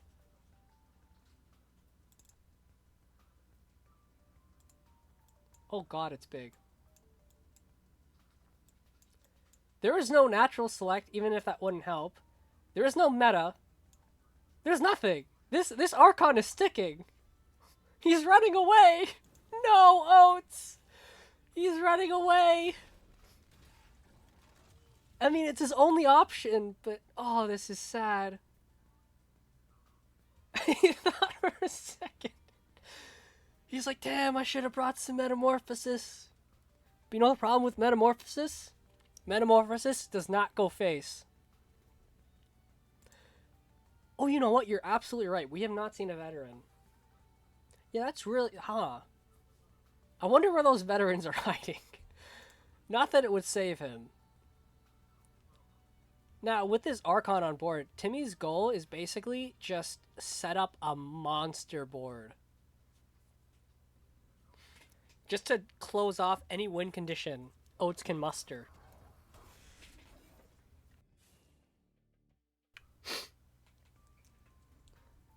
There are Vindicators.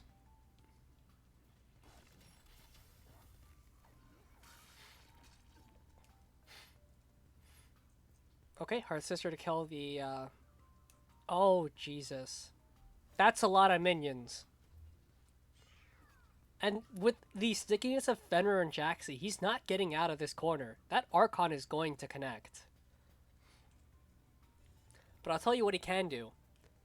He can use his Elucidator to kill the Archon. Now, I know. He pretty much loses the game if he does that. But I hate to tell you, I think he's already lost. It's been an amazing run. He made it to 4th. With the heart of the cards, Elucidators, and Deja Vus.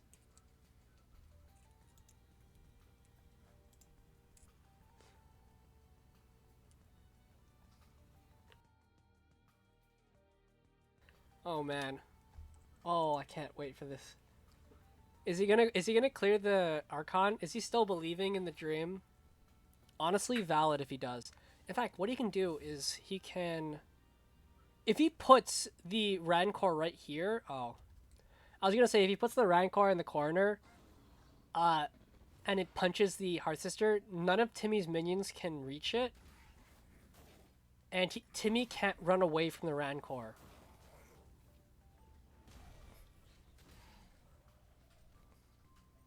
They can't.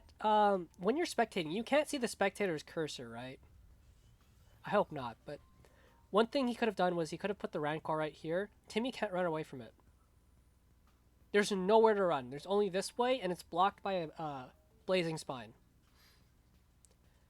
This way, I mean, well, Fenrir's right there, and it looks like it's going to be mesmerized. Oh, lordy, lordy, lord.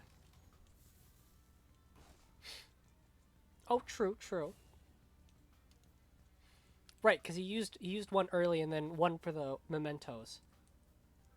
Yeah, it's gonna be painful no matter what, but I mean, hey, he's got a Mecancer. Maybe the Mecancer does something. It's not gonna deal with the Fenrir or the Jax, but I mean, it's gonna do something. Oh, oh, this is painful. Oh, hold up, one sec.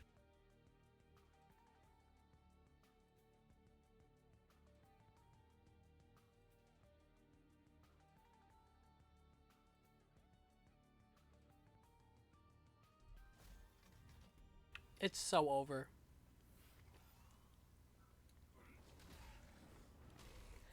He can't clear this amount of beef.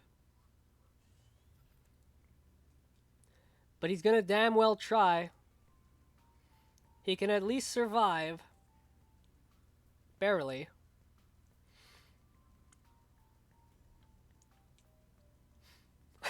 Oh, 7. Ah. And he has to let the Mecancer die to... Well, not die to the Mystic. It still needs an extra bit of damage, but it's gonna die to the Jax. No matter what.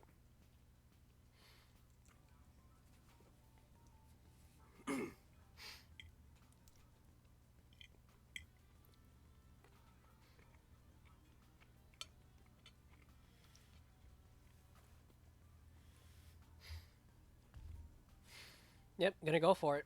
Retreats into the corner. Not going to clear the Ghost Wolf. Although I think if he did, he would die. It would be close. And there's a deja vu. Oh, you hate to see it. And at this point, Oates just does not have the cards. And he won't ever, because he's just not going to get the time. Oh, this is sad.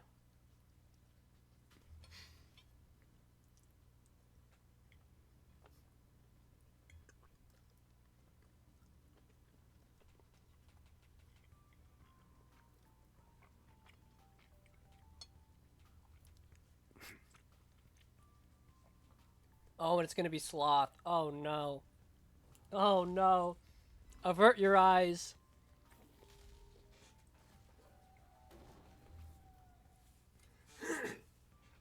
Does he also have the Hearth Sister to bring in that 4-1? Nope, he's just going to get blocked off. Okay.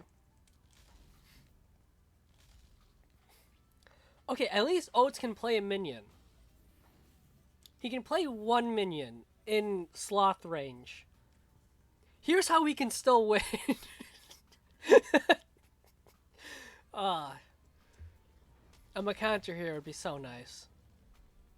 Wouldn't do anything, but man, it would be nice. Yep, might as well just play everything. Fuck it. If there's one thing Oates isn't, he ain't a loser. He will go out when you pry the victory from his cold, dead hands. Hanging on. Does Timmy find lethal here? Now, those Blazing Spines do make it difficult, as he would need a Razorback or something. Yeah, because that spine on the blue tile is going to self-body block. But, Timmy only really needs an Archon. Okay. Because, oh, now he really can't play anything. Oh, never mind. Timmy is potentially gonna let Oats play a minion. Is he? Nope. Timmy's mean. All right, all right, Timmy. We see who you are. This poor lizard. You can't do anything. Oh, and he finds mana burn too late. No. And there's the Razorback to end it. Timmy, not Calvin. Timmy putting Oats out of his misery. Taking it 2-1. Holy shit. What a game. Now we've got Timmy versus Ghoster. And in the winner's bracket, Mez waiting for them. Holy shit. Give me a second.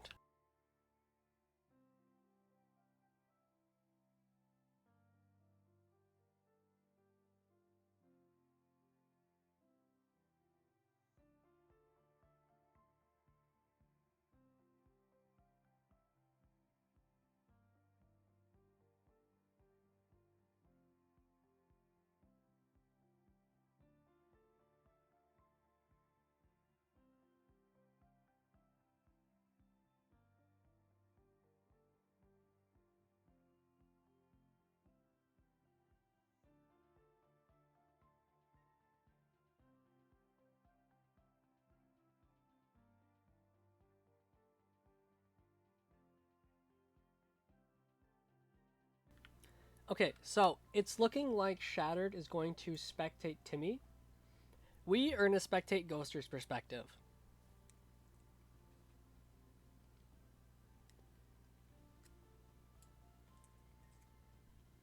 Wait, Ghoster responded?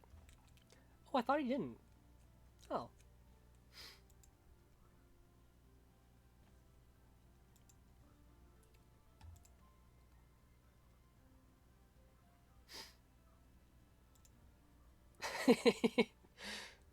Oh shit, okay, they're going into game.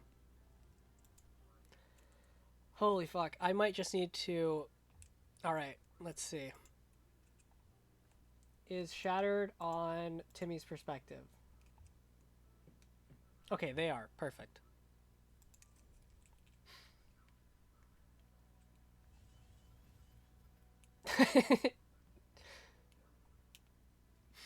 Shattered blocking the screen, but I think...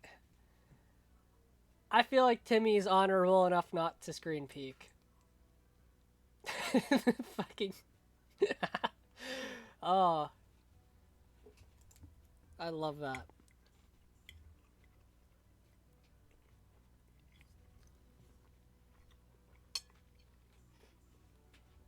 Alright, I will be right back.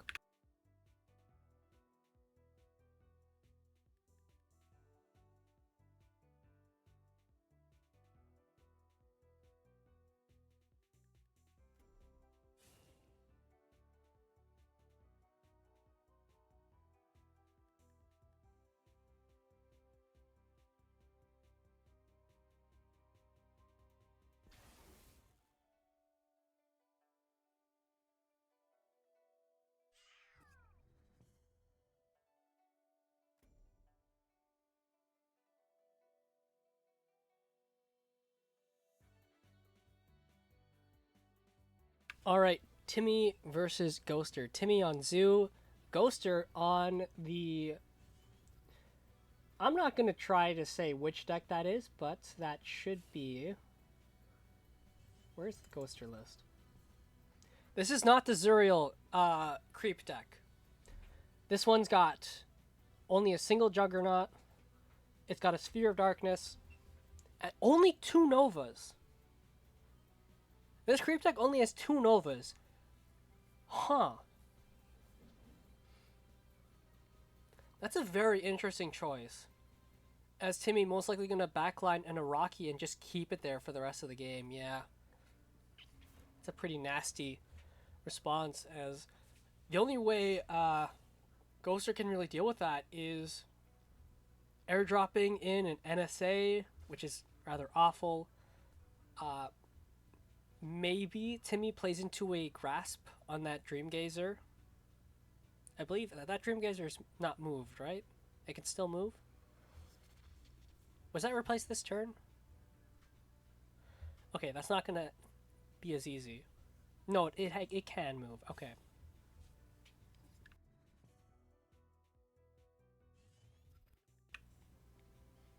Finds a Rift Walker. They can go for the Rift Walker that's set up, but again, you're only killing one minion, and this is a pretty sizable board already, and it's only turn 2.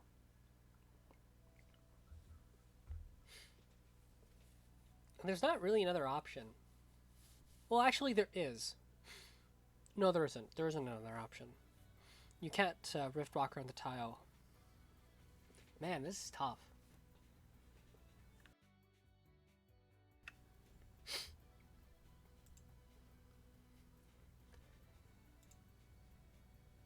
Close some of these. The fucking oats deck.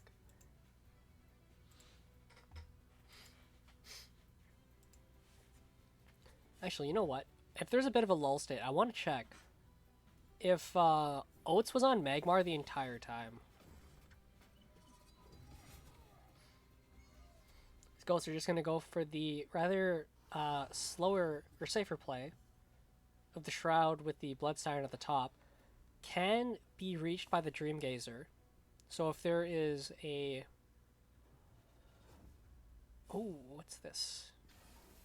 Oh, there's a Dream Gazer too. This is looking bad. He needs to find those Novas ASAP and that Grasp. Is that a Mystic as well? Yep. And that Araki, its number's only getting higher, and there's plenty of opening Gambit. And there's not really a way. Actually, okay. They have Lure and the Rift Walker. That's going to help a lot. Now the question is, where do you set that up? You could set it up below the Mystic. So you hit the Chrono, the Mystic, and the Araki. Kill the Mystic. Have your Shroud. Shroud can't really do much here. But it does get rid of that looming threat, which I think is very important. Do want to get rid of that.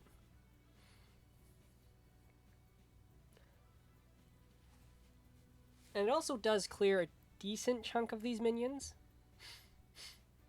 Instead, it looks like it's going to be NSA potentially luring that Araki into the Ephemeral Shroud instead.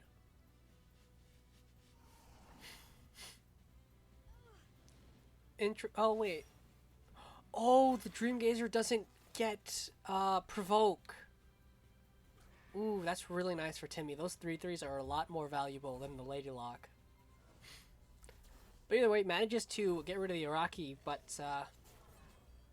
this board is just very slowly adding up.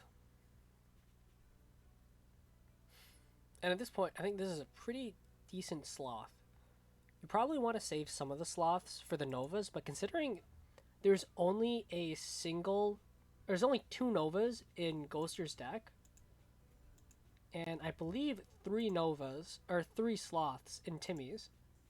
There are 3 Sloths. I think it might just be better to... Yeah, I think you just go for a Sloth here. Now, it only pushes 2 damage. But I think that's honestly fine just to lock him down.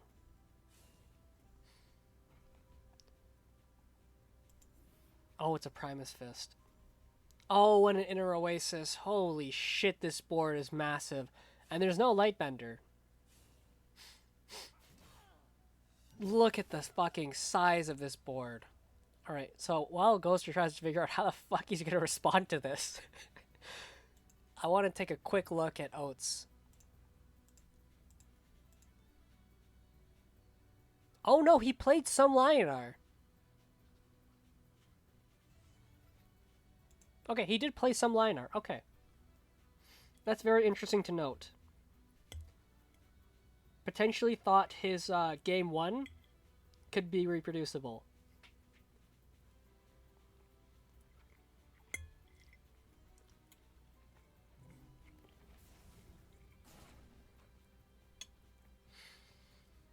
Ghoster goes for the best play they can muster, which is retreating to the corner and desperately chipping away at these minions. But I mean, there were 4 6s. Now they're 4 4s. Not much has changed. There is a Nova, which is pretty massive, but Timmy has had a lot of time to find sloths. And one sloth is going to obliterate that Nova.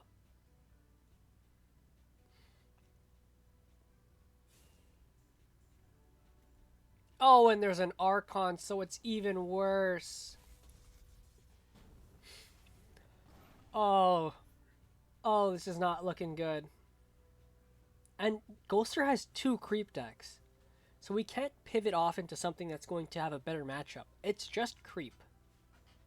And no doubt thinking that the Zuria list is probably too slow for the Zoo matchup.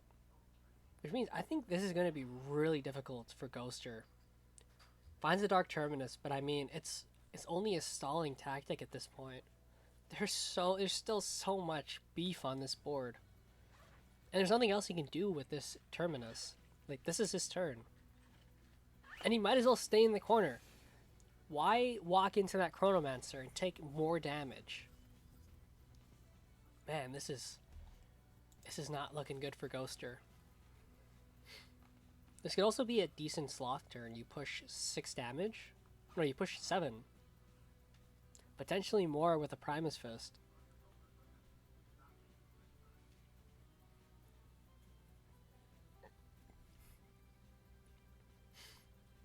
And not only that, but that Primus Fist being in the center of the map means that if Timmy finds another Araki, he can just set that up. In fact, I think he's doing exactly that. Just an Araki in the back line. You can't deal with it? Tough. You gotta overextend to find that with an NSA. Oh, and here comes a Lady Lock.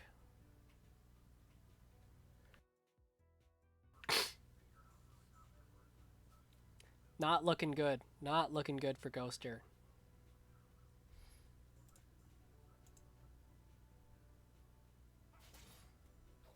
Man, I kind of wish Shatter showed the hand to me. I'd be very interested to know what his hand is. But alas. This is fucked. Oh, and it doesn't die to Nova. Oh no. Well, Ghoster has one option here, and that's Nova, because he cannot clear these minions. This is pretty over.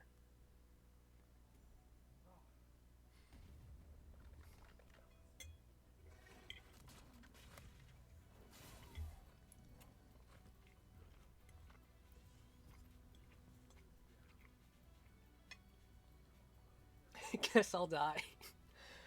Uh there is so much damage on this board. It's insane. And there's a Syzygy. That's it. Goodbye. Good night, sweet prince. As Araki, 9 damage from afar. That Syzygy goes crazy with Araki. Wow. Timmy securing game 1.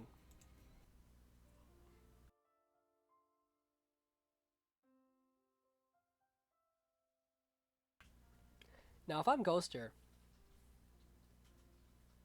I would think the deck with 3 Nova might be a little bit better, but it's so hard to say because that 3 Nova deck is very top heavy, and Zoo is a very fast deck. It is.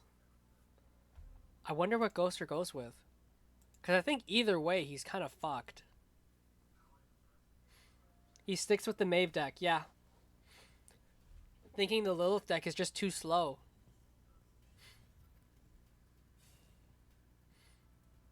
Plays a little aggressively here. Though still has the ability to back off if need be. But Zoo is a dangerous deck to give those mana tiles to. That said, if they're going to kill you, if they take the mana tiles, and you're there, then back off. But double Jax opener. Wow. And taking center tile. Now, Ghoster has a decent response into this. He can kill one of the Jaxies. He can backline a Riftwalker, and he can kill the second Jaxie. The problem is that Riftwalker is part of his very, very small amount of AoE.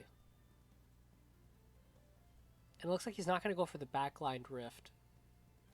The backline Rift would be where Ghoster's General is standing. Unless he's going to... Is he going to use the Darkspine to kill the Jax? He's going face? Is he actually going face? Okay. Okay. I was about to be very surprised. Wow.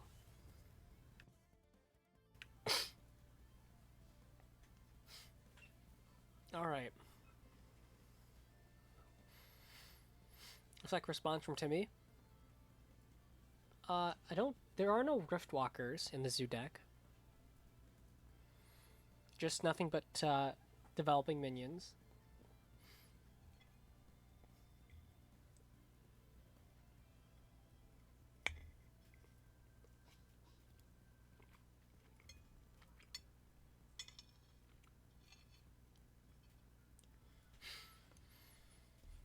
Is Timmy gonna go for a Lady Lock?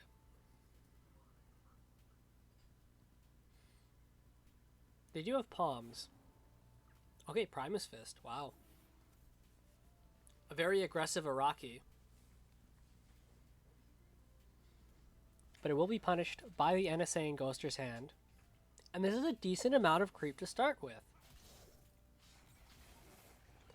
Especially as centralized as it is. Most likely we're going to see NSA and the General Punch. Oh, they can also go for... No, they can't. Actually, no, they can. They can go for Shroud instead. I think you would still go for the NSA. Just get rid of that Araki. Though, this is the turning point. Because Timmy can just slap that NSA. Oh, he's going to go for the Dispel.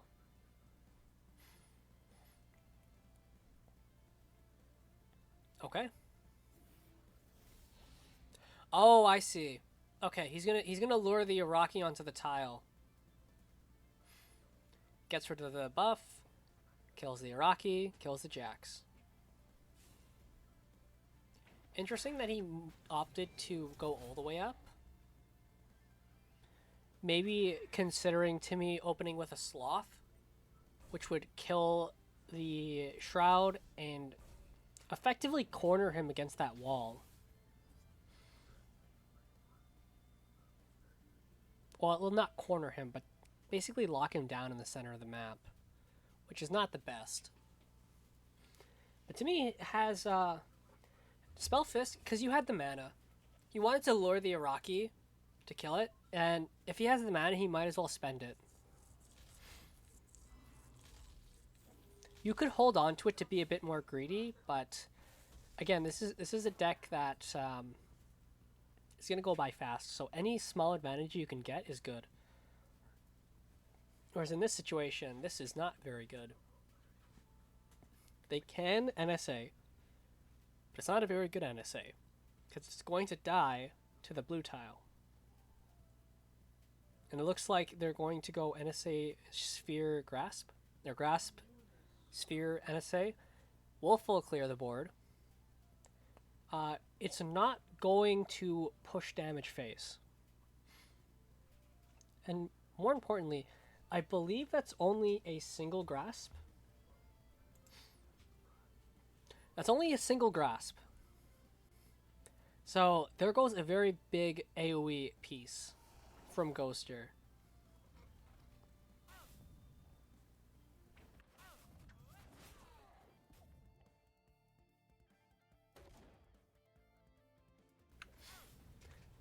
Timmy has a lot of room to maneuver here. We'll have to go onto the creep tile to punch. But they might not even need to take that creep damage if they have a sloth. It's not a great sloth. But it's not too bad either. Oh, there is no one drops. Okay, it is going to be the Lady Lock, Gazer, and 2-drop. It's going to be a Mystic.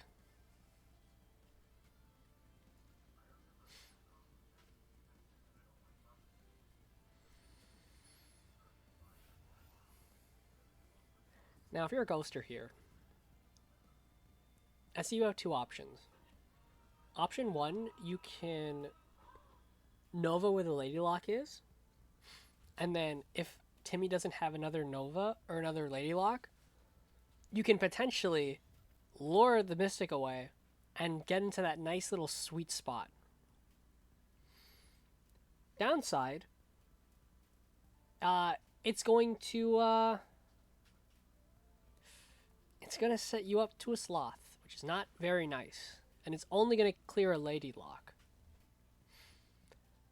So does Ghoster plan for the future, or does he just try to get rid of as much as he can? He's going to go for the sloth. All right.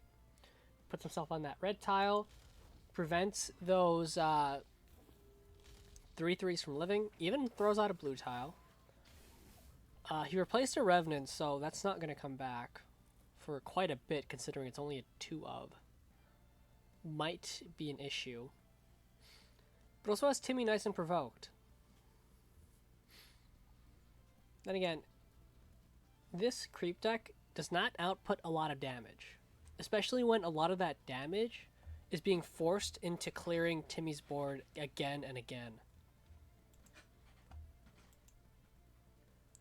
So we'll have to see how Timmy responds here. If he has something like an Archon is really good for a Ghoster. He can just Dark Terminus it, throw out a 2-drop, and he's happy.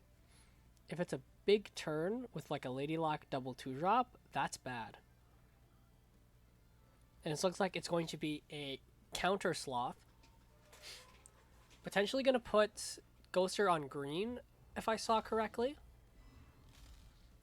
Nope, continues to put Ghoster on blue. Needs a little bit of extra damage to kill that Sloth. And I believe a Primus Fist. Primus Fist is going to be perfect for that. And lets that Mystic Punch face.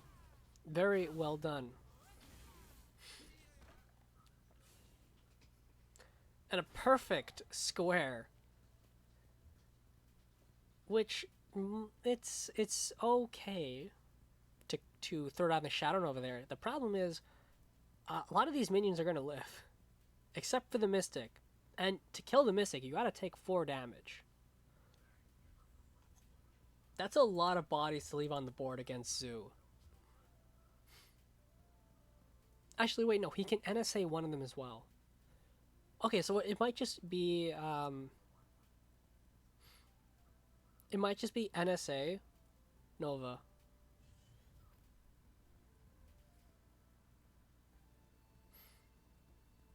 No damage, you're on blue. Oh, yeah, shit, you're right. Okay, instead he's gonna go for the Riftwalker from the looks of it. Or the NSA.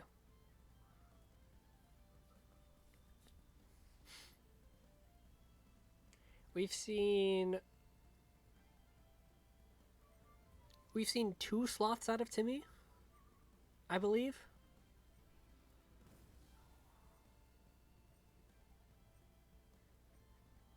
Yeah, he's just gonna say he's gonna go for the NSA on the Mystic. Okay. Potentially holding on to the Nova for when he finds a Spitter, which in hindsight is probably a lot smarter. But this is a pretty tough board. Oh, another Dream Gazer hits the board as well. Wow. I wonder if we see a Sizz here. We could see a Sizz to blast the Rejuve. It would need the Dream Gazer to go downward or a Primus Fist in hand. That Primus Fist, yeah, it's just going to punch into the NSA. It won't die. Go down to 1 HP.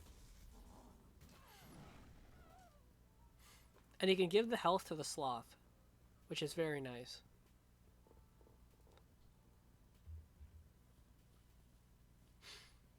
Or he can go for the Archon. Definitely needs to walk away a bit, I think. Oh. Never mind, is that the Archon? That is the Archon. Making use of those blue tiles. Oh, does he even have a Jaxi as well? Just a Chrono. No Inner Oasis. I almost said Fountain of Youth. No Inner Oasis, which is very nice, but this is a pretty nasty board. Now, he can deal with a decent chunk of it. Dark Terminus and the... can only Riftwalker.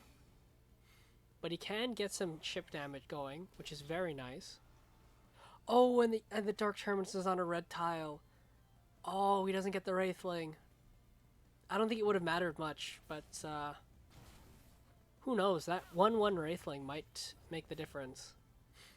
Another Sloth joins the board as an instant First Wish.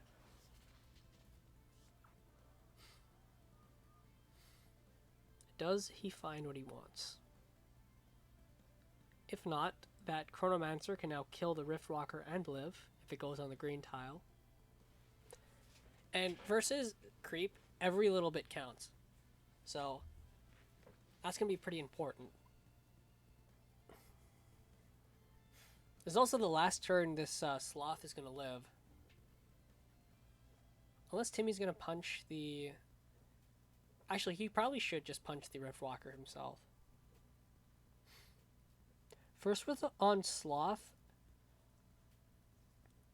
it would have been pretty annoying for Ghoster to deal with, at least in Timmy's eyes. But I think he just wants to get as much damage face. I think he intends for that Chronomancer to punch face. Now, if he goes onto that red tile and kills the Riftwalker, I'll be very surprised. I have a feeling it's just going to be the Chronomancer to punch the Riftwalker. Or just go on the green tile. Yeah, that also works. Araki? That looks like an Araki. Okay, Lady Lock. There's the Araki. Oh, it's a Syzygy turn. Sloth gets the health. Oh, this is very nice.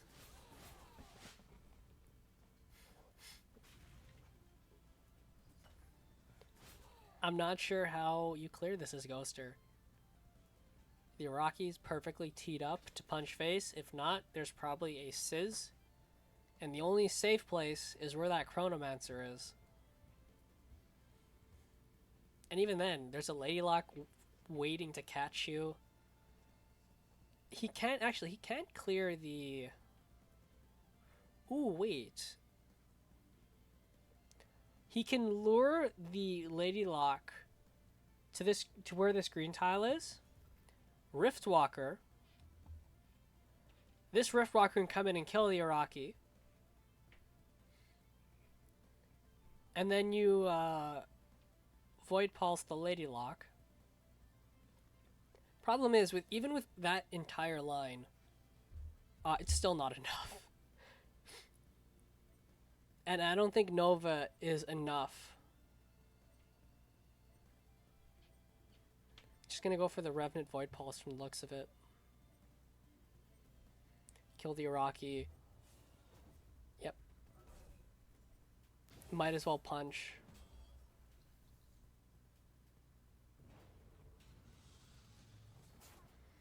Yeah. Alright, he finds a spitter. If Timmy cannot lethal here, Ghoster might be able to come back. It really depends on if Timmy plays into this Nova Spitter. But it's looking like a Sloth is going to allow this to happen. Now, you can't really use... Oh, he puts Ghoster on red tile. Oh, that's very smart. He solves the self-body blocking issue, uses that red tile very well. Timmy will find game 2. Very well played. Wow.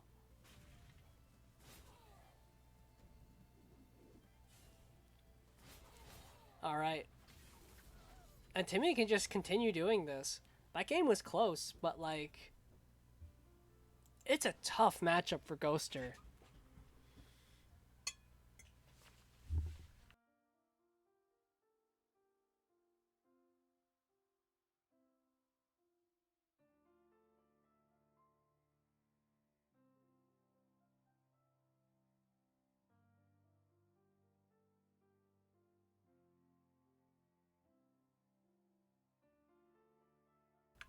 Alright, they're getting in game. Game 3. Can Ghoster... Oh, that's challenge.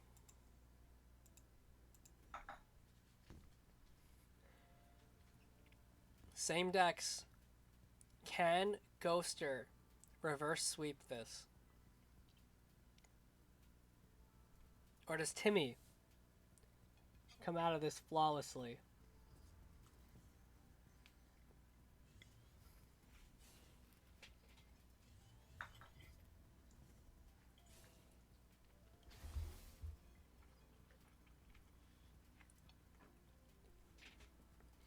Starting off strong with the Dream Gazer. Do they have anything else? If it's a double 2-drop, then that's very strong.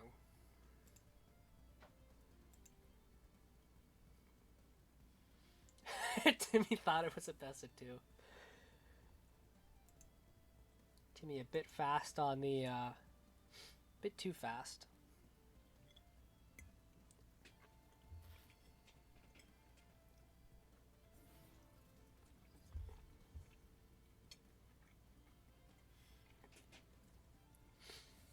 Interesting backlined Primus there. Not going to be punished by any NSAs here, but the Rift Walker is going to catch the Dream Gazer out.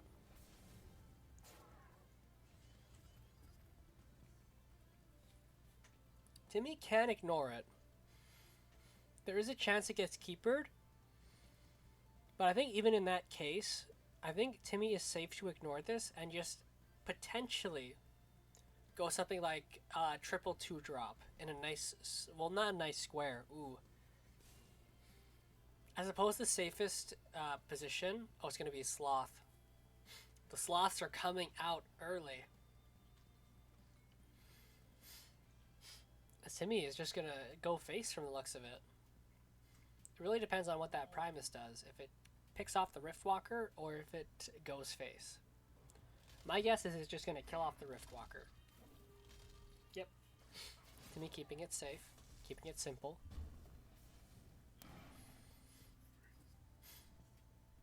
This Ghoster can go for the Nova here. It's pretty early in the game, and he's just used a Sloth. An early Nova can do wonders for Ghoster. The problem is, if it gets punished by the second Sloth, it's a disaster. Because again, this Ghoster deck only has 2 Nova. He's going for it.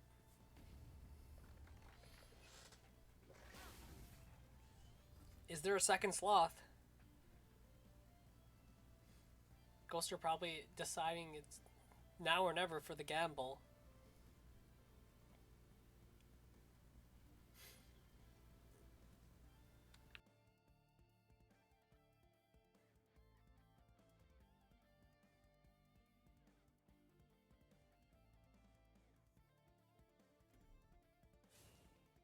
Sorry about that. And it's no sloth. His gamble is paid off. But that's not going to stop Timmy from developing. Oh, as a bunch of 2-drops hit the board. Timmy not caring too much about playing around the second Nova.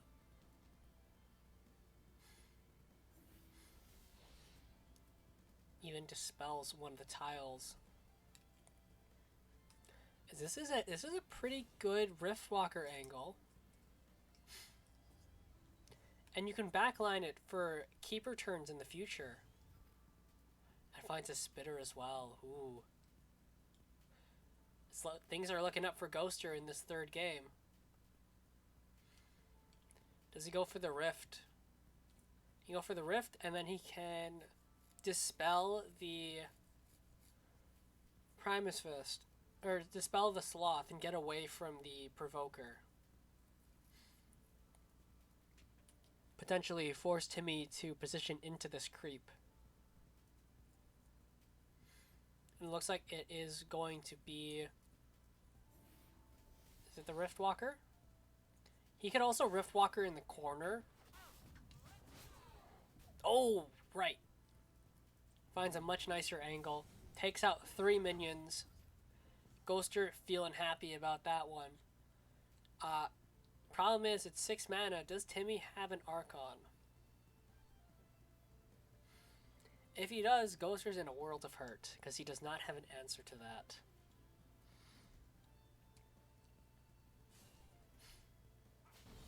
No Sloth. As that would have been a pretty good candidate for a Sloth turn. Oh, there's the Archon. Oh, Lord. Can Ghoster find a Dark Terminus?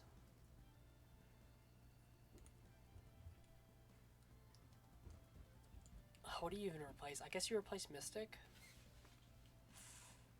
Okay, you're gonna replace the Keeper. Finds a Juggernaut. That's not bad. That's a 4/4? That is a 4/4. Okay, it's pretty bad. 3 mana 4/4.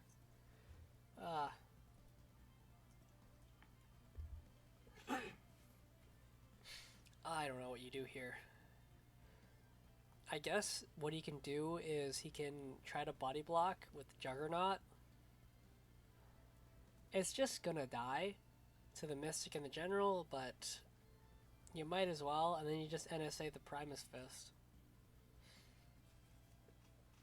Oh, it's not. It's looking rough.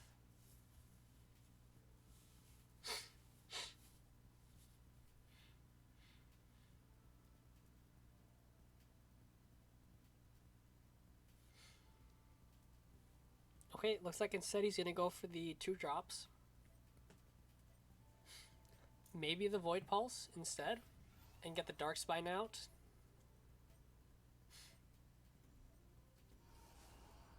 Yep.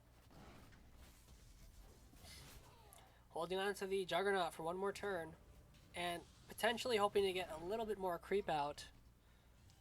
But all it takes is 1 Sloth, and that Dark Spine is done. But he finds a Terminus. Massive for Ghoster. Problem is, he doesn't have a play outside of just Terminus on the Archon, which is not very good. How does Timmy respond? Now, a Sloth here would be pretty nice. It looks like instead it's going to be a backline to Rocky. Are we going to see a Syzygy turn? We could. We could see the attack on the Archon, health on the Araki, blast on the Mystic, and have the Mystic kill the other Mystic. Could also have the... Oh, you don't really want the attack on the Mystic. Or on the Araki, really.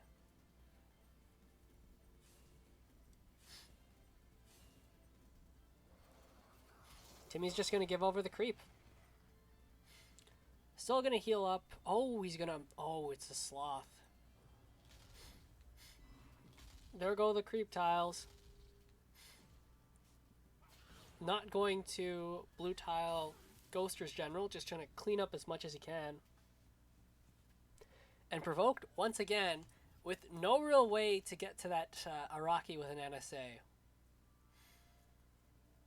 But he can clear the Archon. Also, I believe with Sloth being on the green tile, does it only take 1 damage? Or does the general have to be on the green tile? Okay, luckily for Ghoster, this Sloth only takes 2 damage. Thankfully. Even still, not being able to kill that Araki is going to bite him in the ass. Thankfully, there can only be so many opening Gambit minions played, but it's still going to add up.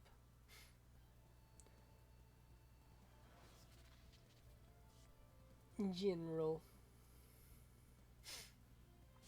First wish on the Sloth. Timmy looking. Plenty of cards in hand, with plenty of potential for opening Gambits to come out. Looks like it might not be a Sizz, unless Timmy wants the attack on the Sloth instead of the Mystic. Oh wait, the attack can't go on the Mystic. It would die if it goes on the red tile.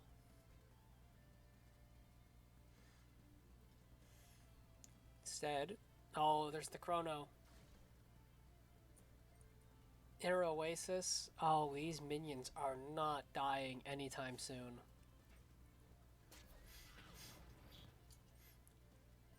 Oh, and he does have the Sizz. Oh, Lord.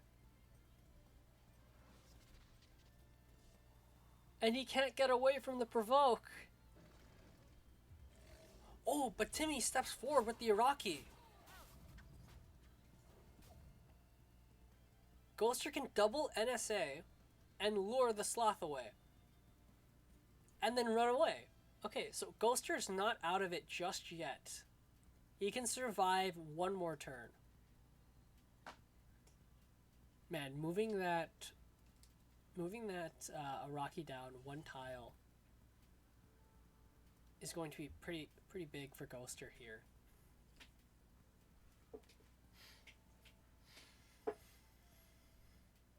Though they're mulling over their options. They could also... Okay. Yeah, it looks like it's just going to be Lure to Narnia, double NSA.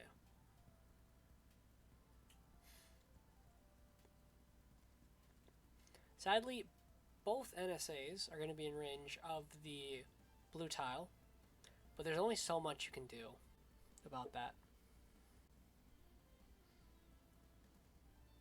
Sloth with creep tile? No, it would live on... Oh, wait. He could Void Pulse. No, there's no mana for Void Pulse. If he had 1 more mana, maybe. But even if he did have that 1 mana, I still don't think he would be comfortable tanking... Oh, no, he wouldn't have to tank the 5 damage. He can go on blue tile himself. Yeah, if he had that 1 extra mana, maybe. Also, the funny thing about Sizz is that Timmy can just move that Sloth to center tile, and now Ghoster has to constantly fear for 5 damage blast. Oh, and Shroud gonna let that Mystic live on the tile. Sloth takes center, and another Archon hits the board. There's no Terminus in Ghoster's hand. Can he replace into it?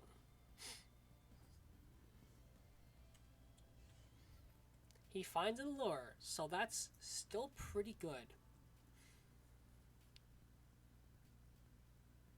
Second Archon has hit the board. It's just an endless tide for Ghoster to kind of try and stymie, but it's so hard. Looks like it's going to be Sloth. Are they going to... They're going to blue tile the Shroud. They're trying to take as little damage as possible.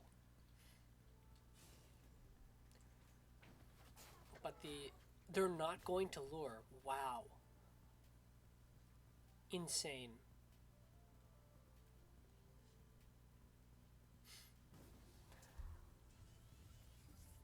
Finds a second lure. No Dark Terminus. Not looking that great. Also, the green tile on the Archon does mean that Archon needs a little bit of extra attack to kill that Sloth, which is pretty big. And that might not matter, because another Sloth might just hit the board. And this would be Timmy's last Sloth. Which would mean that there is no more Nova. But it looks like it's not a Sloth. Oh, it's a Sizz. That's a lot of damage. Oh, no, not going for damage. Gonna go for board clear instead. But still, like, this is a pretty messed up board. Now if you lure that Archon to Narnia, that's a 9-9 waiting in the wings to get Syzygied.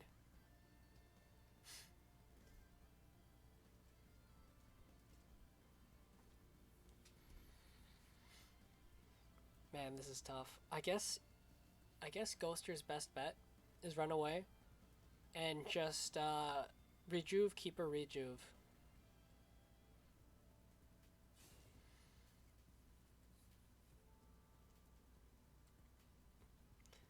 Oh, and he has to play around Blast. Oh, he can't. There's no way to play around Blast here. He just has to hope there's not a... I believe this is only the second Syzygy. So if there's a third one... Oh, it's a horror. All of his minions are going to go up in smoke. And based on Timmy's fairly quick movement, I think he has it.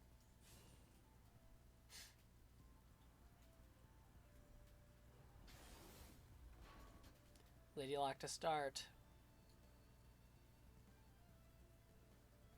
Only 3 more cards in hand. If it's another Archon, then I don't see... Well, actually, if it's another Archon, it might not be too bad. Tough, sure, but difficult.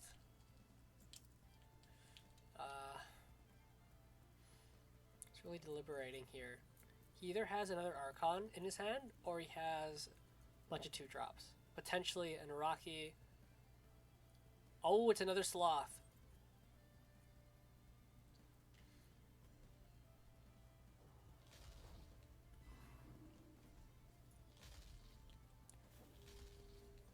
Blue tile right below Ghoster's General.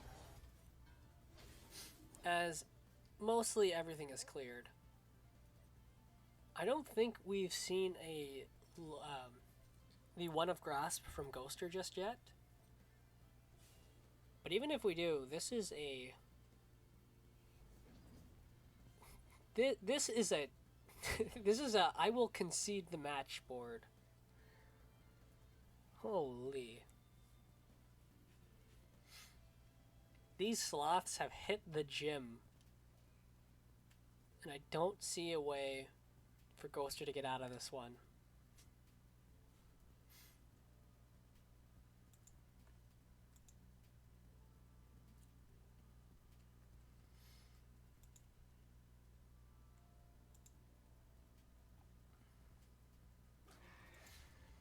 Yep, just gonna try his best. Lure as much stuff as he can away. And maybe even just go to the corner. Hope to God you pick up a Nova for your spinner. That's his only hope. And yeah, then that's rather flimsy. Unless he's gonna spam... Is he gonna spam Keepers? He is. Might as well.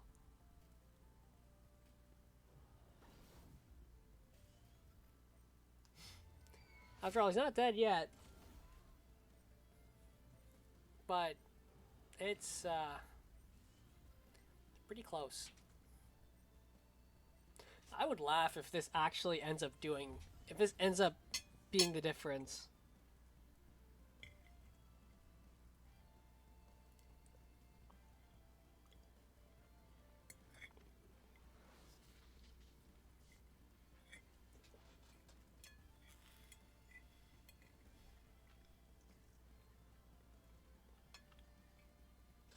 Nope, not yet.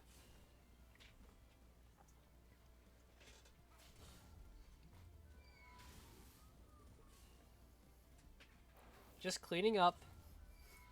Cleaning up the mess Ghoster's made of his board.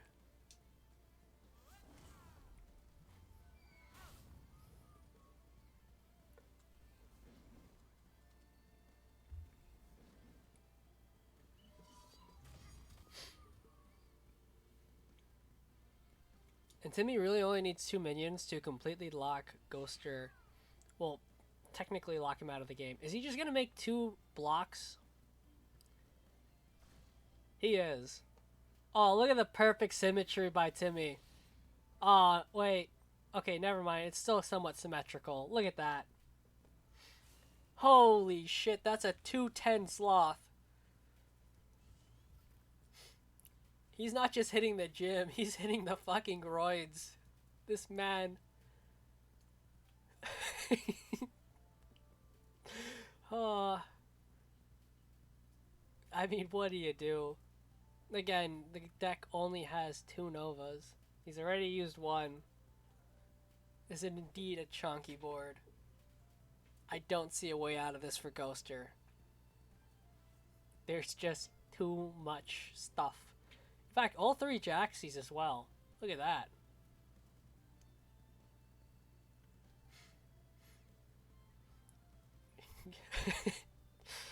Oh shit. So this is gonna be... Yeah, it's just gonna be another Timmy Mez final. Wow. Insane. Which I believe is a... It's a bow 5 and then a bow 3 if... Yeah, if Mez loses.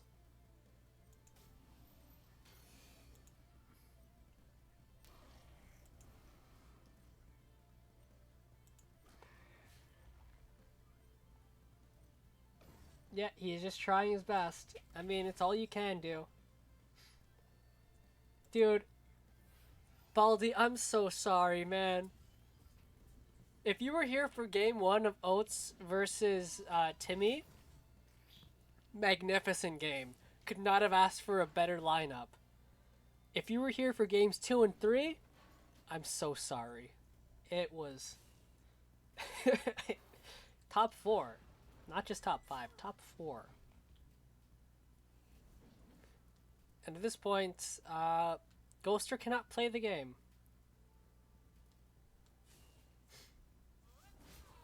Has everything punch his face because it really just can.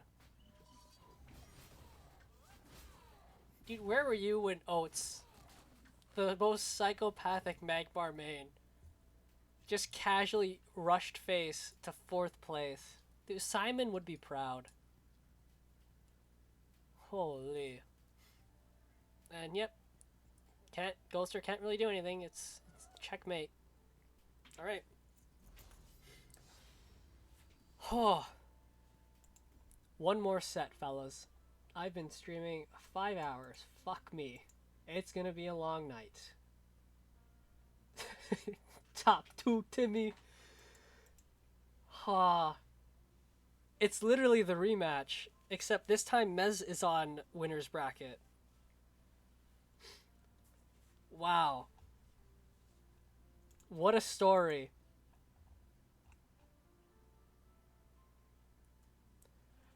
Oh, we're gonna have to see it. This time, Mez has creep, which is a very big difference. But then again, oh shit, wait. I think it's just gonna be Walls versus Helio. It's just gonna be Walls versus Helio, because Timmy wins versus the... Oh, it's so hard. I think Mez is forced to Joe nothing but the Helio. I think if he brings out the creep, he's either gonna get a terrible matchup with the vet, or a less bad matchup into the Vanar. The Vanar one is winnable, but it's tough.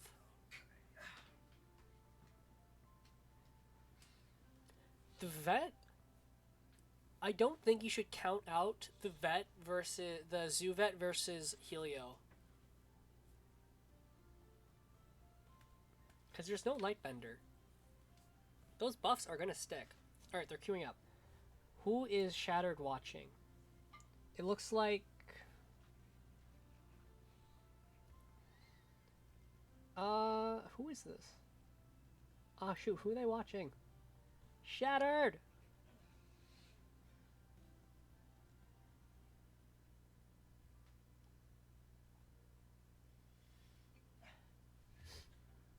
Really? That's interesting to say. Alright, I think...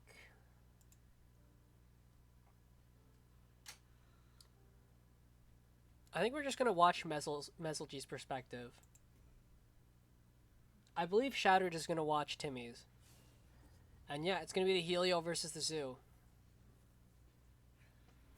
Aggressive Iraqi opener. Wow.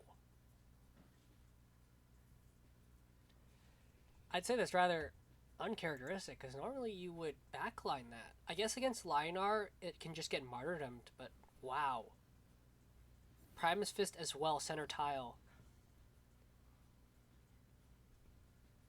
Mez can deal with this.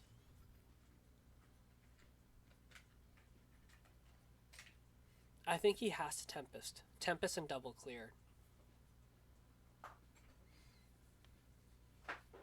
Which does mean Timmy's going to have a turn where he can just freely develop. And there's only 2 Tempests in Mez's list.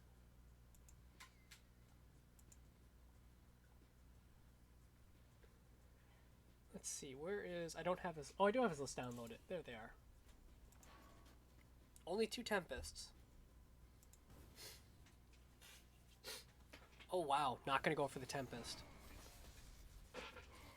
If there's a Chronomancer Inner Oasis, it's going to be massive. Okay, perfect. Shattered is watching Timmy's perspective. So, if you guys want, you can open up both of our streams and see both players' hands. Timmy does not have the Inner Oasis, but he does have a Syzygy. So if Timmy wants, he can go for Syzygy attack on the Primus.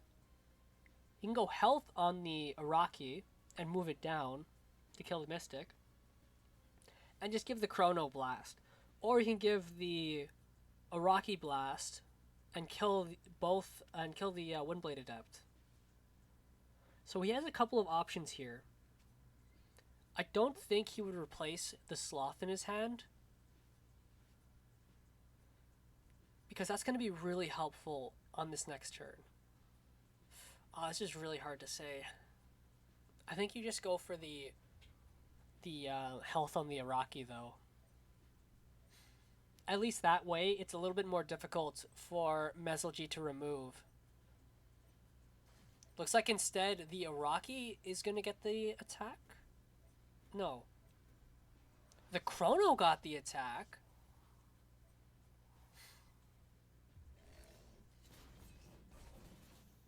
Okay, very interesting.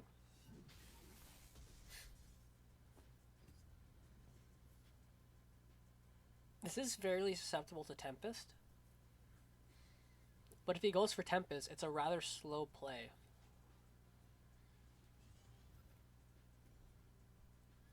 He's going to go for the Tempest. He kind of has to. Does he go face? There's not much healing in this Vet deck. And one of the ways Linar can beat Vet is just slapping them repeatedly.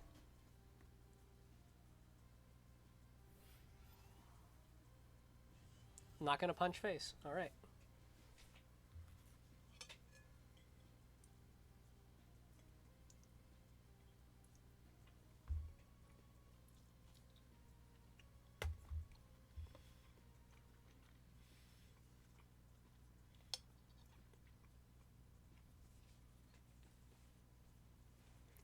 So Timmy has... He only really has Sloth, unless he wants to play a slow Mystic.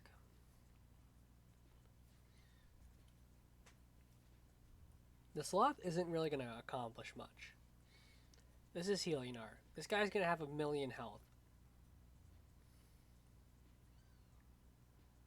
10 a.m. Wait. Oh, that's awful. God, Calvin's a warrior. It looks like it is going to be the sloth. Which, I mean, you might as well. Oh, he keeps the Chronomancer backlined. Very interesting. Not going to move it. Okay. Going to move it to that back wall. Opens up more blast opportunities with Sizz if he finds it. Which is pretty big.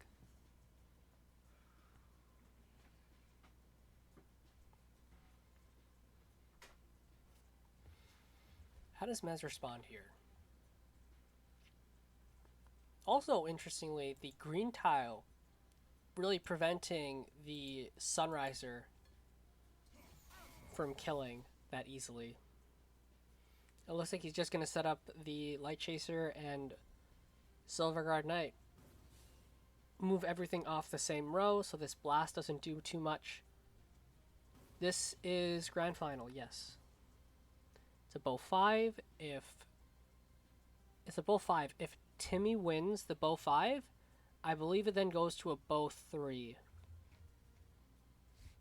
Or it's a best of 7. And bracket reset is only a best of 3? I don't actually know. Let me look at the rules.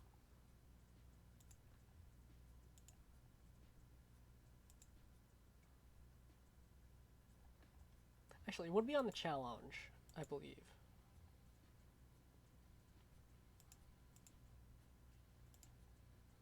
It's not.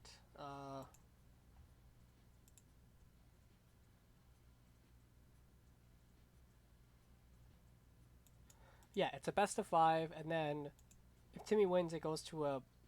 Oh, 2 best of 5s. Oh, Jesus. Archon comes out. Now, while Messelty doesn't have a Martyrdom in hand, and they might not replace into it, this Light Chaser might be set up to kill it. Ooh, finds a Sloth. But they are provoked themselves, so... This is the first game of the first set.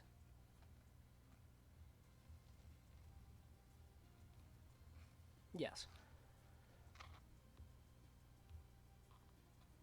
Man, yes. He can Sunriser in the middle of everything. Get a little bit of damage. Kill off that 5-1 that's aiming up to kill the Silverguard Knight. Push a little damage face. I feel like that's your best bet. Mez probably disagrees. Might be considering the Sloth here to start whacking away at that Archon.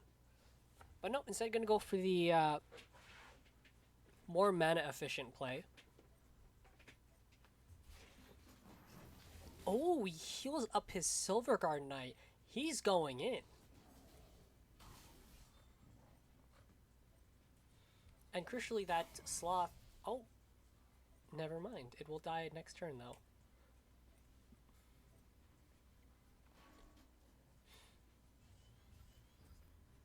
And if that Archon, or at least if that Light Chaser doesn't die, same with the Sunriser, actually. There's a lot of threats on this board for Timmy to deal with.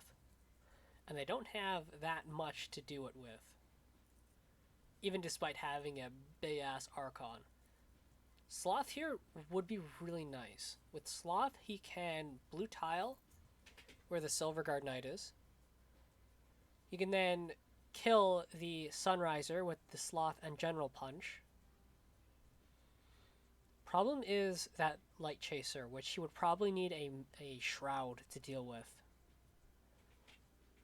What does he actually have in his hand? He has Sloth, but no Shroud.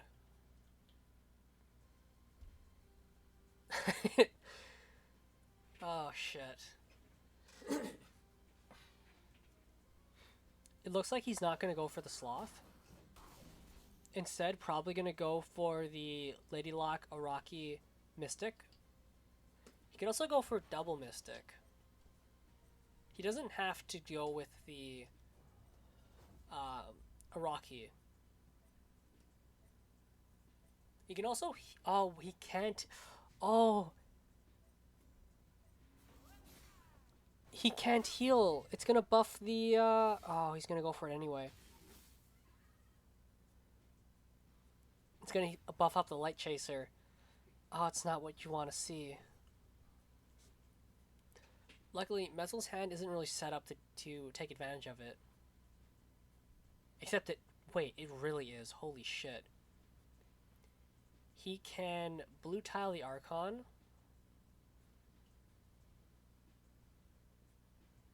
Is he just looking for how much damage he has? Does he? Wait.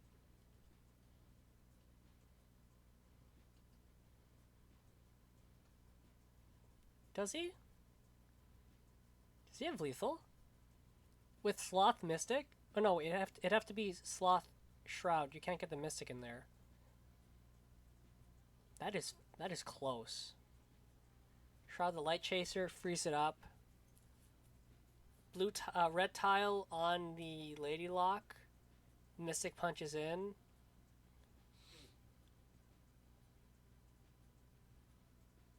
Three and 6. 1 off. No. 2 off. Light Chaser can't get to the red tile. What am I thinking? Yeah, 2 health. Wow.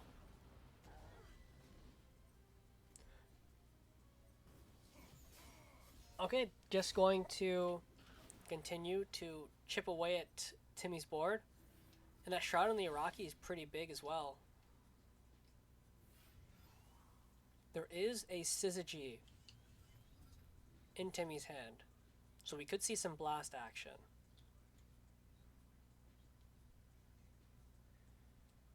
Man, is it not looking good. Potentially a Mystic replace for Timmy, I would think. If you find a Chronomancer, you can dump your whole hand, but at that point, I don't think you get enough of an advantage for that to be beneficial. Also, that Mystic to heal the Light Chaser is so annoying for Timmy.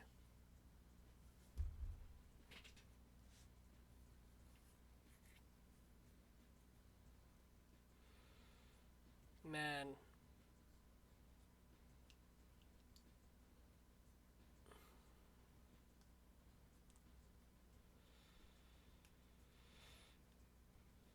At most, Timmy can Sloth, but there's really not... The angles are not good.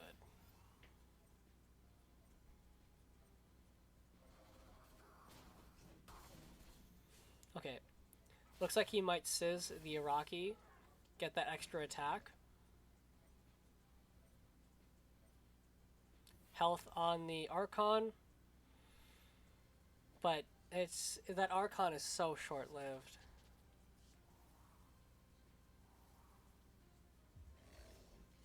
Mez can just tank it. And even then, he doesn't have to tank it. He can just MO. Wow.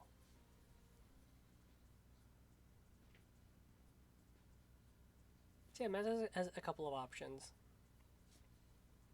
He can just tank the Archon with the Mystic and his General Punch. Or he can just MO on the Mystic next to the Archon and punch the Mystic in. Doesn't deal with the extra Mystics at Mesligy's backside. There are so many Mystics on board.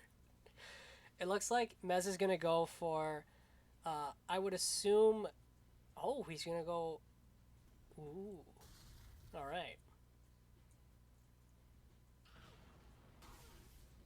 Oh, right, because that catches the other Mystic. Oh, and he's going to use the green tile to keep his Mystic alive. Oh, that's so fucking good. Timmy, 3 cards. Nothing but a Sloth, a Shroud, and a Jaxi. Which isn't bad. Especially if he can force a Sunriser. Oh, he finds an Archon.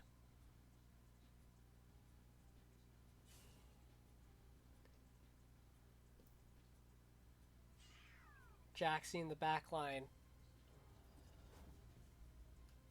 This is a massive Archon. There isn't a Martyrdom. Oh. But I think that's enough for Timmy to crawl back. Snap Martyrdom. Most likely Sloth. Oh yeah, Sloth just kills the Jaxi. Oh shit. Not good for Timmy. And once again, there's a lot of Sloth. Huh. A lot of these games have come down to Sloth and putting blue tiles down.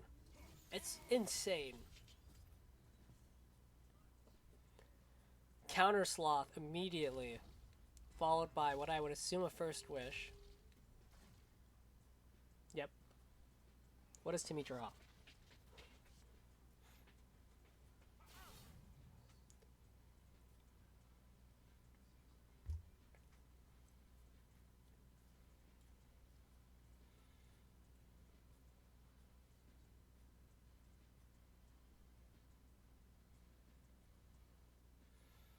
We find the Dream Gazer. You can't replace it, so he's just gonna have to settle for the Jaxi.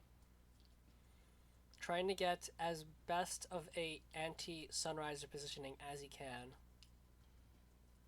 Which, if we look at Mezzel's hand, you really can't do it. Actually, there is one spot on the green tile next to Mezzel's General. Problem with that is it's gonna die. Looks like he's gonna go for it anyway.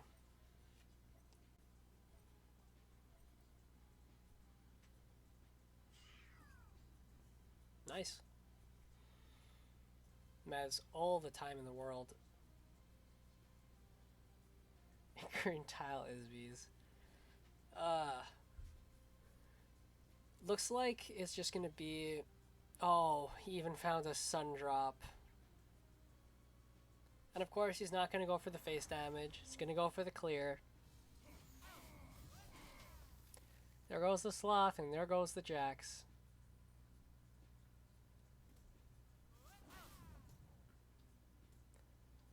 And at this point, if we take a look at Timmy's hand from Shattered Stream, he's got a Shroud, a Chronomancer, and a singular Dream Gazer.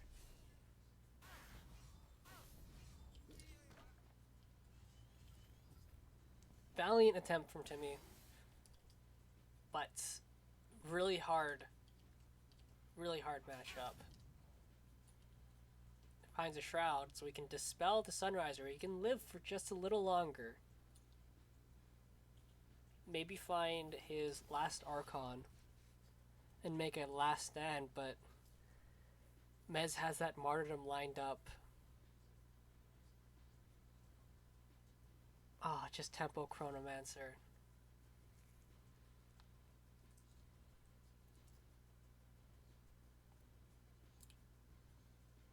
Is he gonna dispel the Sloth? Yep.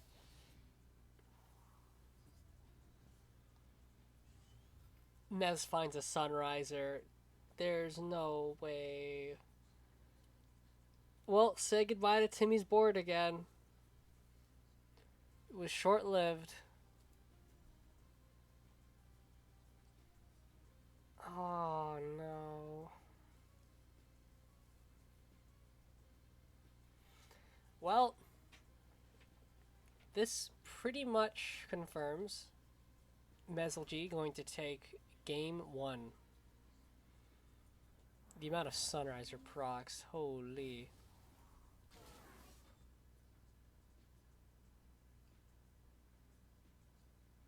He's even backing off.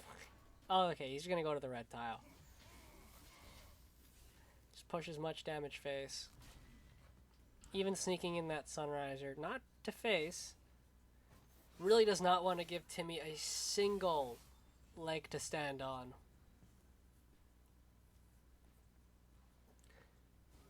And Timmy concedes. Alright. Game 1 goes to Mez. Will Timmy pivot to the Vanar deck? Because I have a feeling Mez is just going to stay on Helio the entire set. Yeah.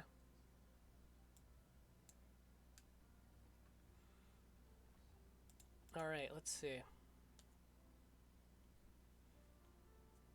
I will take a very quick break at the start of this match.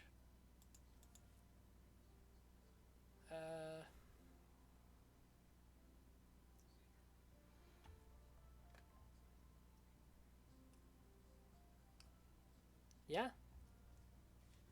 Mez only needs to win one best of 5. Timmy needs to win 2.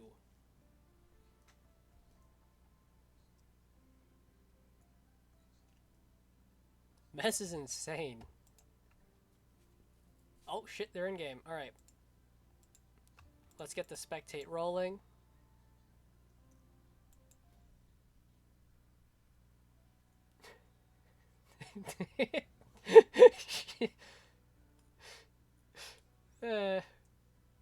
Shattered, look, we spectate, yeah.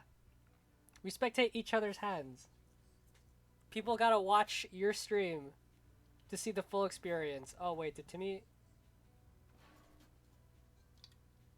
Huh. There we go.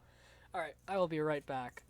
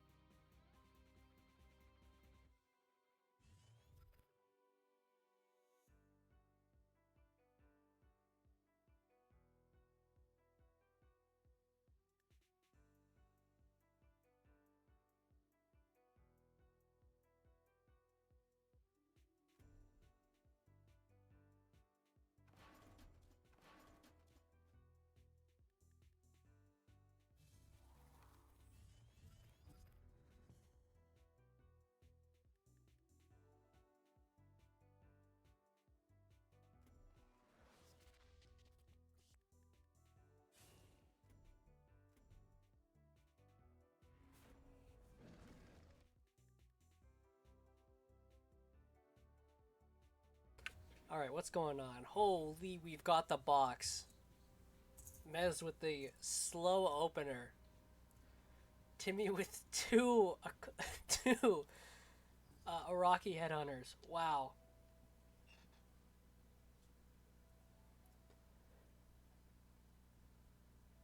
This is fucked for Mez. And if we look at Shattered Stream, there is an Inner Oasis lined up. This board's only gonna get bigger. Oh no. This might not be the easy win Mez was hoping for. Draw 4 more Tempest. Oh, fuck.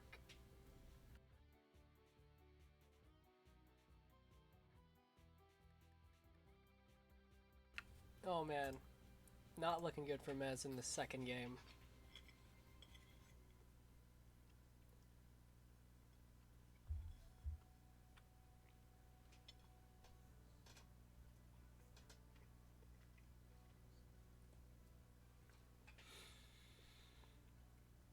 I mean, what do you do? I guess your only play is set up a Silver Guard Knight in your backside. Okay, just makes a nice line.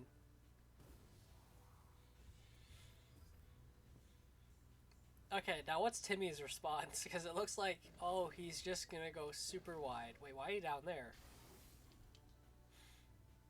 Is he just gonna... Timmy is assembling the biggest square you've ever seen.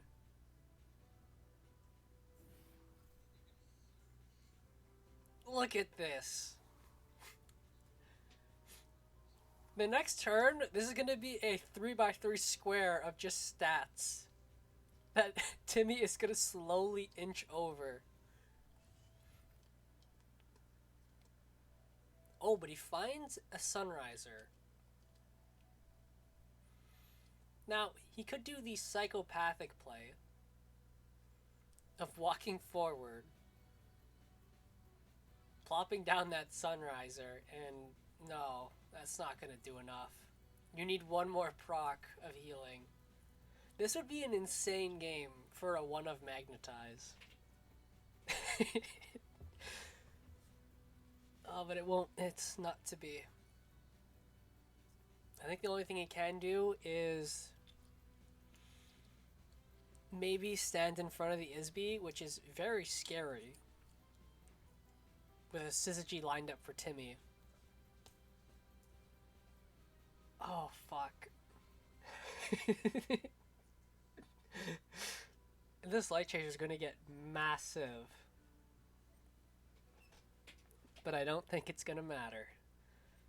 I think your only really response is just Tempo Rejuve.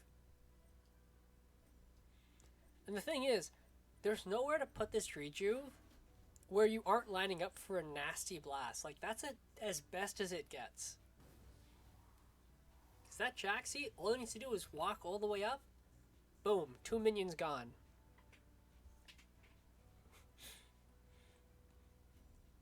And Timmy has an Archon. Oh, the first Archon might just hit the board, and this Isby has run out of time.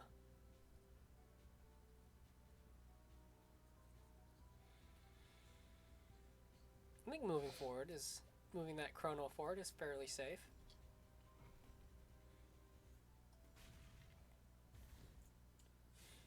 Does replace first. Yeah, it's just going to be an Archon turn. It could have also been a Cistern. Also, putting the Archon... Yeah, I was going to say, putting the Archon where it can trade into the Light Chaser might be a poor idea. Backlines it a little. And interestingly, keeps the Arakis close.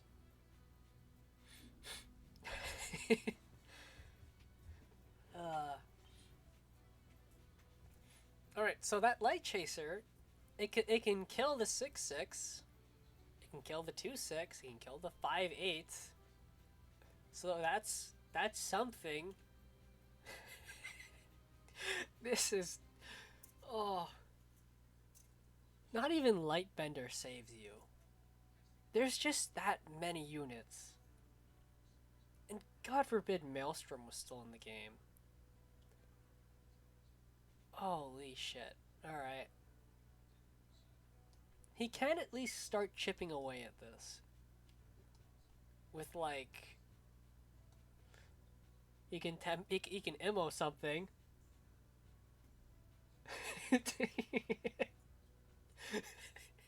Maz is just stuck in the corner. His Light Chaser. 11-4 is nothing in comparison to the 20 plus stats of Timmy's board. Not even 20-20. I think it's reaching 30-30. Holy shit. He's gonna start.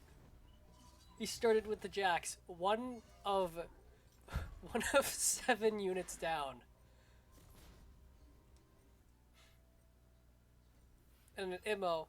but it's only gonna tickle them.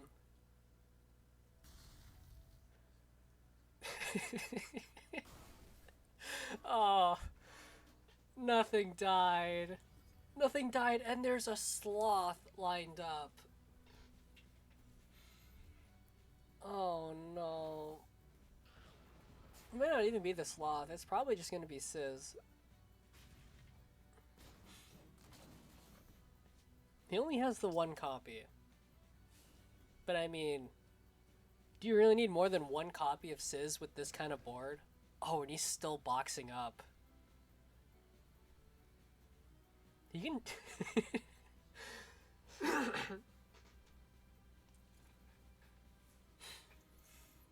If there's one faction, it's Zuvet, or from what I've found, versions of some sort of shaman, Azurehorn Shaman Abyss. Especially if there's no Lightbender. And there's the Sizz. That's a 9/5 Chronomancer.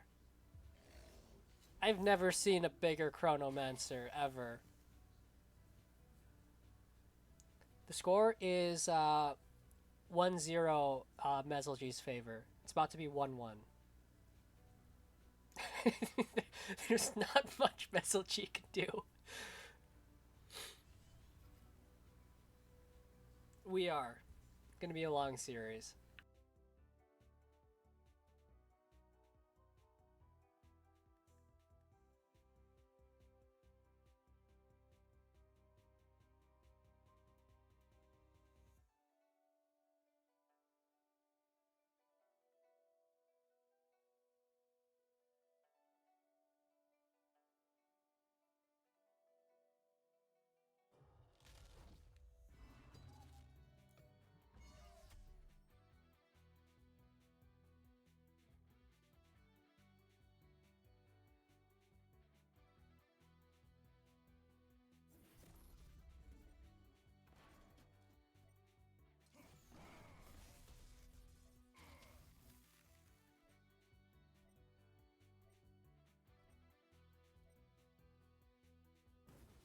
Alright, sorry about that.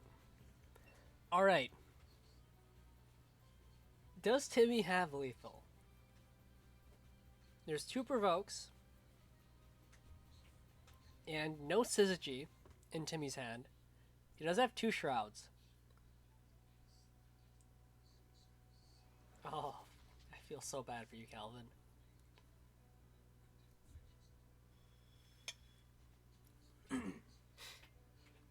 Okay, doesn't draw Sizz. He still has a replace, but I mean, I don't think he really needs it. It's just gonna be Lady Lock Sloth. Oh no, Shroud. Oh. You know, this is a parody of Game 1. Where Mez just had Timmy trapped in a corner. Now Timmy's got Mez. Oh, it's just lethal. Never mind. There is no trapping. He's just straight up dead. 1-1. Do they switch decks? Timmy can stay on Vet and force Mez to stay on Lionar. Because if Timmy stays on Vet, he can't. Mez cannot go in with the creep. Are they already in game? Holy shit, they're already in game. Yeah, they're just sticking with the same matchup.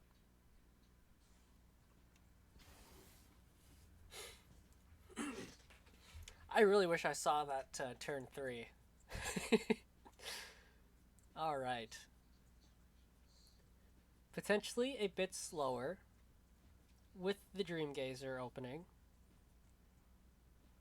If he has double 2-drop, that's going to be pretty strong.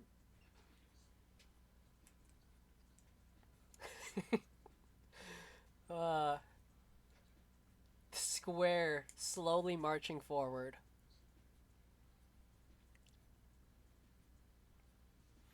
It is double 2-drop. Wow. Strong opener out of Timmy. and an Araki as well. Mez can aggressively respond with Shroud and just dispel. He can dispel the Jaxi, but you probably want to just dispel the Araki and just punch in with your minion. You can even sun drop it as well to keep it tankier. Instead, going to go for the Silverguard Knight.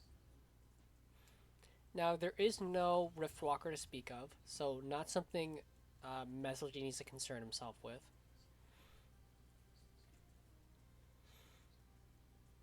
Which really only leaves... There's no mana for Sloth. Another Araki, wow. And a Shroud.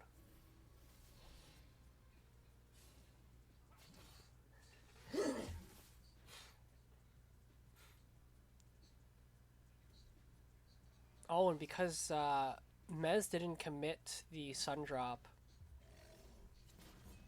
Wow, Timmy has a very strong turn. Now, it's not all that bad, because what Mez can do is he can drop the Sunriser, retreat to the tile, and Sun Drop. He can kill off one Araki and the Dream Gazer. But that Araki sticking is terrifying.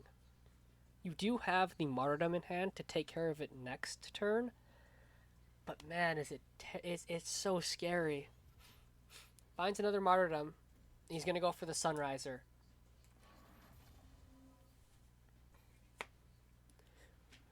Most likely, actually, you know, he has a really nice hand. It's just gonna get Primus Fist and killed. Does need to make sure he doesn't Healing Mystic first. Good.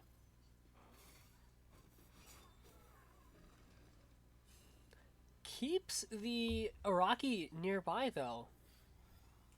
Not going to threaten any Syzygy Blast angles. Very interesting.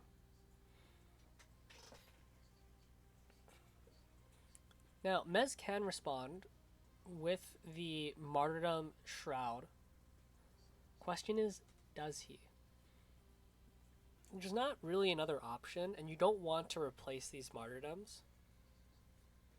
And you have Archon on that next turn. But the thing is, I don't think Mesolgi's going to have the chance to even play this Archon. He replaces the Shroud. Which basically means his turn's going to be, what, double Martyrdom or just the single?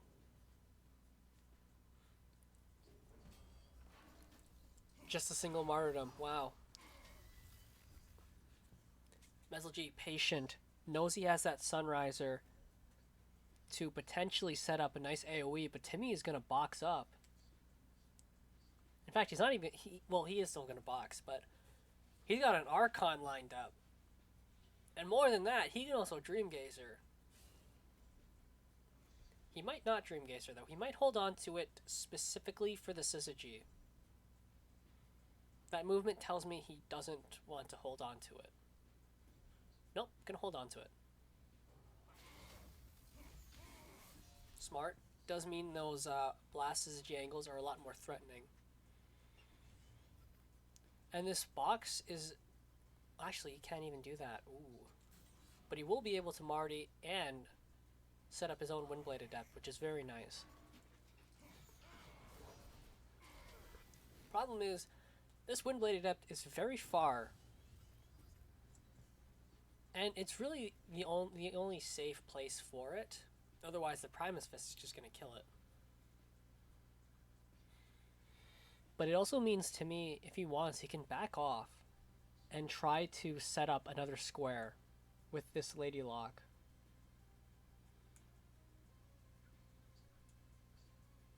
Doesn't look like that's what he wants to do. He wants to stay aggressive, stay in Mesolgi's face. I'm not sure why he wants to move this Primus Fist down there. Oh, okay. Somewhat anti-immo positioning. It's not going to stop a 2-drop immo. But that is a nice box. Even if the Primus Fist only tags the Lady Lock.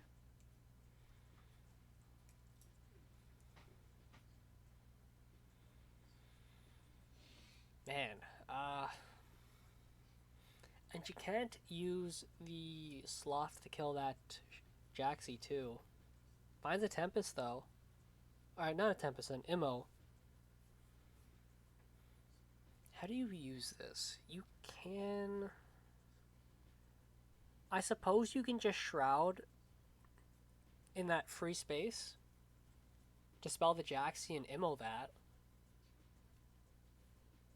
You can then use the Windblade Adept to kill off the Lady Lock. It's not bad, but it's not terrible either.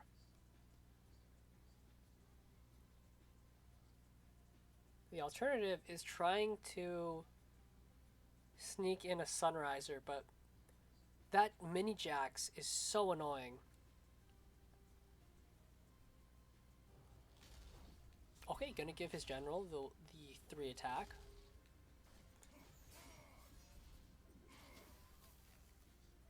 Huh. Did Mez misplay?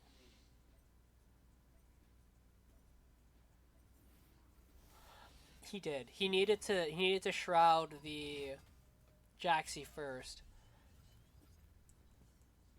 That's game. Oh shit. There's a shroud and a Sizz in Timmy's hand. I think that is. That's 7, 3, 10. No. Hold up.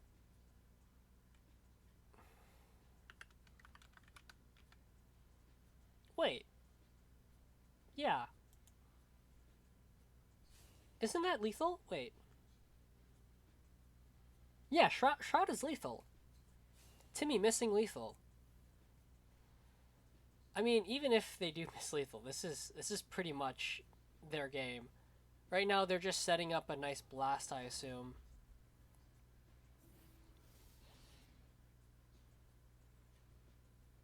It happens. Timmy had to trudge his way through loser's bracket, alright? He's had a long day. No, I think it's just a long day. And playing a deck like Zoo is very difficult. Either way, sets up a very, very strong board.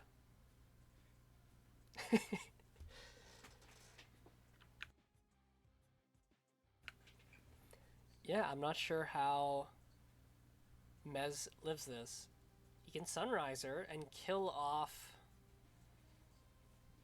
He can kill off the Shroud and the Primus Fist. That's like most value you kill off. But like it's not looking good. And if we check Timmy's hand, Timmy only has a Shroud and a Syzygy. If Mezl G can stabilize, he can take the game.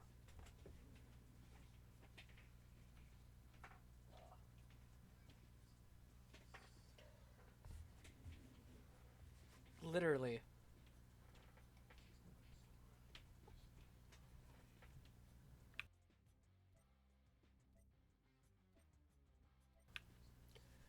Oh man. Yep. Okay, he's gonna go for the Sunriser. Oh, he can. Oh yeah, he can use the Isby to push it in that spot. Very nice. Okay, this is massive. Again, Timmy's hand is quite literally just Shroud Sizz. That's it. Replaces Sizz. He finds a fucking Archon. Massive for Timmy. Holy. They don't call him top deck for nothing. It might. But this Archon is going to do wonders.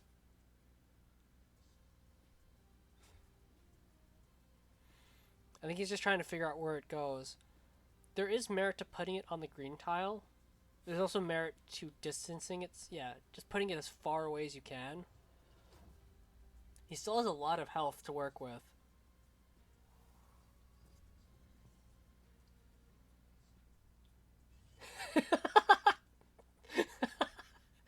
Calvin, you're too slow. Come on. Oh, and there's another Archon. Mezalji has stolen Timmy's box tech. And being corner provoked, it's going to be very difficult to get that Archon into a position where it can do things.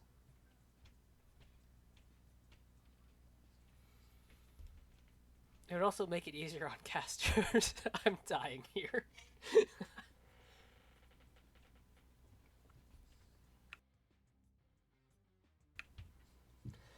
Fuck.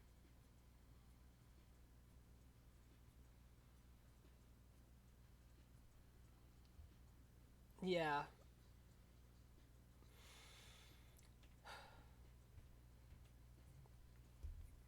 Okay. Timmy's just gonna try to set up as much of a board as he can. I believe he also dispelled the shroud. Yeah. Dispelled the shroud to let the Archon kill it. Still boxed up.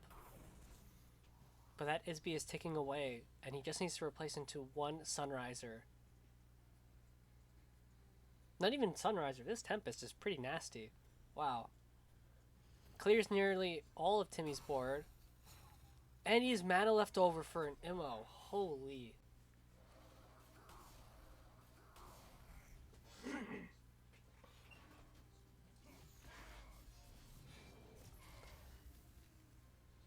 And I think with this play, Mezel G has. Wait, did he? Oh, he didn't go for the Immo. He went for the Shroud. Wow. Oh, and the Archon's getting healed up. That Archon might as well be unkillable.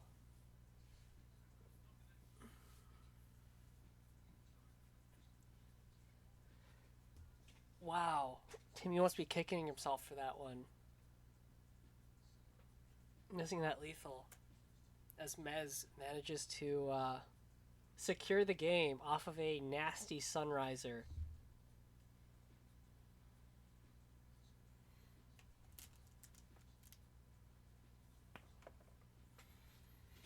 Yeah, I don't. What do you do here as Timmy? There's nothing to do.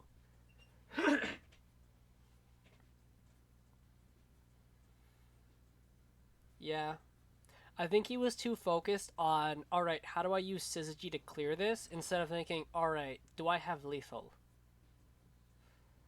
Which is completely fair, honestly.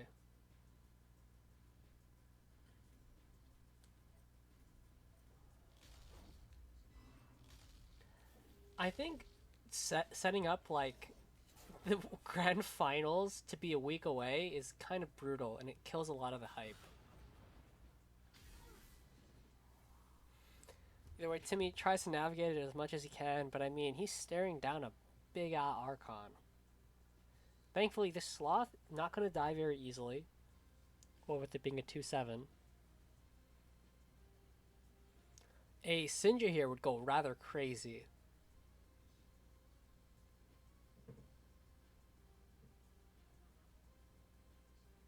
Wait, Smarty, did you see Oats versus Timmy game 1? If you haven't, I highly recommend either looking at Oats's perspective or Timmy's. That was a game. Oh, did he just find lethal? Oh, the double MO. Oh, that's a lot of damage.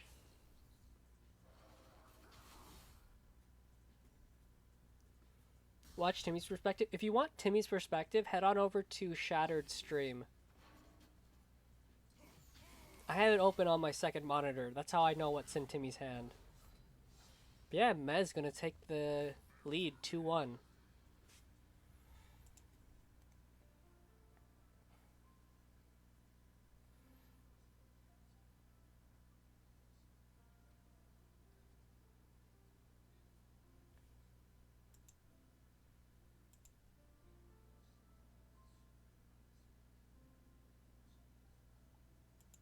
Shattered glass with the play-by-play in the match results.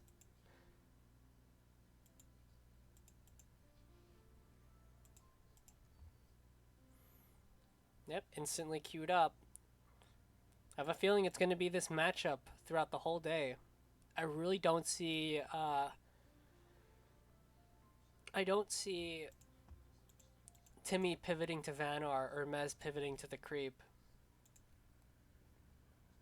Oh, I changed my mind. Mezalji has pivoted to creep.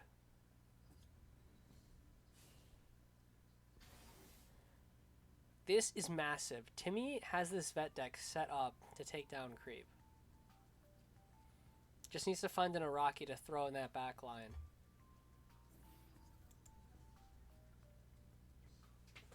Has a fairly nice hand. 2 inner Oasises. Just needs to find a Chronomancer. And his board is going to get beefy. Now, let me take a look at Mez's creep list. I believe that's Ghosters I have open. Let me close that.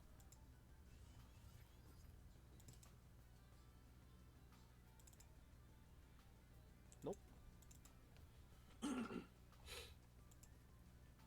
So Mez's creep list is fairly standard.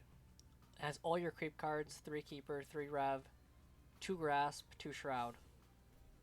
And 2 Rejuve are the main differences.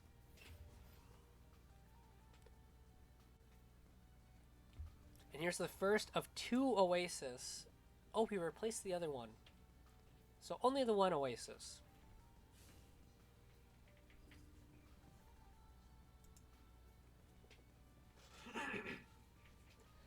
Bunch of 2/6s on board, but there are 2 NSAs lined up. Now, can't play them all in one turn, obviously. But what Mez... Oh, no, wait, no, we can't do that. Most likely just going to be NSA, set up the Abyssal Crawler somewhere in the corner, or somewhere he can't reach it. And that's pretty much it. Goes for the one on the top, interestingly enough. And starts chipping away at the first Mystic.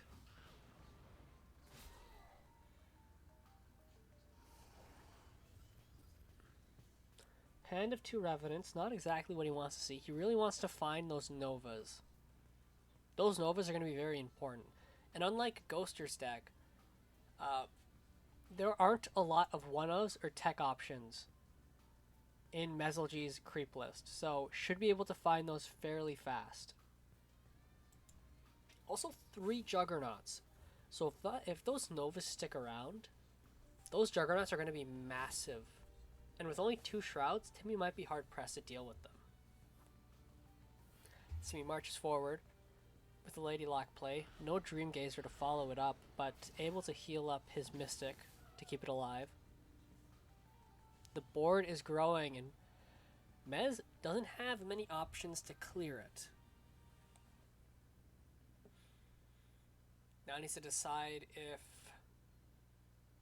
keeping the Abyssal Crawler alive is more important. Yeah, it looks like it is. Clears a good chunk too, only leaving Timmy with a 2/5.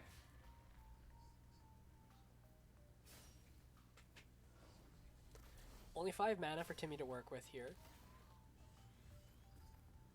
And what they can do is they can just prime his Fist and Oasis. It's not the most valuable, but it does get stuff on the board. They could also go for the Shroud on the Abyssal Crawler. It's a bit risky, because again, there's not many Shrouds for these Juggernauts. So that's always got to be a worry on Timmy's mind. Maybe he can clear 1 or 2 of the first Juggernauts with a good Sloth. What? Tempo Shroud. Huh. Does he play the Primus Fist? He does. I'm very surprised to see a Tempo Shroud. Wow. Just trying to keep it as safe from Mesolgi's general as possible, and just trying to build up as much as he can. Most likely in preparation for these future Nova turns, of which it's right there. The first of 3. Does it get played? Otherwise, Mesolgi doesn't really have a whole lot to do. He's going to get one more creep tile out of the Abyssal Crawler, which is very huge. But there is a Sloth in Timmy's hand.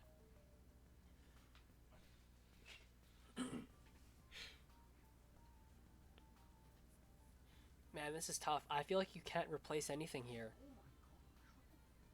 These are all massive cards. Ooh. I suppose the safe thing to do, you could Nova in this 4x4 square next to Timmy.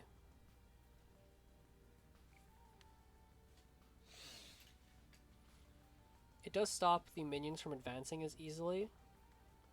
Deals a bit of damage to Timmy and sets up some spitters. Is he going to Keeper the Abyssal Crawler? He is. Not the play I would have thought. But Mez is just trying to spread as much creep as he can. Just to make it as annoying as it is for Timmy to advance on this board.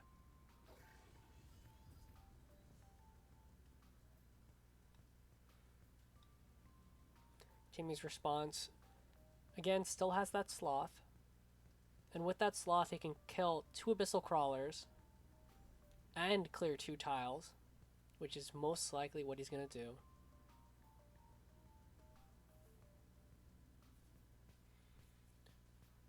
Though he won't be able to put himself on red tile.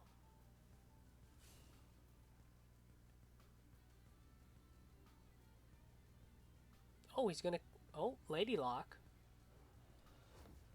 Not going to go for it just yet. Oh, he has an Inner Oasis. Oh, that's massive. This board is huge. Still making sure that no more than 2 minions occupy a 4x4. Though this might come back to bite him as... Oh... Well, no, wait. He's 1 mana off from the Spitter, Nova Spitter combo. This Remnant gonna do a lot of work here. Is going to have to be Sloth. And this creep just keeps growing. There's so much creep.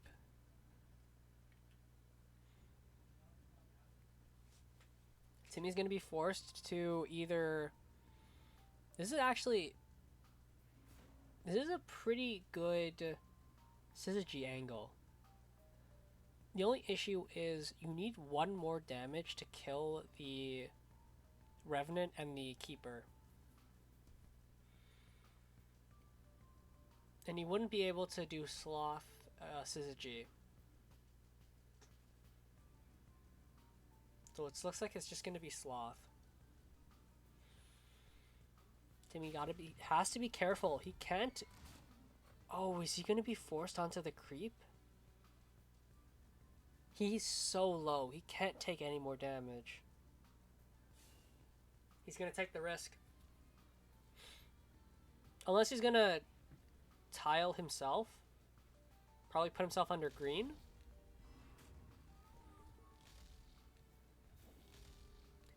He's oopsing. I guess the oops is because... Oh, Oh, no. He has to use 2 hits to kill the Revenant. Nothing can reach that red tile. Oh, it's a disaster for Timmy.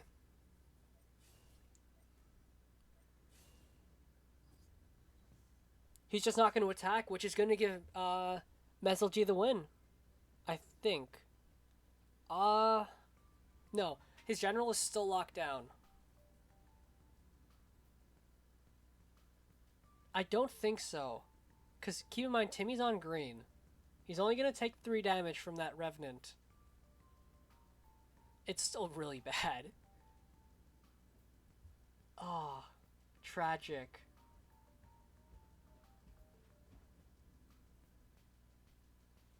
Nova Spitter. Oh. Um.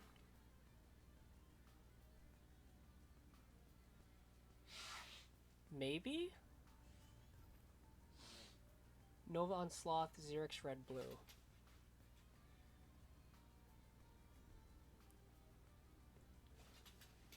Yeah, that would be 6, and then plus the Revenant is 4. And the creep tile would be 2. Yeah, that would be lethal. Yeah.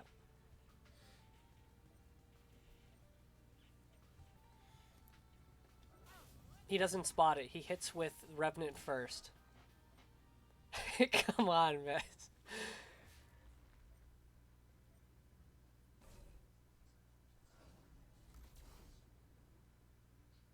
Oh, man. Can Timmy come back from that mistake? There's another Syzygy angle lined up. And there's a Primus Fist this time. So he can, with the Dream Gazer, kill both of these minions. Which frees up the rest of his board. The green tile, if I can... The next time this deals damage... So this is for the minion on it. The next time this deals damage to a minion, that damage is adjusted by 1. So, if a general or any minion is on a green tile, it's going to deal 1 damage less. Now, it also reads, the next time this takes damage from a minion, prevent 1 of it. So instead of Revenant dealing 4 damage, it's only going to deal 3. Same with Spitter. Spitter's only going to deal 1 damage per creep tile instead of 2. And it looks like Timmy's seen the Sizz angle. Oh, it's a double Sizz. This is so much damage. I think this is what Timmy needed.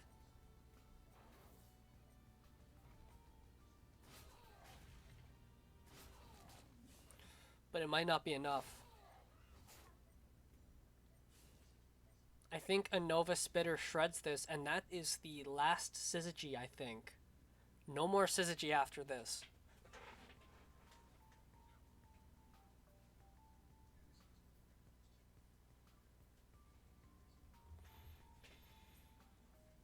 Does Mez... Mez can definitely clear a good chunk of this. I don't think he can clear... He can Nova Spitter and then clear the Araki. The Araki is going to have to be untouched. He can also heal a decent bit. Ooh, this is tough. I think the Dream Gazer is going to live. Because the Dream Gazer can only get 2 hits of the Spitter and the Creep Tile. So the Spitter's going to live. Or the... Oh, no, wait, no, wait. No, because if you Nova Spitter, you can use the blue tile to punch the Dream Gazer. Which would kill 2 of these minions and put you out of range of the Araki. Does Mez see it? You would have to Spitter Nova here. Oh, he's gonna do it to kill the Shroud? That's not gonna kill the Shroud. It's gonna heal him up a lot. But the Shroud's gonna live on 1 HP.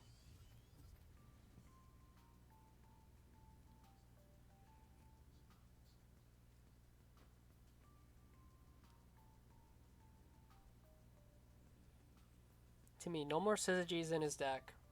He needs his minions to connect the good old-fashioned way. But he replaces into a First Wish. That's massive.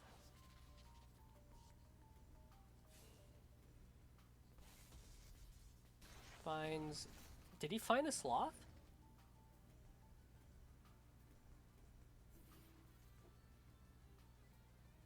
Did he found lethal?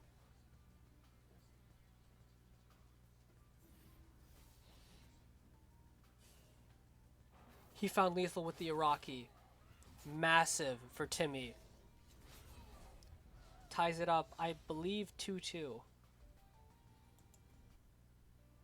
Is it 2-2? It's 2-2. What a game. Timmy finds it. Well fucking played for Timmy. He blunders the lethal and almost gets very... No, he blundered lethal last game. Nonetheless, wow, what a showing. And are they already in game? It's been 2 seconds. Holy shit. Alright, Mez is back on the Helionar.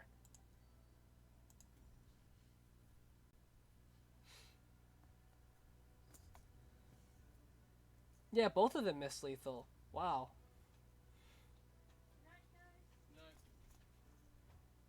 Timmy, not the best opener, but he's gonna go for it anyway. Lady Lock Dreamgazer.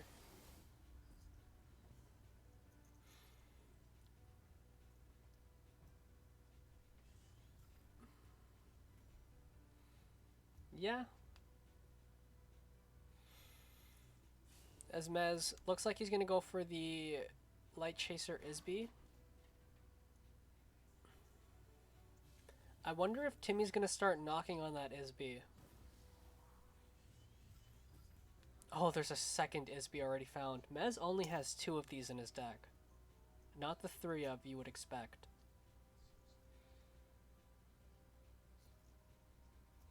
Timmy, he can backline an Iraqi. Oh, and the Dreamgazer damaging him means that Light Chaser is already starting to grow. That's pretty big. Timmy, he can go for an Inner Oasis here. It's very risky. I wonder if he's just going to go for the double 2-drop. He's going to go for the double 2-drop. Much safer line. Backs off. Bides his time. And builds his board. Mez, he can't really respond to this. He can only set up a tempo rejuve. Are we going to see a repeat of game, I believe, 2? Or is Mezlogy going to find the tools to break them? Oh, this is it's already getting spicy. A little Mexican standoff. Is that what happened on game 2? Did Timmy go to the corner and build up a massive board? Because I came back and there were 2 4-6 Iraqis.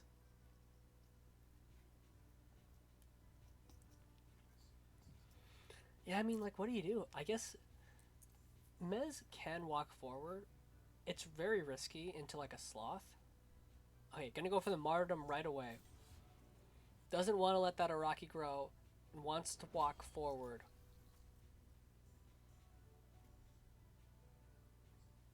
Oh, Jesus.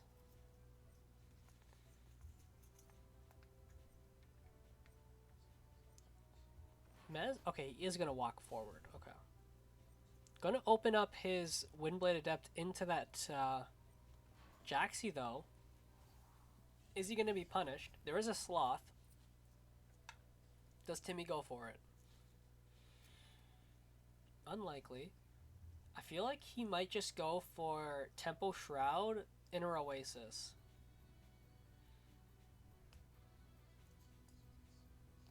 There is the option for Meslogy to go for the 2-drop Immo. But honestly, I don't think I would let that worry me. I think I would just Shroud Inner Oasis. Hold on to the Sloth. Or not. He's considering the Sloth.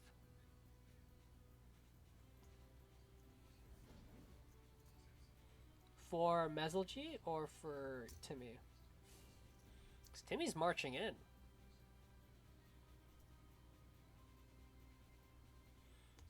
Is he gonna... I wonder... Is he gonna go for the Inner Oasis after the Jaxi dies? Oh, he's gonna Shroud the Light Chaser. I'm silly.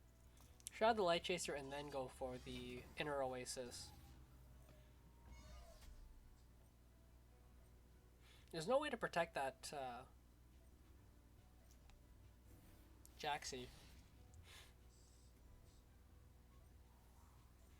And the Lady Lock I feel like if there was gonna go anywhere, yeah. Look at this setup.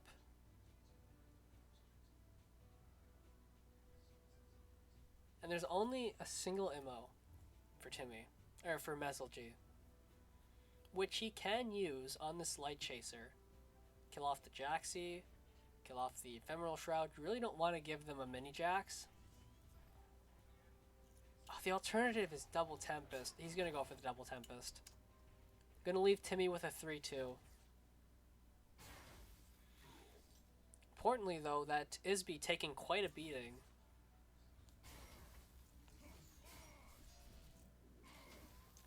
Might not be around long enough for Sunrisers to be found.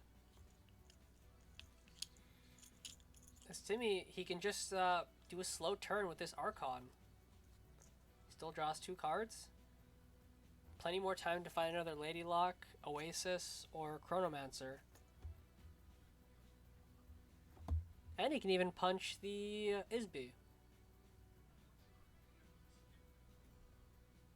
Yeah.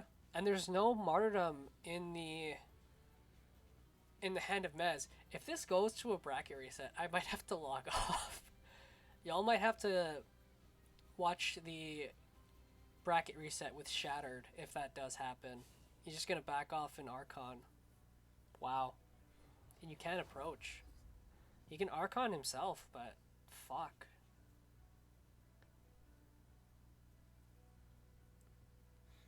Yeah. Actually, he can Immo here. If he shrouds the Archon, it's pretty bad.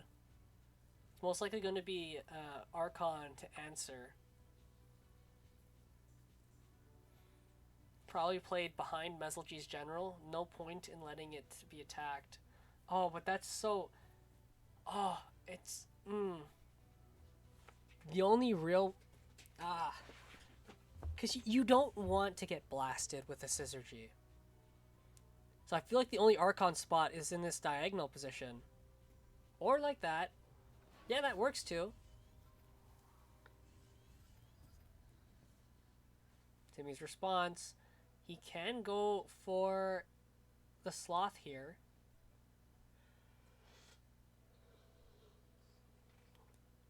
He can also still go for the Chronomancer. It will still give him a decent discount of -1, which he is. He's just going to kill the Archon. Attack to... You don't even need to give the attack to the Dreamgazer. You can just give it the blast. Or not, you can give the Archon the blast. What am I saying? Yeah. Archon down. Massive board for Timmy. Oh my god, he even gets a full surround. Oh, and there's a Dreamgazer too. There's no way. There's no fucking way.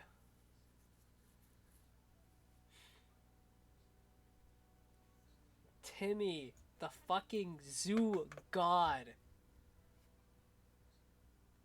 creates a nigh unkillable board.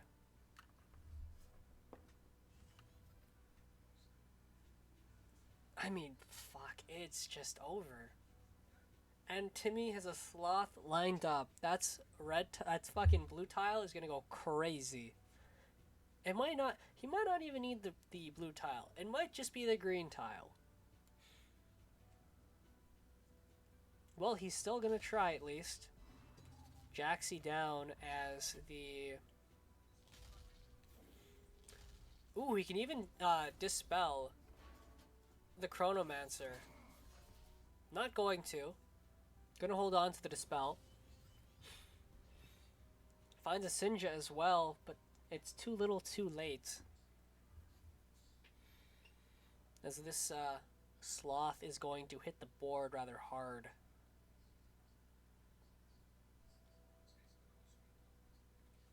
Is it lethal? Let me just double check.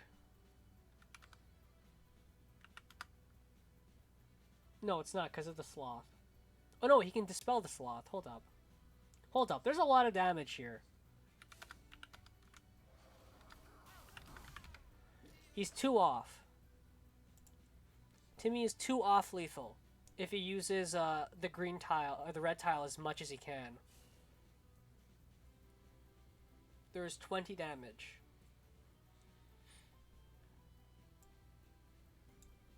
Non-artifact vet popping off. Look, it's fucking Timmy. He did it before in ES4. He's come to fucking do it again, alright? Almost lethal, yeah. I believe he's going to... He can't sizz. He hasn't punched with anything. Time is ticking. He needs to make his turn fast. These inputs have to be lightning if he wants all of these to register. I believe he gets everything. I don't think he got the Archon to attack. Did the Archon get the attack? It didn't. He missed the Archon attack. Oh, no, wait. Did the Archon attack the... Archon killed the Silverguard Knight. What am I thinking? Oh, not the Silverguard Knight. The Sloth. You expect Artivet to pop up. Look, one day, Dog Lady or... Who else was running Artivet? I don't even know. I just know Dog Lady.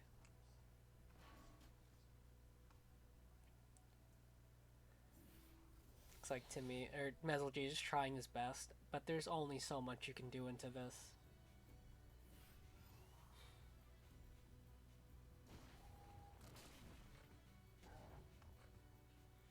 Well, at least he can run away. For now. Is there a Syzygy to catch him? There isn't a Syzygy. So, for better or worse, the game is still ongoing. You know, if Mez can get to a decent position, this Sinja, might be able to clear out a good chunk of stuff.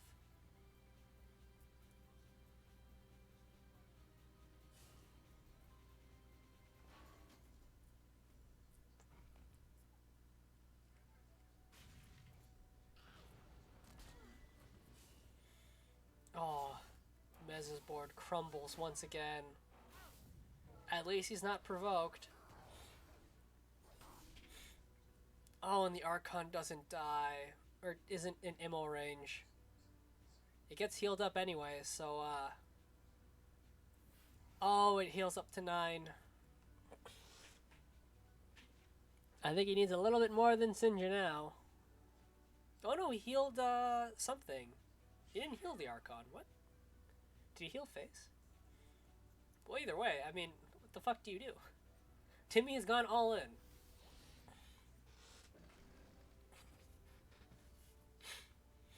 What is the response from Mez? It might as well be concede. This is fucked. Holy shit, he reset the bracket. Alright. I would love to cast the final bracket, but I'm gonna have to tap out. I do need to get up for tomorrow. But holy.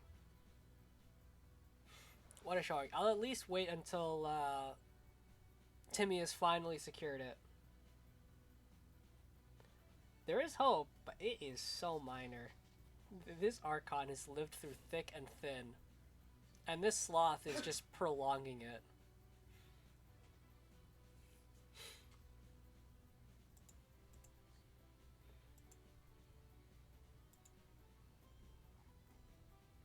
And there it goes. Holy shit.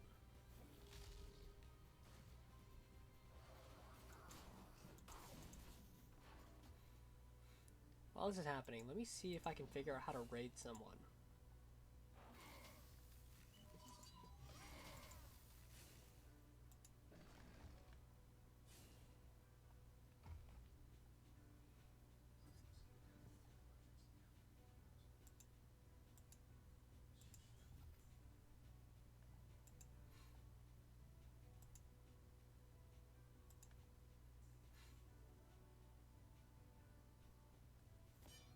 Yep, there it goes. Timmy has reset the bracket. Meaning, you're in for another round of best of fives. I will not be there to cast it. You're going to have to head on over to Shattered Glass. If you give me a moment, I'm gonna figure out how to raid them. Oh, you're gonna go live? Oh, okay. See you, Smarty. Let's see, Twitch raid.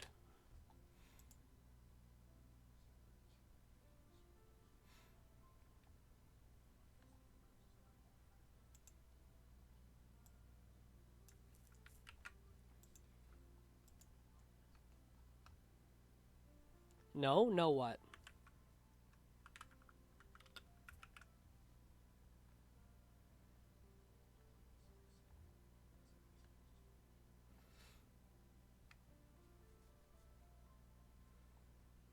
Well, see you all tomorrow, I guess. Bye.